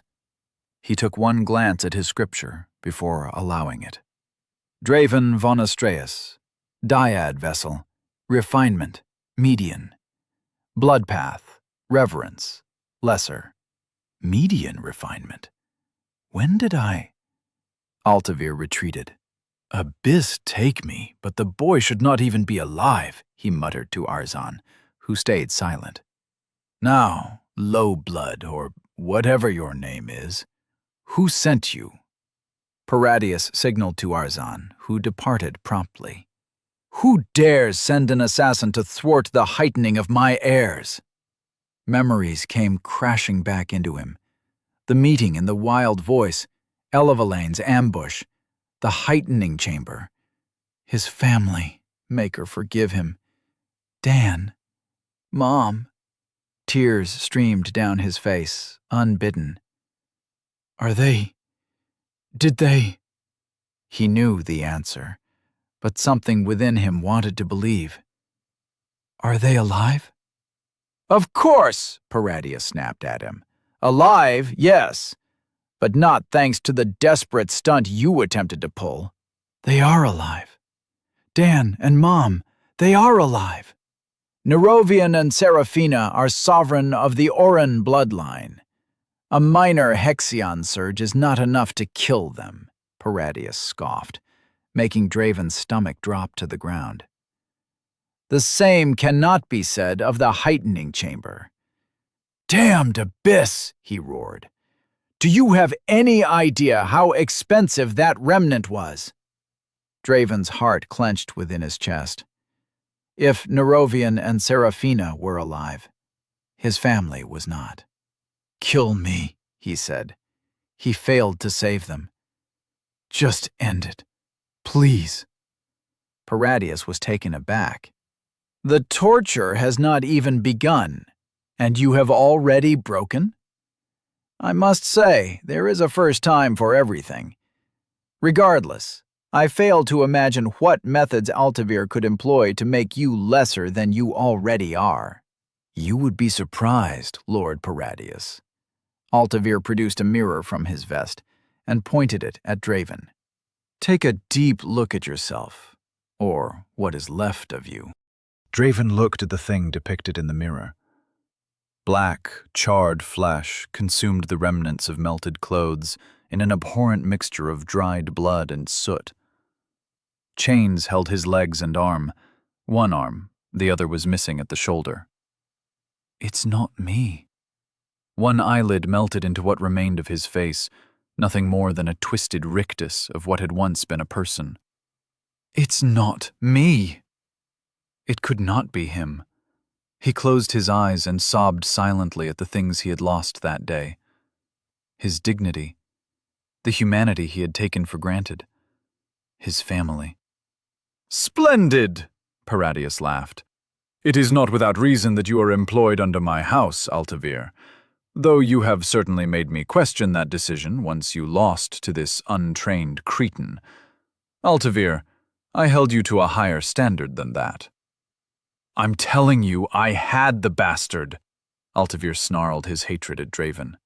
He was no better than someone heightened yesterday. I had him the whole time. Until you screamed like a madwoman down the corridor. Arzan entered the room, an iron rod in his hand. All that to an opponent devoid of Hexion. You losing to him surprised even me, my friend. Why don't you keep your mouth shut like always, Arzan? Altavir snapped at the giant man. Hurry up and search his soul for what he did to me. That wasn't an art. There is no need. Paradius raised a hand to receive the iron rod. It looked like some sort of branding device. Whoever sent him had the means to equip him with an Oz Tenri circlet. A gift to my house, I am sure. A blessing from the Maker himself, disguised as a disaster. A providence, Altavir muttered breathlessly. I see. Well, better not get too close, as that attack seems to trigger with direct contact. Still, Lord, in the hands of someone like him? Truly a waste. Arzan nodded. It does not matter. Black claws grew where Paradius's nails used to be. He clenched the metal in his hand, eyes careful not to look at the rune on its end until it turned red hot. His execution will be in 6 days. No house in Elysium would dare lay claim to the artifact in his soul after sending him to do their dirty work, lest they bring the attention of the Silver Flame Inquisition. Paradius approached him with an uninterested look on his face, hot metal in his hand, as if the task at hand was an everyday chore. The shape of the rune became clearer and more distinct than ever before. It spoke to Draven in impressions rather than words. It made what was less become more. Amplification. Draven Orisanth, or whatever it is your name, to walk amongst mine in pretense, is an act not unlike the customs other families employ. Were you but a spy, your punishment upon discovery would have been a swift death, but that is not what you are, what you attempted to do. Paradius's hand blurred as he pressed the hot metal against Draven's flesh, under his remaining eye. Dyad vessel absorbed all of it, as always. Distant, shallow, warm. He wanted to laugh. This pain was nothing compared to the one he felt inside. You have conspired to end the lives of my sons, prevent them from claiming their birthright. They were not his right! Hatred exploded out of Draven, spittle flying from his mouth. If he died, Paradius would join him, he swore. They were people, innocent people. You slaughtered them like cattle. The ratlings. Paradius pulled out the branding iron. There was burnt skin stuck to the rune. He threw it to the side in disgust. "Is that what you call your wife when you are screwing her in bed?" "Silence!" Lord Oren's fist broke Draven's jaw in a Hexion-infused punch. "Rattling fucker!" Draven spat blood and teeth on the ground. Beckoning the Hexion from beyond the rift to come, Draven imbued it with his will. Paradius would pay for what he had done. He commanded it to flow outside his astra, into his body, to form the blood spheres. But the Hexion dissipated as soon as it ventured outside his shield. "It is useless. The collar on your neck, the chains that hold you imprisoned, are made of viatherium. It will gorge on all the Hexion you try to emit." The Lord motioned to the armored mountain beside him. "Azan, show this cur the consequences of what he has done." "The powerful Lord Paradius," Draven rasped. Paradius would have a taste of Dyad Vessel, and when he did, his screams would be a melody. "Better rattling, and don't even have the guts to kill me yourself." "Be very careful of what you wish, Draven. I understand physical pain does not faze you as it should, but the wounds of the soul cannot be shrugged off that easily." Paradius scoffed. Arzan approached Draven with thunderous steps, green mist drifting from the slits in his helmet. The ground bounced from side to side. What was down became up. "The call of the abyss can detach one's soul from its mortal vessel. I would wager you are struck with a dizziness not even the senses of a mender can overcome." Arzan's deep voice rumbled closer. Draven threw up. "It seems I was right." He touched Draven's head. "Now!" Draven urged Dyad Vessel to release the pain into the giant, but nothing happened. "I have suppressed the connection between your soul and will, traitor. Abandon your attempts at wielding Hexion, or your providence." You will pay for this." Knives stabbed him from all directions, inside his head, cutting bloody paths on his limbs and eyes. Nowhere was untouched. Dyad Vessel did nothing to dampen the pain. Draven screamed until his voice went out. He begged Arzan to stop. The giant did not comply. After what seemed like hours, the torture stopped. His soul was already wounded, Lord Oren, by another evoker. A voice spoke somewhere, but Draven could not make sense of it from where he stood, buried in a darkness that restrained every piece of him. It is unfathomable to me how he could best Altavir under these conditions.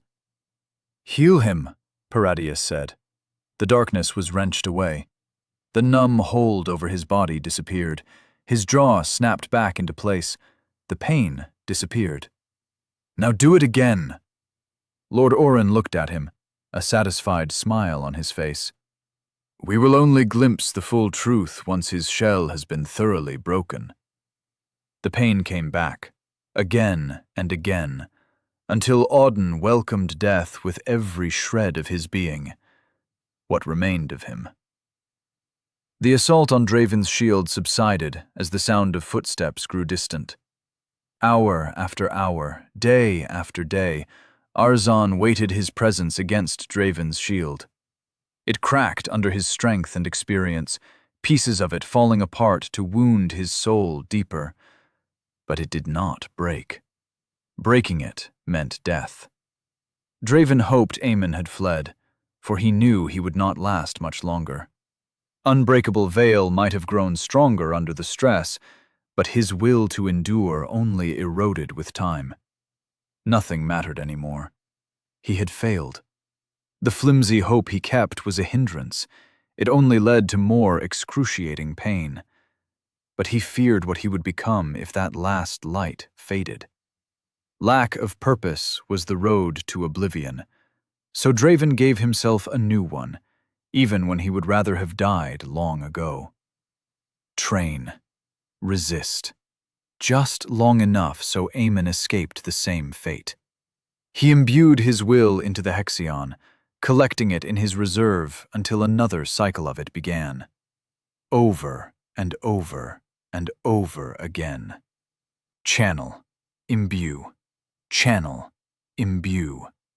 He leveraged his will to compress the refined Hexion, refining more until his astra began to grow. It was painful, but it did not compare to what Arzon could inflict.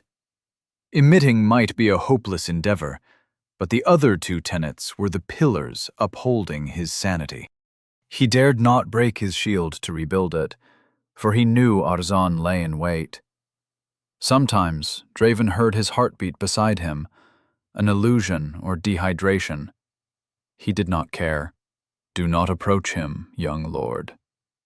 Draven froze in fear for a second, but exhaled a sigh after not hearing Arzon's footsteps. Shackled as he might be, the traitor is still a threat. It was just Altavir.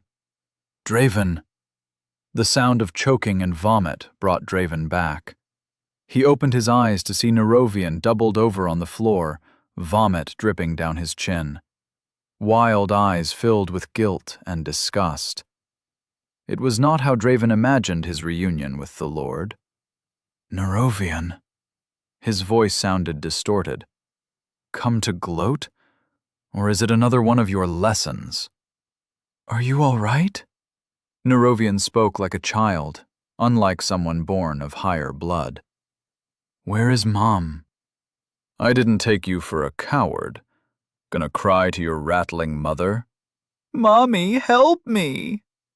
Draven laughed until tears streamed out of his remaining eye. The great and proud Nerovian was reduced to a sniveling child. There's justice in this world. Shut up! Nerovian roared, his voice assuming a commanding tone for a second. A moment later, confusion overtook clarity. Mom? Draven's heart stopped. It can't be. That almost sounded like his brother. Dan? He whispered. Nerovian raised his head at the name. Bro? There was recognition on his face, almost as if he was responding to someone calling him. Dan! Draven drew Nerovian's attention. There's no mistake. It's me, Dan. It's Aiden. You don't look like my brother, Nerovian said. Ah! Get out of my head! He thrashed on the ground, hands gripping his temples. I know I look different. You look like a corpse, you damned traitor. Nerovian seemed to win the struggle inside his head. And you say that little ratling was your brother?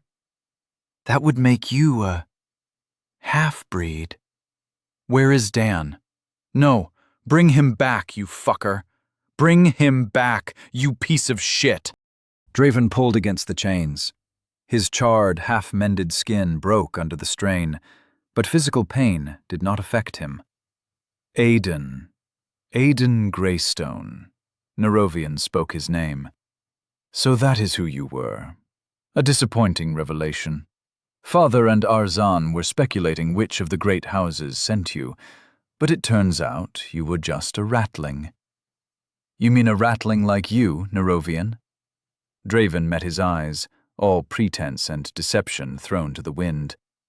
If I am a disappointment, I wonder what that makes you. Dan was dead. Only fragments of his will and echoes of his personality survived heightening. Whatever Draven had done to those runes caused the ritual itself to have unforeseen consequences. No wonder Paradius had been furious. Nerovian backhanded him in the face.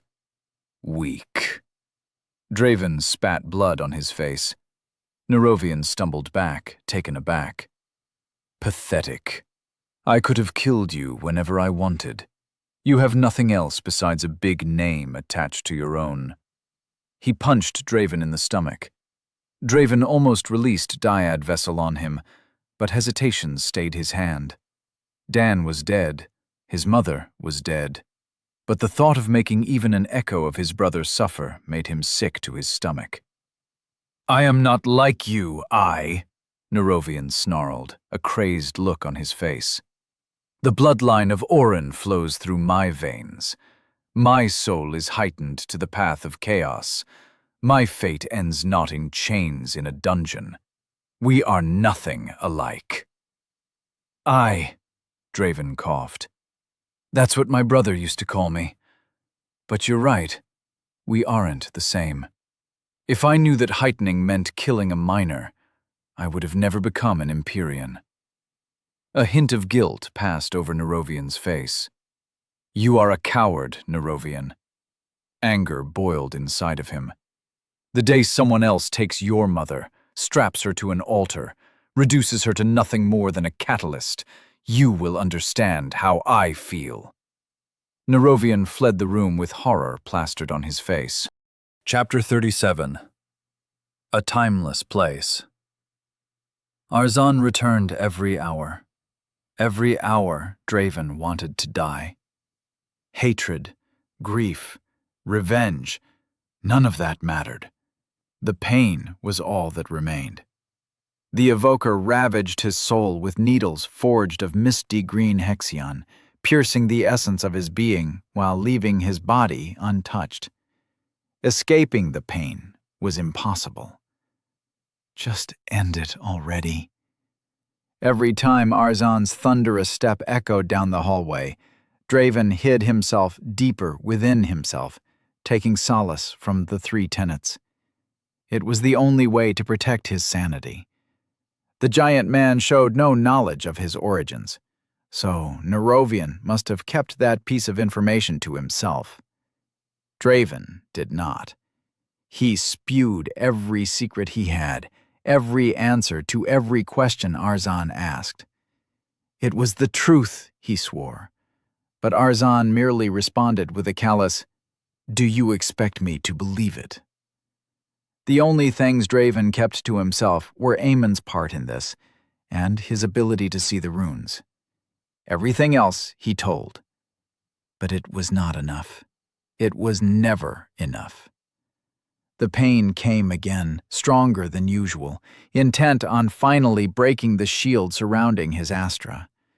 His throat had long since stopped making sounds. His consciousness retreated inside his Astra, hiding amidst the giant lake that had become his reserve. Yet the pain still followed. He hid further inside the lake of Hexion, shivering inside the fruits of his training. The torturous stabs did not relent. Draven looked at the rift that floated inside of him, the bridge between himself and the Crimson Realm. He had never attempted to pass through it before. The consequences of it might have once made him hesitate. He had so much to lose once. Not anymore. Draven jumped through it. The pain vanished. Space distorted around him. Draven lost all senses and thought for a second. For eternity. Cold stone pressed against his back. The pain was gone, he realized. With a startled gasp, he came to himself.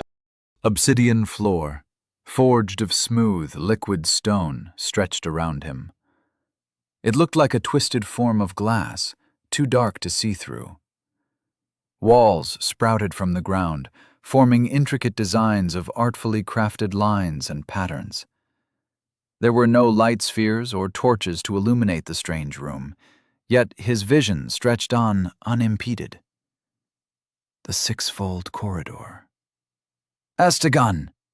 He stood up, surprised to find all his limbs there. Astagan, where are you? He shouted the name, but only the sound of his voice echoed back. Minutes passed, and the strange man with silver skin and golden hair never showed himself. The hallway that led to the corridor itself was nowhere to be seen. There were no exits to this place. A plain, square room with nothing else but empty space and his soul. The thought of being trapped in it for all eternity was terrifying, but it somehow paled compared to the prospects of returning to his body. Draven closed his eyes, feeling the tiredness that spread throughout his entire being, and let the whispers of sleep take him to a place where he had nothing to worry about. He slept for hours, or even days, no way of telling without the torches. For the first time in weeks, he felt like a person again. No sovereigns to torture him, no goal to drive him to insanity, no family to call his own. He hugged his knees and sobbed. Dan and his mother were gone. He had failed. By the Maker, he had failed them all. Helven had failed him. With all his power, aided by the vast network of the witnesses of the beyond, that heartless man still fell short of keeping his word. Abyss take him and tear his soul to shreds. All it would have taken was Helven and another Empyrean to rescue Draven's family. It was all so simple, but he still failed. The elderly sovereign never cared to try. I hope he dies a horrible death. After everything he put Draven through, he was not even man enough to fulfill his end of the bargain. Bastard. Piece of shit. I hope you die screaming. Draven punched the walls, roaring all his frustration, rage, and grief into the ears of no one. His knuckles bled, his bones cracked, and that took him aback. Even as a soul, his spiritual body seemed to behave like flesh and blood. He urged Hexion to fix the damage, hearing the distant beat of his heart devouring it and reverting the damage throughout his body. The wounds closed promptly. Draven was not afraid to admit he knew little about the sixfold corridor, but as far as common sense went, he was the only person to visit it twice. He still had a connection to his reserve of refined Hexion. He could channel it inside his spiritual body, but what about emitting it? The feathers forged of Viatherium restricted his Empyrean abilities to nothing, yet he was unsure if their clutches stretched into this place. One way to find out. Draven inscribed his intent into the will-imbued Hexion and let it fly outside of his body as a sphere of blood. The goblet shot out of his finger, shattering against the wall without leaving a scratch. He tested again, with the same outcome. The hatred burning inside Draven was strong, but the sheer weight of reality had suppressed it. To get revenge over those who took his family from him required power and experience he did not have. Until now. This changed everything. The sixfold corridor was the key to his escape, to his vengeance. Other menders emitted Hexion without hurting themselves, something which undoubtedly saved a lot of their reserves. But whenever Draven tried, there was always an exit wound. That had to change. He sat and focused his intent on the Hexion. Blood sphere. Gentle. The Hexion traveled inside of him, fracturing blood vessels as if it was a foreign parasite wreaking havoc on its way out. It came out of his finger alongside droplets of blood on its toe. Better, but still not good enough. He was missing something. Again and again he tried, the attempt not even making a dent in the giant reserve he had secured. The damage diminished every time, but as soon as he lost focus or tried to attack with little thought behind it, an accident would occur. Shit! Draven looked down at his finger, or what remained of it. To his surprise, Dyad Vessel did not suppress or absorb the pain. Flesh hung by the skin as the bone lay exposed. Blood splashed in front of him in a violent spurt of red that colored the monochrome black. Draven tried to shoot consecutive spheres as fast as possible, but somewhere along the line he had forgotten the word gentle. and the Hexion avenged its earlier mild behavior. It had to be kept in check. Inscribing his intent into it each time proved a hindrance. Nobody he met seemed to have this problem, which meant Draven was stupid, or his approach to emitting was wrong. An idea bloomed in his mind as he remembered his battle against Altavir. Instead of inscribing only parts of his reserve, the droplets that were about to be used, he turned to the whole thing and said, "Gentle, no harm." It shuddered, ripples spreading through it as his will mixed into it, acknowledging the command. Oh, no liquid either. Mist poured out of Altavir's body, not liquid Hexion. Maybe there was a reason for that. Mist. Gentle. Harmless. Mist. He pointed out his finger and mist streamed out of it, congealing into a sphere before flying and striking the wall without destroying his finger. It was so simple. Damn, Myra, why didn't you tell me this before? Draven inspected his body with his senses, and sure enough, the Hexion had damaged nothing. No ruptured blood vessel, no broken skin, not even a scratch. The only drawback was that the speed at which those spheres congealed was slower than before, and that gave an enemy plenty of time to prepare for an incoming assault. With a deep breath, he repeated the process with single-minded focus. 1 time, 10 times, 100 times, 1,000 times, until he lost count. Congealing the Hexion became faster, instinctual. With each attempt, he glimpsed the road of optimizing the process just a little more. Mist. Instant, he said to himself, but the words were directed to the reserve within him. Draven did not know for how long he sat down, only that his reserve was now half of what it had once been, even though he had consistently been beckoning and imbuing more Hexion. He raised his finger, and a congealed blood sphere materialized almost instantly before crashing against the wall. For a little while, he forgot about his grief, or the fate that awaited him. For an unknown stretch of time, Draven gazed at the fruit of his hard work and took pride in it. But a goal, once completed, was only an achievement, a sweetness that lasted but a moment between rest and the next step. He had finally learned how to walk, but that alone brought no lasting satisfaction. To accomplish his revenge, he would need to learn how to sprint faster than anyone else. Hunger never came. Even after what must have been weeks, his stomach never rumbled or asked for food. Draven remembered little of his previous visit to the six-fold corridor, only that it had been long enough to drive a normal person insane. Years, perhaps. He might not be the average sovereign or minor, but keeping his sanity had to be a feat aided by the timeless place where he stood. The corridor preserved it somehow.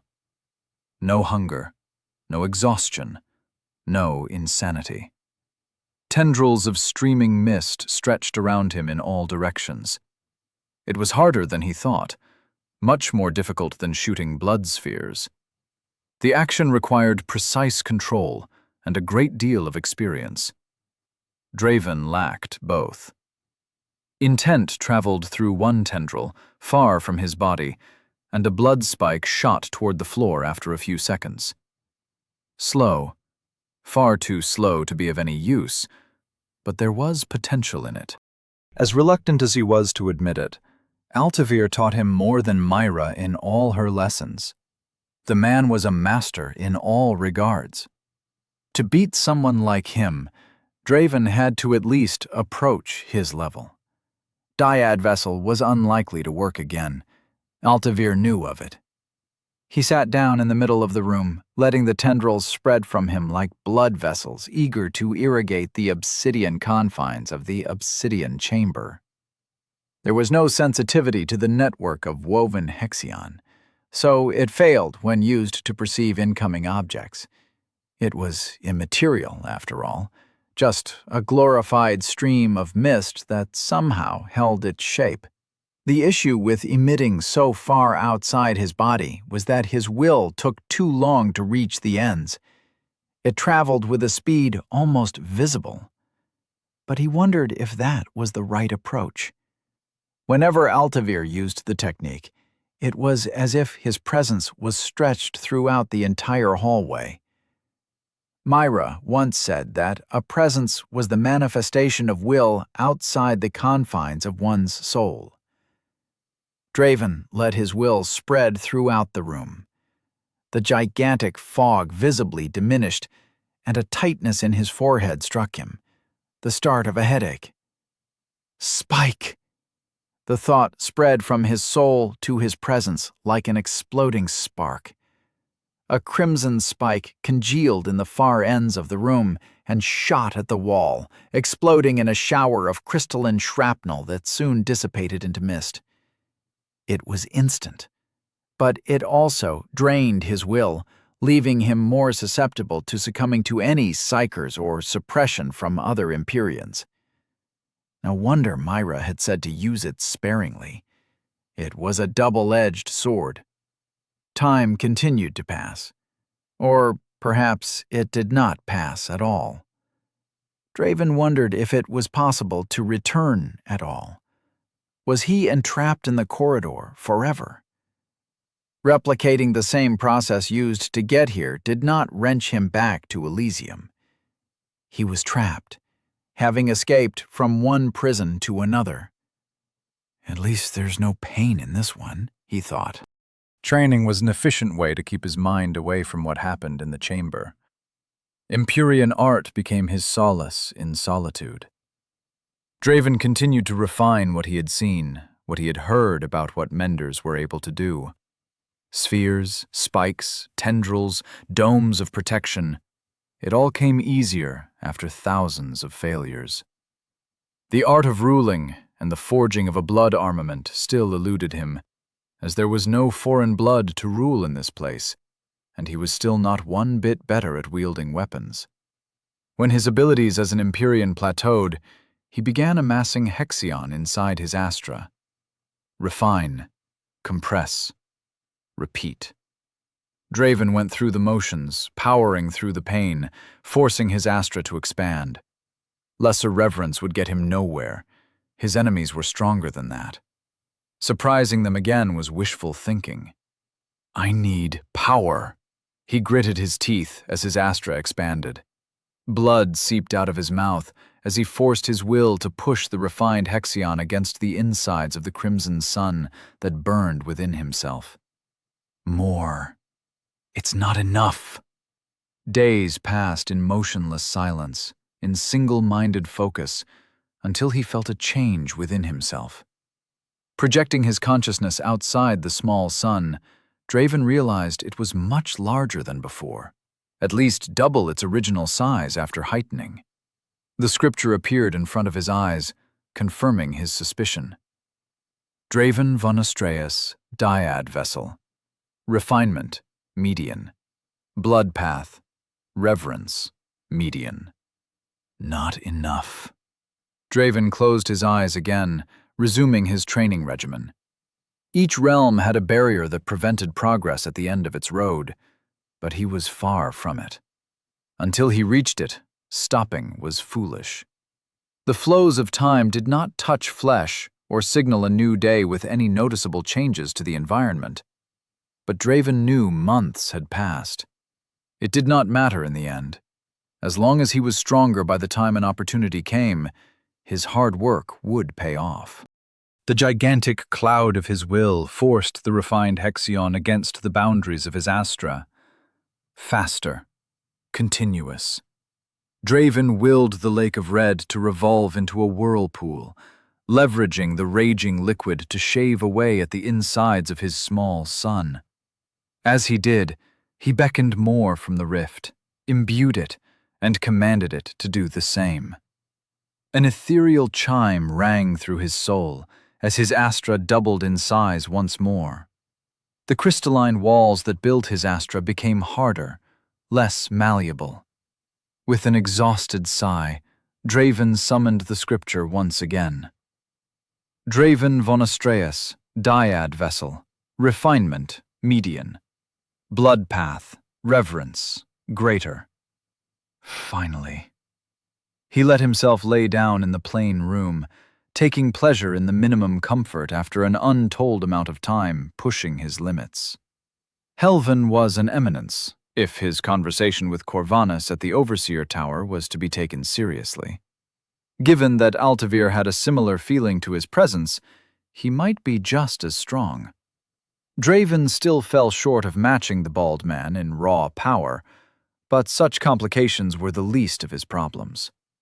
A battle between them would never happen as long as he remained trapped in the sixfold corridor. If only I knew how to get back. Aiden! A faceless man appeared out of nowhere.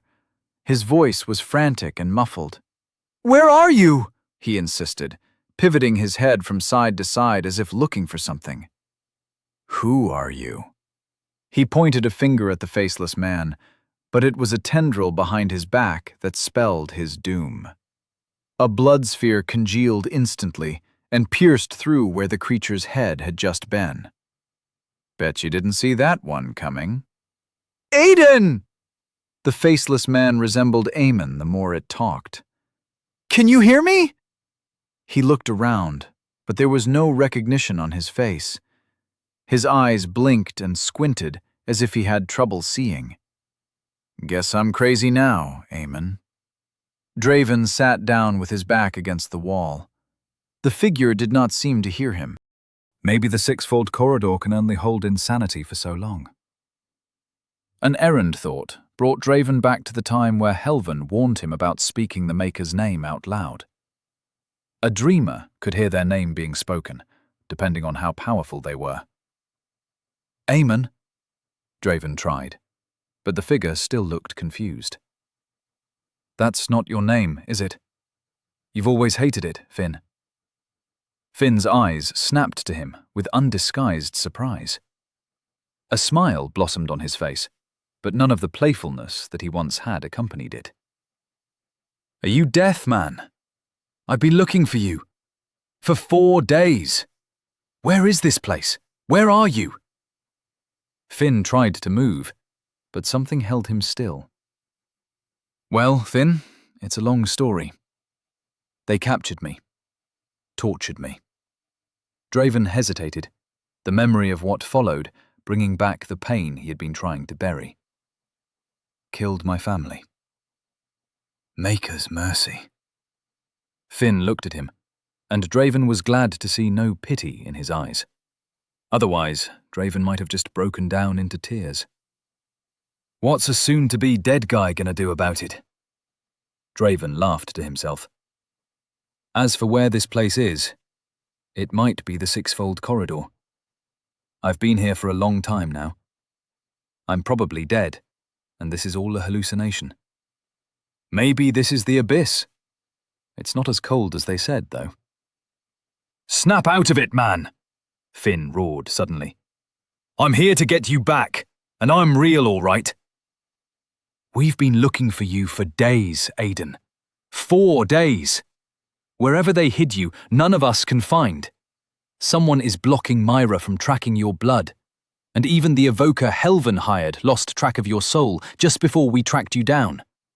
But I found you, and I'm gonna bring you back. There's nothing left for me to go back to, Finn."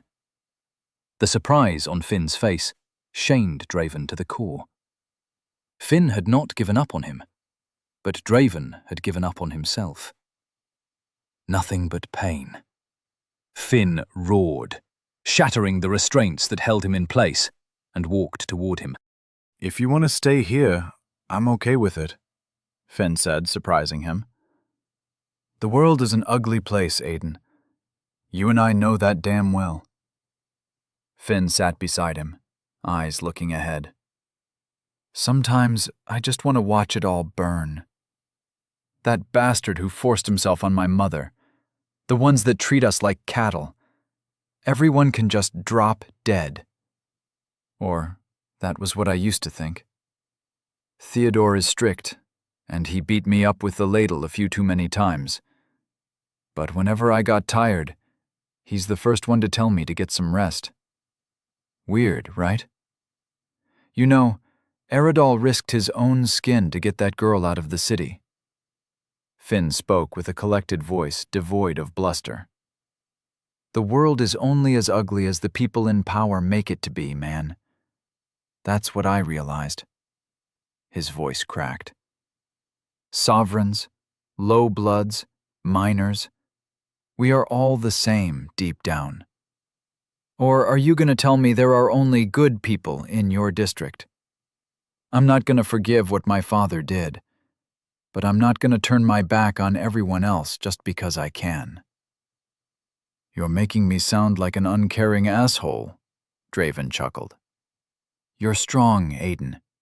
Stronger than me, or so I'm told. Whatever happened to your family, we can make sure it doesn't happen to others. Finn looked at him with a blinding purpose. Together, we have a shot at changing things. He stood up and offered Draven a hand. Time to go back, Aiden. His cheeky smile returned. Draven closed his eyes. Was it acceptable to hope again? To live for a purpose greater than revenge? The deaths of Dan and his mother had reforged who he was, shattering the naivety through which he had once perceived the world. But it did not need to snuff out all hope. He refused to let it. They might have broken him, but Draven was a mender. No matter how many times he fell apart, he would mend himself back together. No matter how many times it took. Until nothing else could break him.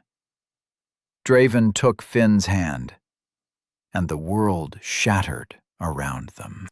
Chapter 38. The Last Archon. Fire burned in Draven's lungs as if he had been holding his breath for a long time. He gasped, coughed, and shuddered as sensations overwhelmed him all at once. Itchiness, pain, burns, coldness in his wrists, foot, and around his neck. "What did you do?" Arzon rasped with a frigid tone. "How did you hide your soul from me?" A quick look inside his Astra told Draven that his reserve was as vast as they had been inside the six-fold corridor, deeper than a lake and endless as the vast horizon. Greater reverence. The space inside the burning crimson sun was filled to the brim.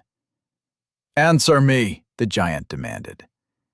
Needles of emerald glass materialized around him, their mere presence an unspoken threat, a living reminder of the pain that caused him to flee. "Do your worst, big guy," Draven mustered a smile. When the pain came, he was ready with renewed purpose, and the resilience birthed from escaping the brink of collapse. The needles pierced him, dug holes into his soul, their torture unimaginable and inescapable. He suffered through it, embraced it, and focused his entire being on not uttering a sound. Arzon left hours later, and Draven thanked the Maker with tears of relief. New purpose or not, enduring this sort of trial shaved away any kind of mental fortitude. He knew it was impossible to keep himself together for long, but he did not need to wait forever. The powerful sound of a beating heart broke the silence in the prison, appearing from nothingness to chase away the building insecurities that festered in his resolve. He did not need to look up to know who the man in front of him was, or his purpose in being there. "Hilvan," Draven snarled out his name. "Aiden is dead," Draven interrupted. "You can call me Draven. Draven von Astreus." The elderly man dressed in black robes nodded. Though his demeanor was collected, his eyes betrayed alarm as he observed Draven's mangled, broken state.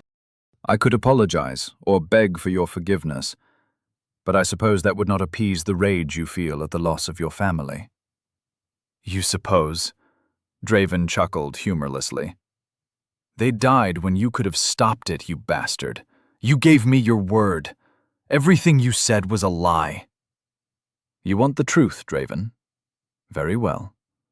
Helvin sighed, suddenly looking tired, utterly spent. Months ago, I ventured into the beyond. For all the power you believe I hold, I was powerless out there. Only the shreds of my former strength allowed me to survive the way back. But I knew the outcome before the journey started, ever since I learned about the illness that shaved away at the Maker's life. That was 30 years ago. You knew, Draven whispered in disbelief. He knew all along the Maker would die. Why did you send me here, then? I ventured outside of the Haven to acquire the tools to forge a weapon, Draven. A living armament, stronger than any Empyrean art alone could create. Helvin raised his head, not one hint of reluctance on his face. That weapon was you. The dryness in Draven's throat became uncomfortable. I did not send you here, Draven. It was your father, Corvax von Astreus, who orchestrated this plan in the hopes you secured the tools necessary to walk further than any Empyrean ever could, into the ground that not even Archons have dreamed of. I always doubted your father's wild prophecies. Some even deemed the man insane. But that all changed the day I met you in the gate.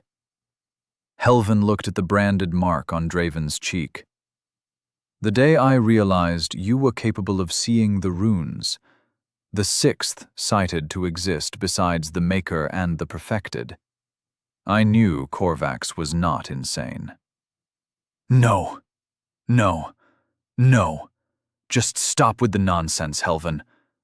Draven pulled at the chains, but they did not budge. How dare you use the name of a dead man to validate your lies? That's low even for you. Helvin opened his palm, and a rectangular pink tablet appeared within it. Your father was more than the man you knew, boy. He foresaw many things, even the day I revealed such events to you. He approached Draven with the tablet at hand. Without asking, Helvin pressed the tablet against his forehead. A few pieces of coal set the small fireplace alight, the warm flames licking the cookpot and heating the food within. A comfortable rug, made from pieces of old clothing, rags, and other fabrics stitched together, was placed in front of the fire to provide comfort against the cold ground. A man sat down in front of the fire. Draven, he said, his tone filled with warmth. I'll die tomorrow. Dad! Draven ran toward him and tried to hug him, but his arms passed straight through his silhouette. It can't be avoided. Not this time, Corvax sighed, poking at the fire to breathe some life into it. House Astreus will hunt me down until they find the Az Tenri circlet I stole. It pained me to kill my brother, to take what's rightfully his. But I had no choice. He wouldn't listen, even though I dreamed of the end. There's too much at stake, way too much. There was no joviality in his tone. He carried himself with the finality of someone facing their impending death. The future changes every time we glimpse it, like the surface of a puddle rippling whenever it is touched. But those waves are bound to settle, so whatever events are set in the distant future are difficult to change. Some would say impossible, but I don't believe in that word. There was something in Corvax's hand, a pink tablet, a dreamstone. Sounds simple when I say it, but to change dreamed events requires power beyond what I can achieve. Power like yours. Corvax closed his eyes. An Archon. The sixth to exist in the thousands of years since the creation of the Haven. Someone whose affinity to the paths is beyond that of a normal Empyrean. Someone who is born sighted. How long had he carried that knowledge? Years before Draven was born? It seemed like a crushing burden, To carry it all alone required a kind of strength that was difficult to fathom. I can't reveal much to you. I'm sorry, son. I tried to protect them, but no matter what I did, the future remained the same. Tears streamed down Korvax's face. I'm so sorry, Aiden. If there was another way, I would die before entrusting this to you. His voice trembled as he sobbed. Draven had never seen his father look so broken. I hope you can forgive me one day. Helvan looked at him, the expectation palpable. He did not speak. Words were unnecessary after what he had shown, but he awaited an answer nonetheless. I'm an Archon? Draven asked. As am I, the 5th Archon. You are the 6th, Draven, Helvan stated matter-of-factly. So you are sighted like me, Draven accused him. Why had he kept that information to himself? That power could have changed things. Not anymore. The ground shook, rattling the chains that held Draven with a cacophony of metallic clicks. But I once was, and that knowledge still resides within me, even when I'm nothing but a shell of my former self. Korvax must have told you, but there are things I cannot reveal to you. You broke your word, your oath. You lied, Draven cut through his speech. I don't trust you, Helvan. Trust your father, then. Helvan placed his hand on the contraption. Draven did not see what he did, but the bindings opened effortlessly under Helvan's grasp. He fell to the floor, his body devoid of strength, though the Hexion was already working to restore it. Urging his heart to mend his body, he let it drink from his reserves as much as required, but the wounds healed slowly. The tears in his soul, though diminished after Arzon had healed them for the next session, still lingered as half-mended scars, preventing him from carrying himself with any measure of finesse. Hexion rushed out of his Astra to mend them, but the damage was so extensive, so old, it would take time. A loud explosion echoed above. The ground rumbled, throwing Draven a few inches from the cold stone. "What is going on?" he demanded. "We are rescuing you. Is that not obvious?" Helvan extended a hand, but Draven slapped it aside. "We lack the time for tantrums." The ground beneath Draven changed color in the blink of an eye, monotonous gray becoming lustrous purple. His one-eyed reflection stared back at him, his mangled face in all its ugliness. He wore ragged, half-burned clothes. Helvan transported them out. "Abyss, take me. What did they do to you?" Red hair brushed against his neck as Myra embraced him. "They'll pay for this, Aiden." "Draven," he corrected. "Never thought I'd see you again." "Aiden, Draven, she stammered, looking away in shame. Her eyes were black with the lack of sleep. "I'm sorry. I couldn't keep my promise." "It's not your fault, Myra. I know you tried. That's all that matters now." He shook his head as foreign Hexion entered his body, attempting to mend the extensive damage. "Don't drain yourself." She nodded, her face pale after examining the state of his wounds. The sound of clashing steel echoed relentlessly through the vast hall, as guards all around fought people dressed in black clothes. The Hexion in the air was an erratic mess of colors, a consequence of many Empyreans wielding their arts with abandon. Like an interlacing, multi-layered veil, numerous presences permeated throughout the open hall.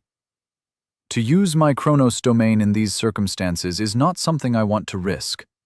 From here on out, we keep our heads down and leave as quietly as we possibly can. Helvan nodded to Myra, who helped Draven to his feet. "We are moving out."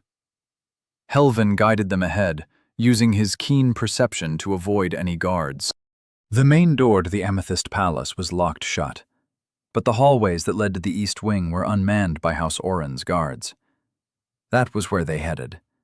The sound of footsteps ahead, 4 beating hearts pounding with fear, passed in front of them. Dark purple armor adorned the guard leading 3 people away, Nerovian, Seraphina, and Lady Oren, while another followed closely behind.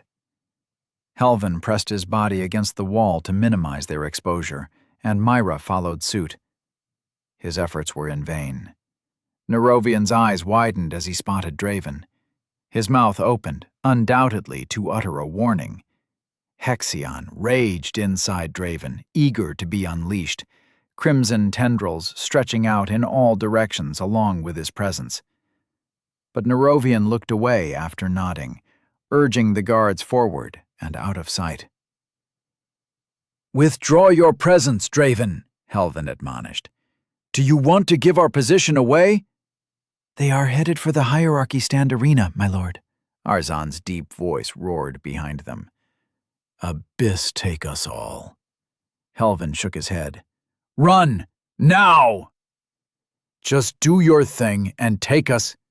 2 presences encompassed him as they ran. "It is too late for that. As I am, activating Chronos domain against the presences of 2 Empyreans of their caliber is all but impossible," Helvin snapped as he ran. The hallway opened into a vast open field. The light of the torches above assaulted Draven's eye. Rows of seats, grown out of the ground itself, surrounded the arena, a feat only a transmuter could accomplish.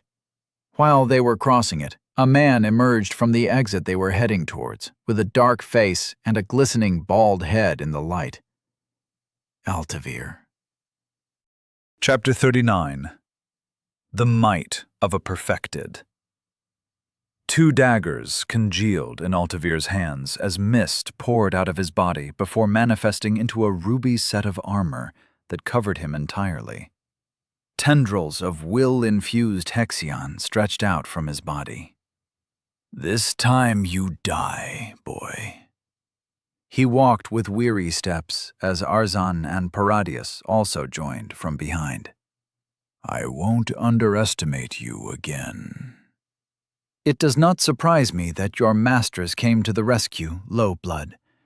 But to dare attack my house to this extent, death alone is an unfitting punishment for your lot." Paradius paced to the side, and Arzan mirrored his movements until they surrounded Draven on 3 sides. "All to no avail, I'm afraid to say. An elderly man who looks old enough to fall dead at any moment, and a girl whose piddling presence might as well belong to an unheightened," the Virian lord laughed, as purple lightning crackled over his clothes. Draven smiled, using the time to mend his soul. Dark purple scales grew over Paradius's skin, black claws bursting from his fingertips. 2 horns jutted out from his temples, as if a crown made of black bone. When the lightning subsided, Lord Oren looked like the unholy offspring of dragon and man. "Abyss take me. He's a median eminence." Myra paled. "Not counting the other 2 lesser eminences. Truth be told, it's not looking good." "Surrender to your death, and it will be painless." The Virian's voice slithered through sharp teeth with the rage of a wild beast.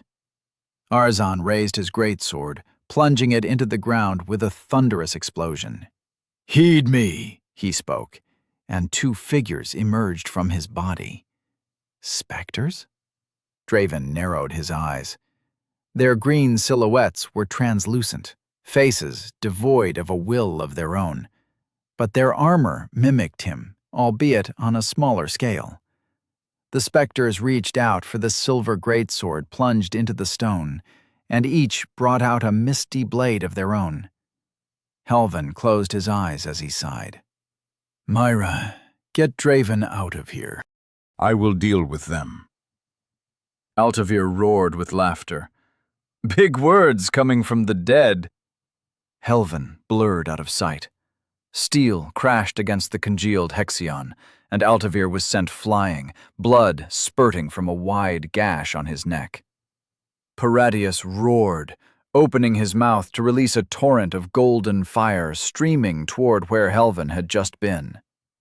"He is a Kroner!" he shouted in alarm. "Release the full weight of your presence before we all die! Arzan, send the signal to Nosfio!" Arzan stepped back and punched the air in front of him, opening his hand to grip thin air. He clenched his hand, and a thrashing humanoid appeared within his grasp, held by the throat. The giant man grunted and closed his fist, ending the struggle of the soul he held within his grasp. "Done," Arzan rasped. Helvin's movements slowed after the three Empyreans focused their presences on him, but the elderly man was still nothing but after-images. A pulse spread from his body, a wave of darkness interlaced with air that dimmed the light shining down from the torches, as if it were an approaching night. The movements of the roaring, armored evoker became sluggish, slower, almost as if his body waded through mud. "Paradius!" His rasping voice sounded distorted. Helvin rushed at Arzan, dodging a stream of golden fire that went his way, his green-edged sword in hand. Though the domain of darkness slowed the movement of the living, the specters remained unaffected by it. One screeched an ear-piercing sound, pouncing at Helvin with its greatsword cleaving downward. The old man sidestepped with ease, letting the blade fall a few inches to his side, and brought down his sword at the creature's neck. The specter fell headless against the floor, its body dissipating into the air. Arzan stumbled, but regained his momentum an instant later. With a roar, the mist emanating from the felled being swirled in a torrent until it coalesced into chains that darted at Helvin's body. A cloud of fire crashed against the ground, turning the stone red-hot. The remaining specter burst out from the flames, its body intact, and brought its sword down at Helvin, who parried the incoming attack with his blade. The stone beneath his feet shifted, becoming soft mud. Helvin's heart beat with alarm, but it was too late.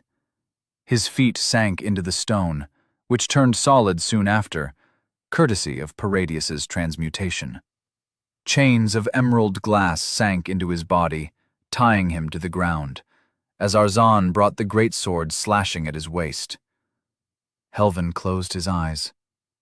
A bronze shield manifested in Helvin's other hand, blocking the sword with a clang as he activated his providence to retrieve the item from thin air. But Arzan was stronger. One look at him was enough to know that.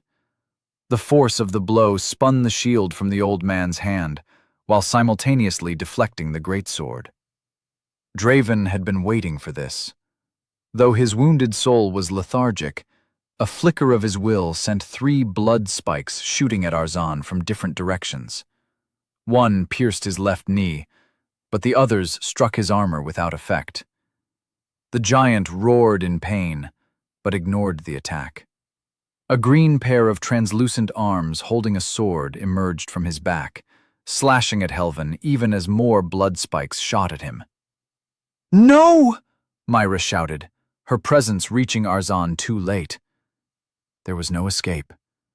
The sword passed through Helvin, striking not his flesh, but his soul. The old man dropped his arms, his body sagging. The sword, however, did not drop from his hand. The giant froze for a second, constricted by the art of ruling. He gritted his teeth and roared. "A mere reverence tries to bind me? Know your place!" Myra fell to her knees, blood streaming from her eyes, her art shattered.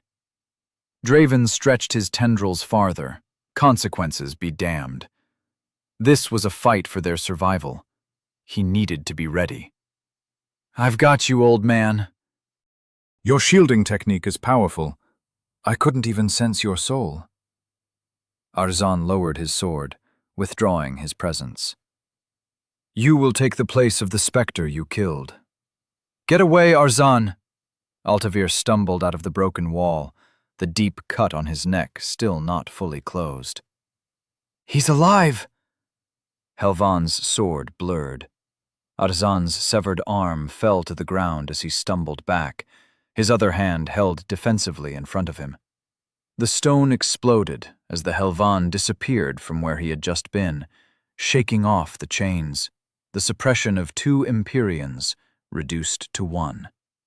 Hexion flowed out of Draven, congealing into as many blood spikes as he could form before shooting them at Arzan. Die, you giant piece of shit! But a crimson dome formed around him, cutting off his control. Draven turned to her, rage twisting his face at the interruption. Myra, what are you doing? Golden flames engulfed him. The crimson barrier melted in an instant as the flames burned Draven's flesh with the hunger of a sun. He redirected his will to form a dome of protection around them, but the stabs in his soul crippled his focus, his ability to hold it against the assault. Something crashed against his body, and the overpowering heat disappeared. Myra, are you... Draven coughed, blinking away the temporary blindness. All right? It was Helvan who answered. Run, Draven! The old man dropped to one knee in front of Draven as the strength fled his body. The skin on his back was gone, and so was the muscle. All that remained were blackened bones. He blocked Paradius's devastating attack at a crippling cost to himself. Like the abyss, I'll... Draven looked down at the person who held him, shielded him from the fire. Myra, or what remained of her. It felt as if the ground had fallen from under his feet. Her hair was gone, and her skin turned coal. She did not breathe. Her heartbeat was gone. No! Draven urged his Hexion through her skin, letting it permeate every corner of her body alongside his will. Where is it? He searched for her will, but found nothing. The only way to mend someone else was to link the wills of the mender and mended, but when it mattered the most, he could not find it. Where is it? Helvan, I can't find her will, Draven pleaded. Help me, damn it! Helvan sighed, looking over his shoulder before returning his vigilance to Paradius and a stumbling Altavir. The evoker, Arzan, was on his knees next to his remaining fading specter, trying to stop the blood pouring from his severed limb. The dead have no will, Draven. His shoulders trembled. Even his voice seemed fragile, defeated. There's nothing you can do. There's nothing I can do. What is the matter, traitor? Paradius burst into laughter. Upset at the death of your masters?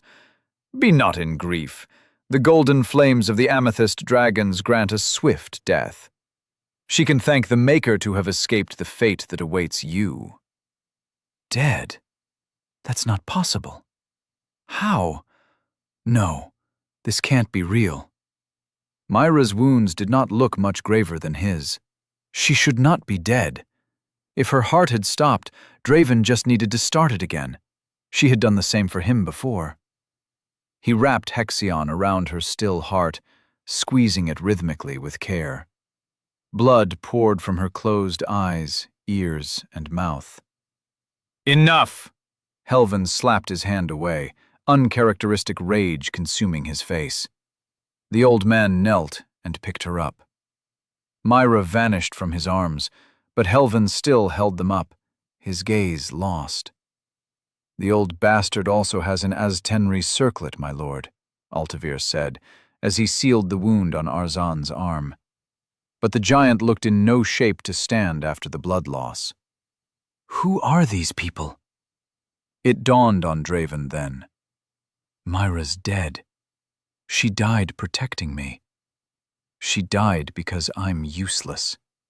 She died because of him. It was his fault.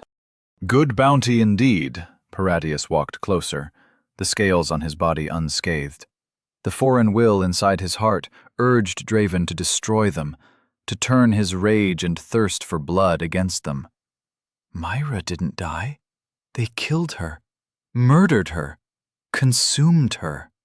Paradius walked toward him with a reptilian smile on his face, mocking all the suffering Draven had been through. Helven took a step forward and fell to his knees, too wounded to stand. Hexion surged out of Draven as his rage boiled, guided by the will within his heart. Paradius! The rune under his eye burned, screamed, and he listened to its rage, to the ancient power that spread through his body as the Hexion fueled it awaking. Molten stone flowed in Draven's vessels instead of blood. The Hexion that mended his soul and body sped up, glowing, rampaging with a power that was magnitudes greater than what he wielded just moments ago. The tears in his soul closed. His missing arm sprouted from his shoulder. The destroyed eye reformed in its socket. Burnt skin peeled off from him, revealing the unblemished flesh underneath. As the rune under his eye turned red, so did his hair. Power coursed through his veins. Rage consumed his thoughts. Darkness swallowed him whole. When the hemomorph stood up, mended in an instant, Paradius took a step back. Aberration, Altavir snarled. The combined presences of three eminences pressed down against the hemomorph, cracking his unbreakable veil. But instead of falling to his knees, he released his presence. The rune that burned into his skin made his will, already as vast as three Empyreans combined, become stronger. Berserk. Altavir's knees bent. Paradius's purple scales whined. Arjan's face lost all color. The hemomorph snarled like a maddened beast. Rather than be suppressed, he single-handedly strangled the strength of all Empyreans gathered in the hierarchy stand. It begins, Korvax, Helven whispered. I hope you were right. He moved forward, every twist of his muscles carrying him further than they used to. One step became a leap as the Hexion enforced him in ways he thought impossible. He wanted to beat the half-dragon to death with his own hands, gorge in his blood. The purple beast raised his arms to block his punch, but the hemomorph was faster. One punch to the gut made the Virian lord gasp. Another to his chin cracked the scales on his face, revealing the light purple blood that flowed underneath. Altavir! Paradius rolled to his feet, yelling for help, but the hemomorph did not relent. He groaned as an arrow of congealed blood shot through his thigh, but the wound closed immediately after, not even making him stumble. Another one shot at his neck, but he ducked to the side with ease. The scales around Paradius's throat shone brighter, his chest inflating as he took in a deep breath and roared, Die! The hemomorph was about to leap to the side, but the stone grabbed his feet. Golden flames engulfed him in pain. He lost sight, then regained it an instant later. The world went silent. Then noise flooded back in. When the flames stopped, the hemomorph was still standing, though wounded beyond recognition. His burnt flesh knit itself together in a second, mending the damage as if it had never been there. That's it, he thought. Weak. The fire reduced the red-haired woman to a smoldering corpse. Part of him even felt sad about it. She had been there ever since he had been born. Was that why he felt so enraged at the half-dragon? No, he concluded. He was angry because she was weak. By the abyss, Paradius's reptilian eyes widened. He looked over his shoulder at the exit. What are you? This is not the power a reverence should have. Altavir howled, slicing his heels open with the blood armament. But the hemomorph stood unfazed, as the wound closed immediately after the blade departed his flesh. Weak. Prey. Nothing short of the giant armored man could threaten him. It had been hard to keep the unbreakable veil standing for 4 days under constant assault. But this, it was easy. Altavir jumped on his back, trying to tackle him to the ground. "Arzan, what are you doing? Assist us!" Blood daggers fell on his neck. The bald man turned them up, stabbing him in the head, then the heart. The hemomorph grinned a malevolent smile as the Hexion mended the damages effortlessly. The more time it passed, the stronger the rune burned under his eye, but he did not care. Consume. Prey. Kill. He only wanted to drench himself in the man's blood. He would pay for making the red-haired woman die. The strong preyed on the weak. That was the way the world worked. But the half-dragon was not strong. He had no right to hunt under the hemomorph's sight. He had no right to harm those he cared about. They were his prey. Why? Altavir brought the dagger down, trying to sever his head. Won't... He congealed new ones, stabbing the back of the hemomorph's head. Why won't you die? The shadow of a thought formed in his will, but that was enough. Countless blood spheres shot from his back, piercing Altavir's body until even his face was unrecognizable. A crimson tail sprouted from his back, ending with a sharp spike at its tip. It blurred in the air, severing the bald man's head from his neck. The purple beast snarled, swinging claws against his throat, ripping his flesh effortlessly. But the wound closed instantly. Another clawed hand burst his chest open, ripping off his heart and crushing it. The hemomorph did not even stumble. Instead, he caught the beast's arm, breaking it under his powerful grip. Weakling. Prey. He let the well of pain within himself flood over to the purple beast. Will pay. Lord Oren's eyes widened with terror. Wait! He burst into a cloud of flames. His scales melted, sticking together. He gasped rather than screamed, the air burning in his lungs. The flames vanished a few moments later, before his chest exploded alongside his heart.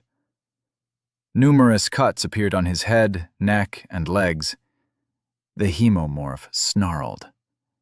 The warmth of blood spraying on his face was a great feeling. He did not want it to end, so he let his rampaging Hexion surge within the beast's body, offering aid. Salvation. The half-dragon welcomed the mending. It did not want to die. Not yet. This pleased the hemomorph. All the damage, all the blood and wounds disappeared from the half-dragon, leaving a naked, trembling man in its place. "Spare me," he begged. "No more, please. Maker's mercy, please." Tears trailed down his face. Pain racked the hemomorph's body suddenly, stealing his attention away from his prey. His skin broke like glass shattering under a mace, and the muscles beneath were torn to shreds. It lasted but a blink of an eye before his augmented Hexion mended it. A moment later, it happened again, this time longer, stronger. The whimpering, naked man fell from his grip but made no move to run. The hemomorph was confused. He knew this body better than anyone, better than the man he had been hiding from. Draven was his name. Just thinking about the lengths he had gone to hide himself from that hunter made him shiver. Draven was no prey. He was better left slumbering.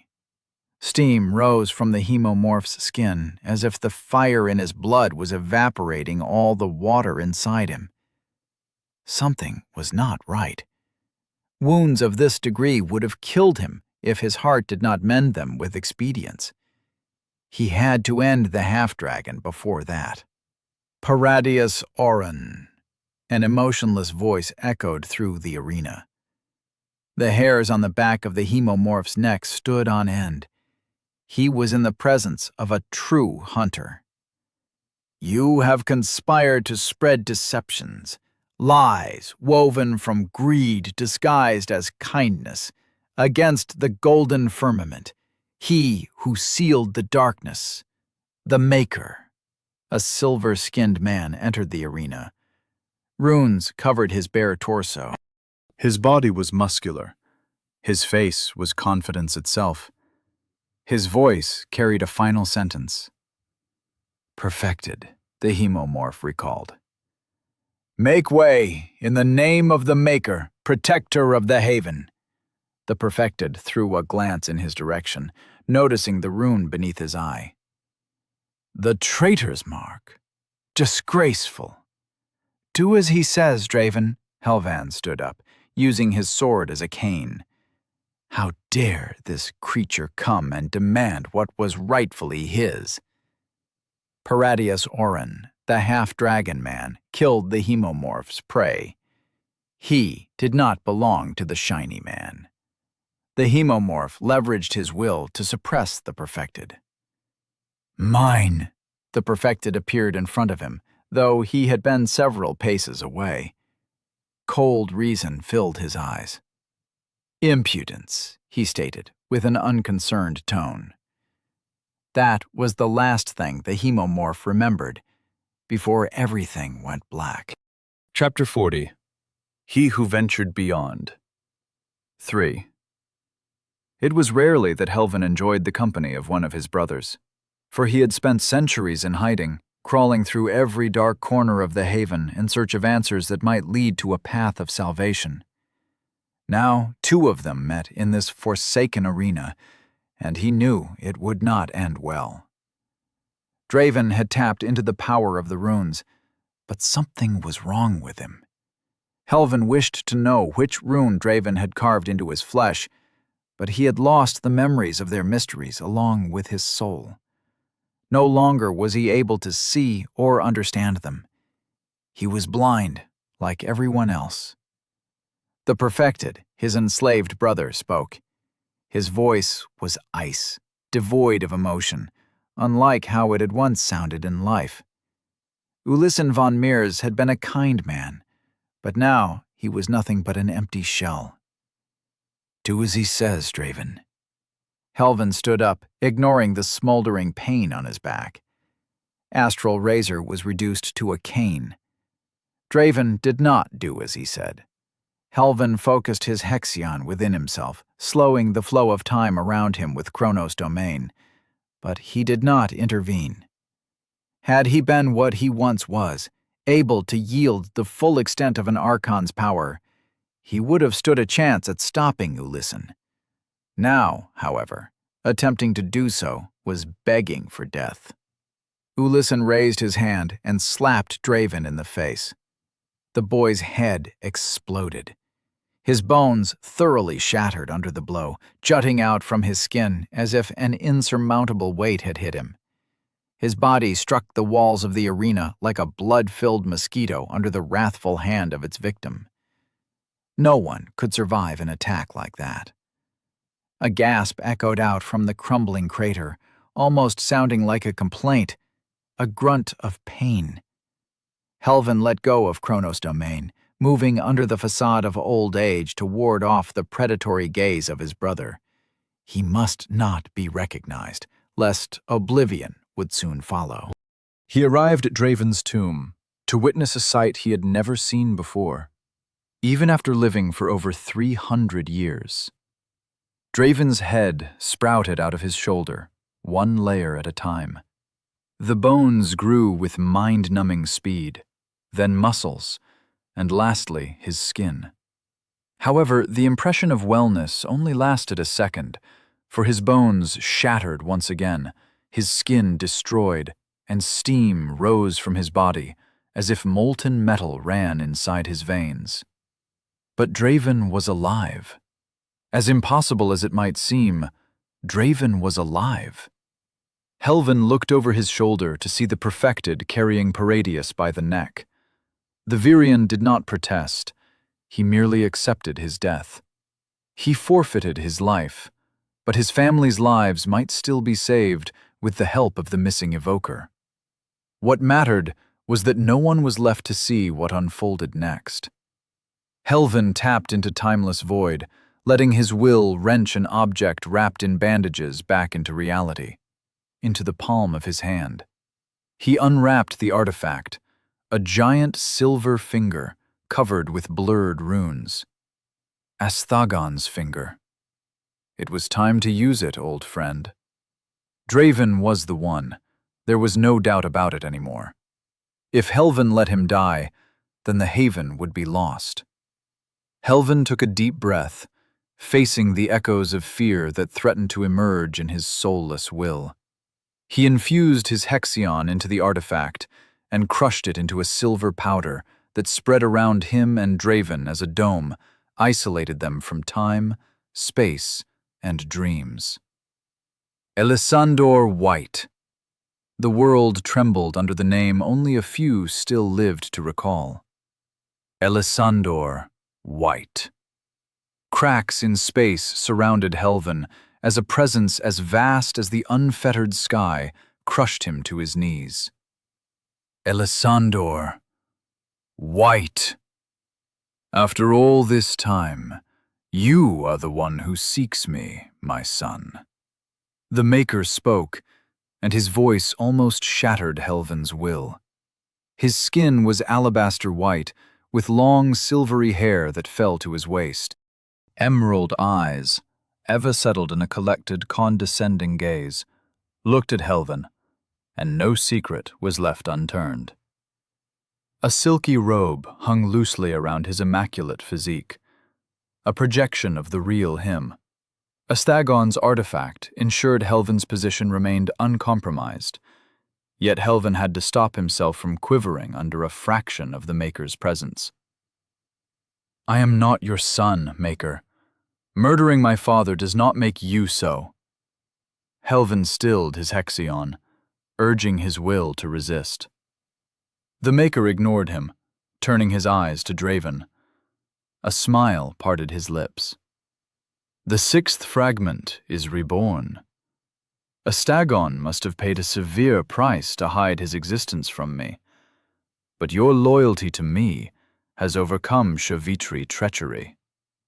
He is dying, Helvin said. The call of the abyss holds no authority in my presence. The Maker examined Draven, or rather the rune on his face. Amplification. Crude, without outlet or restrictor runes. It will remain ignited until his reserve runs dry, until his body and soul break under its increasing power. He cannot be saved with the seal you placed upon me. Helvin tore away his robe, revealing the intricate layer of runes carved in his chest. Release my strength, and the boy will live. The Maker looked at Helvin and scoffed. That will not do, Osenthar. Not at all. You will release the boundary that surrounds you, this unnecessary veil. Do so, and I shall come. It is in the best interest of all who dwell under my haven that I acquire the last fragment. There is no future if the wrath of the Shavitri is unleashed. Not if I am not here to protect us all. The fallen must not be allowed to live again. 1,000 more years of slavery to the forgotten. 1,000 more years of having their lives shaved away to power the obelisk, while you cower at the prospect of having your power diminished to do so. Something boiled inside Helvin. It felt like an emotion. Rage. But that was impossible without a soul. It is their life's purpose to serve. The Maker's tone was frigid. What difference does it make if a few ratlings die each year? The haven stands strong, does it not? The Shavitri are sealed away, are they not? It is their sacrifice that provides a life to the rest of us. Why should I weaken myself needlessly when others were born to do so? Helvan raised the astral blade and stabbed Draven in the heart. The wound closed around the sword instantly, but the damage to his soul echoed like a wailing animal in its death throes. "What are you doing?" For the first time in eons, the Maker lost his composure. "Release the seals you placed on me, or I will destroy his soul," Helvan demanded. "You would not dare." Elisandor did not seem quite as sure as his words implied. "If the last fragment dies, then there will be nothing standing between the Shavitri and the Haven." "Do not test me, Elisandor." Helvan twisted the blade, carving a larger portion of the boy's soul away. "Fear, anger, hesitation. I lost all those when you ripped away my soul to claim my fragment as your own." The Maker stared at Helvan. "A truce, then." The glow in his eyes flickered, and the runes on Helvan's chest wavered. He did not release the seal, merely loosened it temporarily. But Helvan knew better than to test his patience. The Maker was a man who would rather die than kneel. "Savor your victory today, Osenthar, for it will not be long until I find you." He vanished without a trace. The Hexion within Helvan ran through his veins as his presence stretched out without shackles. The restraints placed on his will were gone, though not for long, and it felt as if he could breathe again, really breathe rather than gasp for air. He touched Draven's forehead, pulling his body against the flow of time to a state it had been before the rune on his face had ignited. The boy looked like an armless, mangled mess of flesh and burns. Wounds an archon such as him could mend, given the time. He did the same for his soul, erasing the wound the astral razor had dealt upon him. It was a better alternative than death. Before the shackles tightened again, he focused his entire will into his flesh, rejuvenating it, reverting the effects the Beyond had wrecked into it. White hair became dark and full of life as Helvan regained his youth. The shackles tightened around him. He did not have long. Maybe, with his power back, he had a chance, measly as it was, to bring Myra back. She appeared in his grasp, or what remained of her. He leveraged all the power at his disposal to revert time. He had to bring her back. She deserved better than this. His Astra roared as Hexion vanished at an incomprehensible pace. He was close. He could feel it. A little more. Something blocked her soul from returning. Someone. Elisandor White! Helvan roared as the surrounding boundary collapsed. Myra's body looked immaculate, reverted to a state devoid of damage. But her soul was gone. The Maker ensured it stayed that way. He would pay for that. One day, Helvan swore. "Halt!" A Chronos domain froze Helvan's body in time. "What has happened here? Where is Paradius Oren? Answer me!" Helvan shattered the Chronos domain with no more effort than lifting a finger. The shackles tightened further. "Nosfeo, the blade of aeons, if I'm not mistaken."